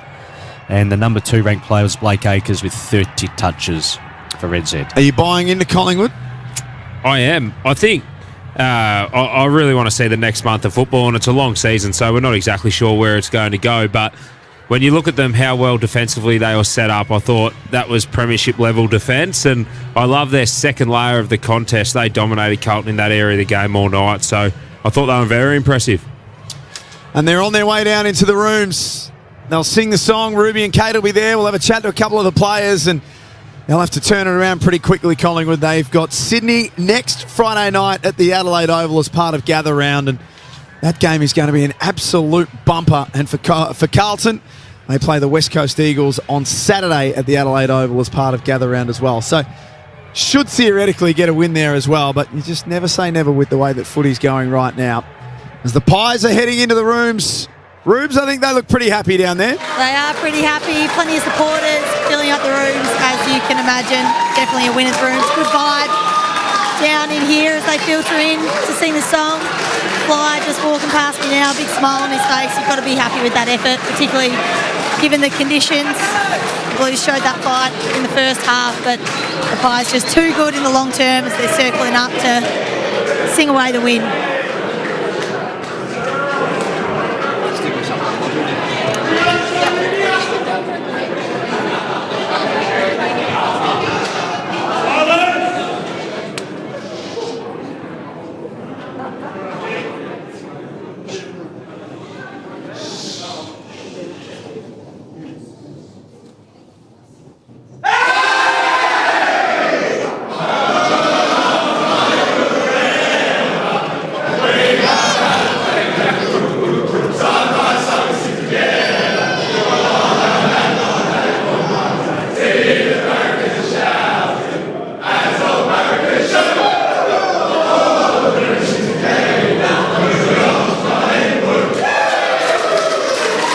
Well, you might have heard the crying baby throughout that. That was Checker's little bubba. Scotty Pendlebury tried to cover his ears so that it wasn't a fright, K-Mac, but it didn't really work. I think they made it worse by going quiet and settling the baby and then yelling as loud as they could. Well, it's a bit of a tradition with the Pies boys. They sort of let Sidey do the honours. They make sure there's a bit of hush and let Sidey kick it off. But poor Checkers Jr. was a little bit caught off guard, I think. I want to talk to you, Kate. I mean, how strong were they? They've just really proved, take away that round 0 loss to GWS. yes, they have just built from strength to strength. Yeah, look, I think for the sake of what it means for Carlton's season, that will be the talking point out of this one, but it shouldn't be. It should be the way that Collingwood were able to set up defensively, their ability to score from turnover. Went back at them and scored really heavily from turnover in that game, and just their setup around the ball was phenomenal. So really impressive performance from Collingwood. This is our Triple M Amy review. We're joined now by Harry Perriman. Thanks for joining us. Are you getting used to playing in these big games of the G yet? Yeah, it's bloody awesome. Thursday night at the G, 80-odd thousand against the Blues, so it was just awesome to get the win, and the boys played a good solid brand of footy. You look like you've hit your straps with this side really quickly. You've only played 3 games with them. How have you been able to get so comfortable so quickly? It helps when you got blokes like Sidey, Howie, Pendles running around. So much experience in there, even Crispy, Darcy Moore, the list goes on. So, and don't forget the Dacos boys, they're pretty handy as well. So, just learning off them boys all summer, it makes it a pretty easy transition for me. And the balance around stoppage was something that was really evident tonight. There were Carlton players that were going sort of at the ball or at the player, and you guys so disciplined in holding your structure to give one handball and then give it out, and you were out. You've come to the team sort of in the off-season. How well drilled are the boys with that, and Fly and your midfield coaches with making sure that you really hold that structure? Yeah, 100%. We speak about that a lot. Even this week, the Blues like to get in pretty tight. They've got some good mids in there, so it was key that we held our balance and nullified a few of their crucial players. Your first Collingwood-Carlton battle, was it everything you thought it was going to be leading into the game and running out in front of those really passionate fans? Yeah, it was pretty cool. To be honest, when I'm playing, I'm just kind of in the moment. But then after the game, you look around, you see 80-odd thousand and plenty of Collingwood fans going crazy. So, it was just awesome, and I'm sure they're pretty happy with that one. And just compare it, the Battle of the Bridge, how does it go compared to Collingwood-Carlton? Yeah, it's definitely a lot bigger, that's for sure.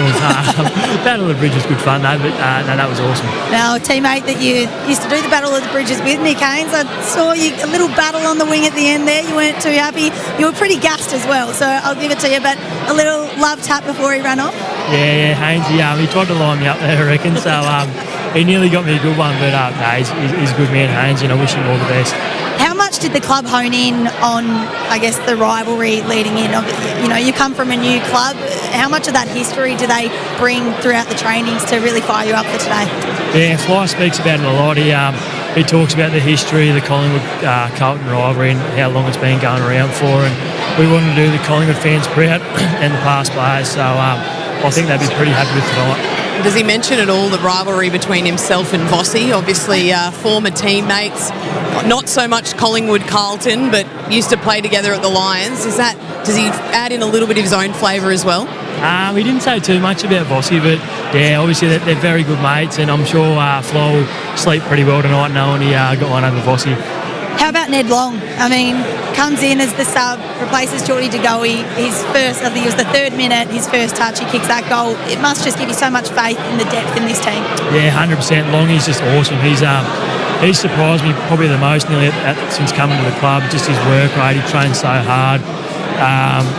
It's just so good to see him getting to run at AFL level, and for him to be the sub just shows the depth of the footy club, and he's awesome. The boys love him. And you've come across to one of, if not the biggest club in footy at Collingwood, from a perspective that I'm sure a lot of people would love to know what it's like to be involved in the Collingwood Football Club, and you've had the perspective of coming from another club. Take us inside of it. Is it as hyped up inside as it is outside, or how have you found it? It's been awesome. To be honest, footy clubs are footy clubs. The boys are just. I've been getting along well with all the lads, and the coaches have been awesome. And it's definitely been an eye-opener, that's for sure, coming from GWS to Collingwood and just experiencing the Melbourne bubble and playing for a big club in Collingwood. But it's something I've always kind of dreamt of as a kid. I used to be one of those fans in the crowd cheering for Collingwood when I was younger. So it's pretty special to pull in the black and white. Who's the pest though within the club? Geordie's up there for sure. He's always loud and doing pranks and mucking around. And that Ruby that plays for the women's team, she's a pest, isn't she? Yeah. All right, anyway, that's enough from you, Harry. Thank you so much for joining us. Well done. We're loving seeing you in the black and white, and looking forward to seeing you next Friday night against the Swannies. Lovely, thanks, girls. Great performance. That is Harry Perriman for Bob Jane Team Arts. Have great buy 3, get 1 free, plus instant cashback deals. Call all shop online. Today's T's and C's apply. He's just been incredible, hasn't he? I've absolutely loved watching him play and how much of their offensive ball movement comes through him. And Rubes, we sort of touched on it with Harry Perryman, but you're at the club all the time and you're seeing a lot more of the boys than you probably used to now that AFLW is 12 months of the year. What are you seeing from this program from the boys? Because there was talk in the box and there's talk in the off-season. Are they back to sort of being that genuine premiership contender? You're a defender. You know how much defence wins premierships. What are your observations from both an outsider and someone that's inside that club? I feel like there's just a real certainty within the group. I think they don't have to overdo. They don't have to try turn into anything else or be any other team. They're really certain in their system, and we see that come out, and it's a really well-oiled machine within that. We see the defenders really hitting their straps and playing as one. Harry Perryman comes in from another team, plays 3 games, and it's like he's been there for years. But right now, we're going to talk to Ned Long, the super sub, comes on, first touch, goal. That must have been a pretty good feeling. Yeah, that was a great feeling. They make it really simple, the whole team, the coaches, everything. When I come on, just look to impact, look to use my running, contest to contest. So I just try and do what I can, and got in a good spot and finished. So very happy. And for how far out from the lead up do you get the nod that you're going to be the sub and that you'll be the one that's potentially, if nothing goes wrong, you're the one that's going to be on the interchange and ready to go at any moment? Yeah, I guess you find out either a day or 2 beforehand. And I've done it a few times now, so starting to get a bit of a routine and finding out what works. So it's a bit of a tough role at times because you don't know exactly what's gonna happen and when you're gonna come on, but just being ready for anything. Do you find that hard to prepare? I think I would, not knowing when I was going to head onto the field. We obviously don't have one in AFLW, so I can't imagine sitting there at any time when there's a contest. You're thinking, am I on here or am I still waiting? How do you prepare mentally and physically? It's tough. I think just being ready for anything, staying involved in the game on the bench, watching and understanding, but not taking anything, I guess, too serious. You're not. You'll get told, I guess, 5 minutes before you come on that you're coming on, so you have time to prepare and get ready to come on. So I just try and take it easy, stay calm, and then when I get the nod, just be ready to go. Correct me if I'm wrong. A new pen to paper deal signed throughout the week. Very happy. Got another 2 years, so loving my time at the club, so couldn't be more happy. It must be comforting to know that now you can just get to work. That stress of the future is not hanging over your shoulders, and what a group to be able to learn off as well going forward. Yeah, absolutely. Yeah, it's a great feeling. Great group, a lot of experience. So much to learn from, and finding like I'm finding that bit of form and learning as much as I can. So really enjoying it. What does this week look like for you? I mean, tonight even, obviously, from a load-wise, you've got just the quarter in your legs. You play following Friday. Do you look to get some top-up kilometres, or how does that work? Yeah, just talking with the high-performance team. It changes each week. I'll probably go in tomorrow and get a little bit more tomorrow. We've got an 8-day break before our next game, so just being ready for that, on next Friday. And your observations, obviously, from the sideline of the first half, came in and then just really dominant in that third term. What was the message at halftime to really go out and reset and take the first 6 clearances of the game and then the next 6 inside 50s as well?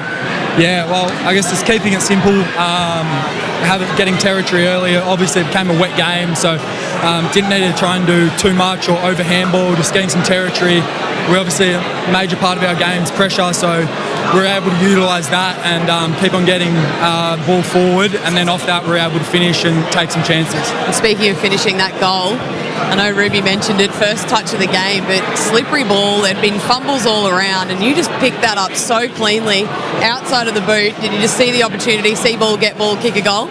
Pretty much, yeah. Kept it simple. Don't try and overthink it.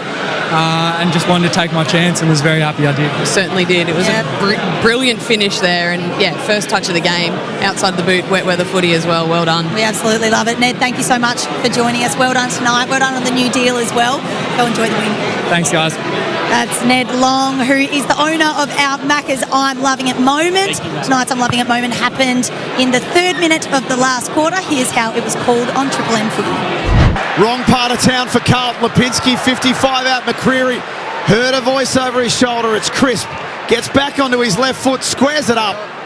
And falls just short of the destination. McCreary still fighting for it. Ned Long into the game as the sub. Slices through. Kicks a running banana.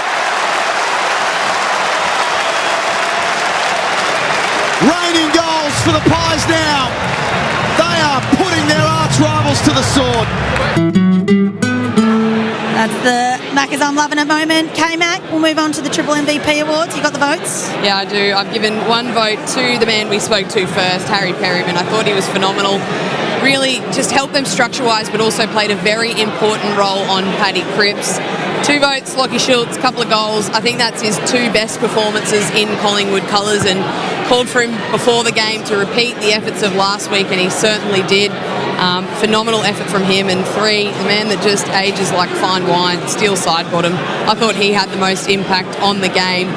Number of contested possessions, but just every time they needed a cool, calm head to get the footy, he won his one-on-one and then was able to repel from there. But I just think he was the best player on the ground and just continues week after week to get somehow better and better routes. It's pretty incredible, 20 and 18 years later, and we're still talking about Steele Sidebottom and Scott Pendlebury to the level that we are. Like, they're still the leading players for this side. It's pretty incredible. Now, Choice Hotels around the grounds.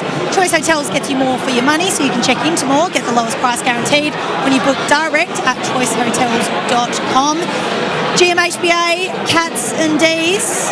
I mean, the Ds really need to come out and make a statement for this one. Yeah, they certainly do. They're down the barrel of what Carlton are now facing, 0-4. So some pretty disappointing performances the last couple of weeks. Disappointing against North, very disappointing against the Gold Coast. And Geelong, they'll be probably ruining a little bit of a missed opportunity last week going up to Brisbane, dominating the first half and then ultimately being overrun. So Geelong always hard to tip against, though, at GMHBA. But teams in Melbourne's positions, apart from Carlton tonight in 2025, backs against the wall. They've found something, so who knows if that can be Melbourne tomorrow night. They're going to have to show something. But as you said, the Cats at home, incredible record, really. It's all going to be here on Triple M, Friday Huddle from 4 p.m. Then it's down to GMHBA for the call. Thank you to Brownie, Jack Hev, Tuman. Thank you to you, K-Mac, for tonight's call. Very well done. Some of the best, I reckon.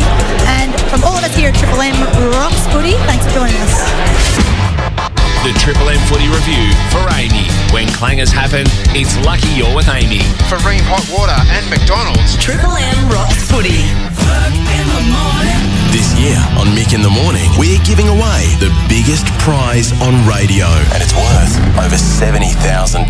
Bang, you got that right. One listener will be driving away in a brand new Mercedes-Benz GLA 200. So we've named it Mick in the Morning. Genius. Be listening to Mick in the Morning each week to find out how to win. For Mercedes-Benz Waverley, for a true red carpet experience, make your move to 769 Springvale Road, an easy 8 minutes from Chadstone.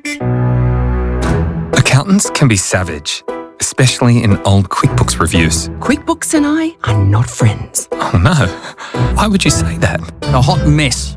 Oh, we're sorry about that. I'd rather have teeth drilled. Ouch. These days, accountants are calling QuickBooks efficient, impressive, and user-friendly. We've heard you, we've improved, and we're ready for our re-review. Search QuickBooks Re-Review. Hello, seasonal produce. Hello, easy to follow recipes. Hello, all of it delivered straight to my door. Hello, winning the week. Hello, Fresh. Learn more and order yours at hellofresh.com.au. Hello Fresh, hello dinner. Looking for an affordable instant landscape solution for your yard? Installing a Coolabah turf lawn is the cheapest, fastest and easiest way of turning your yard from drab to fab in an instant. And you can install a Coolabah turf lawn all year round for your family and pets to enjoy. Call Coolabah Turf on 1800 055 515 or visit coolturf.com.au and get the lawn you deserve today.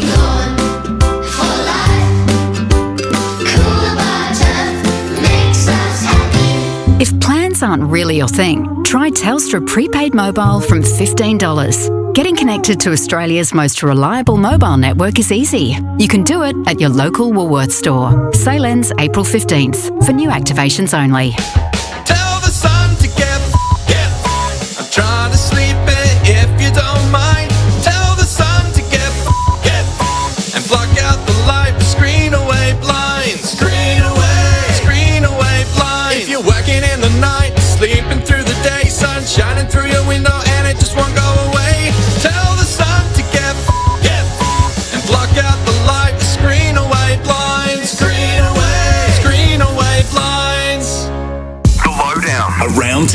Need used trucks and machinery?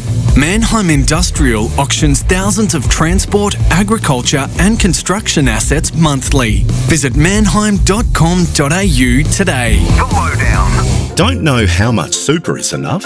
Don't know when you can afford to stop working? Or don't know how to make your money last through retirement? Don't be shy about retiring. You're not alone. Millions of Australians have the same questions. Equip Super. We equip you for retirement. Find out more at equipsuper.com.au or call 1800 777 060. PDS and TMD available on our website. Consider if our products are right for you. Together Trustees Proprietary Limited, AFSL 246383. No boring stories. How about that? No blind shouting.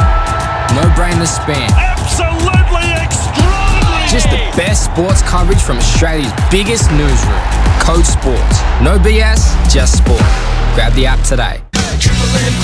Melbourne International Comedy Festival is on till April 20. Browse the program and book tickets now at comedyfestival.com.au. To celebrate, Triple M Club members can win a double pass to Triple M's top picks. The energy is electric, the laughs are contagious, and the creativity is endless. Take your seat in a sold-out venue to watch one of the biggest names in comedy, or take a punt on someone brand new. It's only for Triple M Club members, so keep an eye on your inbox. If you're not already a member, it's free. Join now at triplem.com.au. Triple M's Homegrown, celebrating the best Australian music.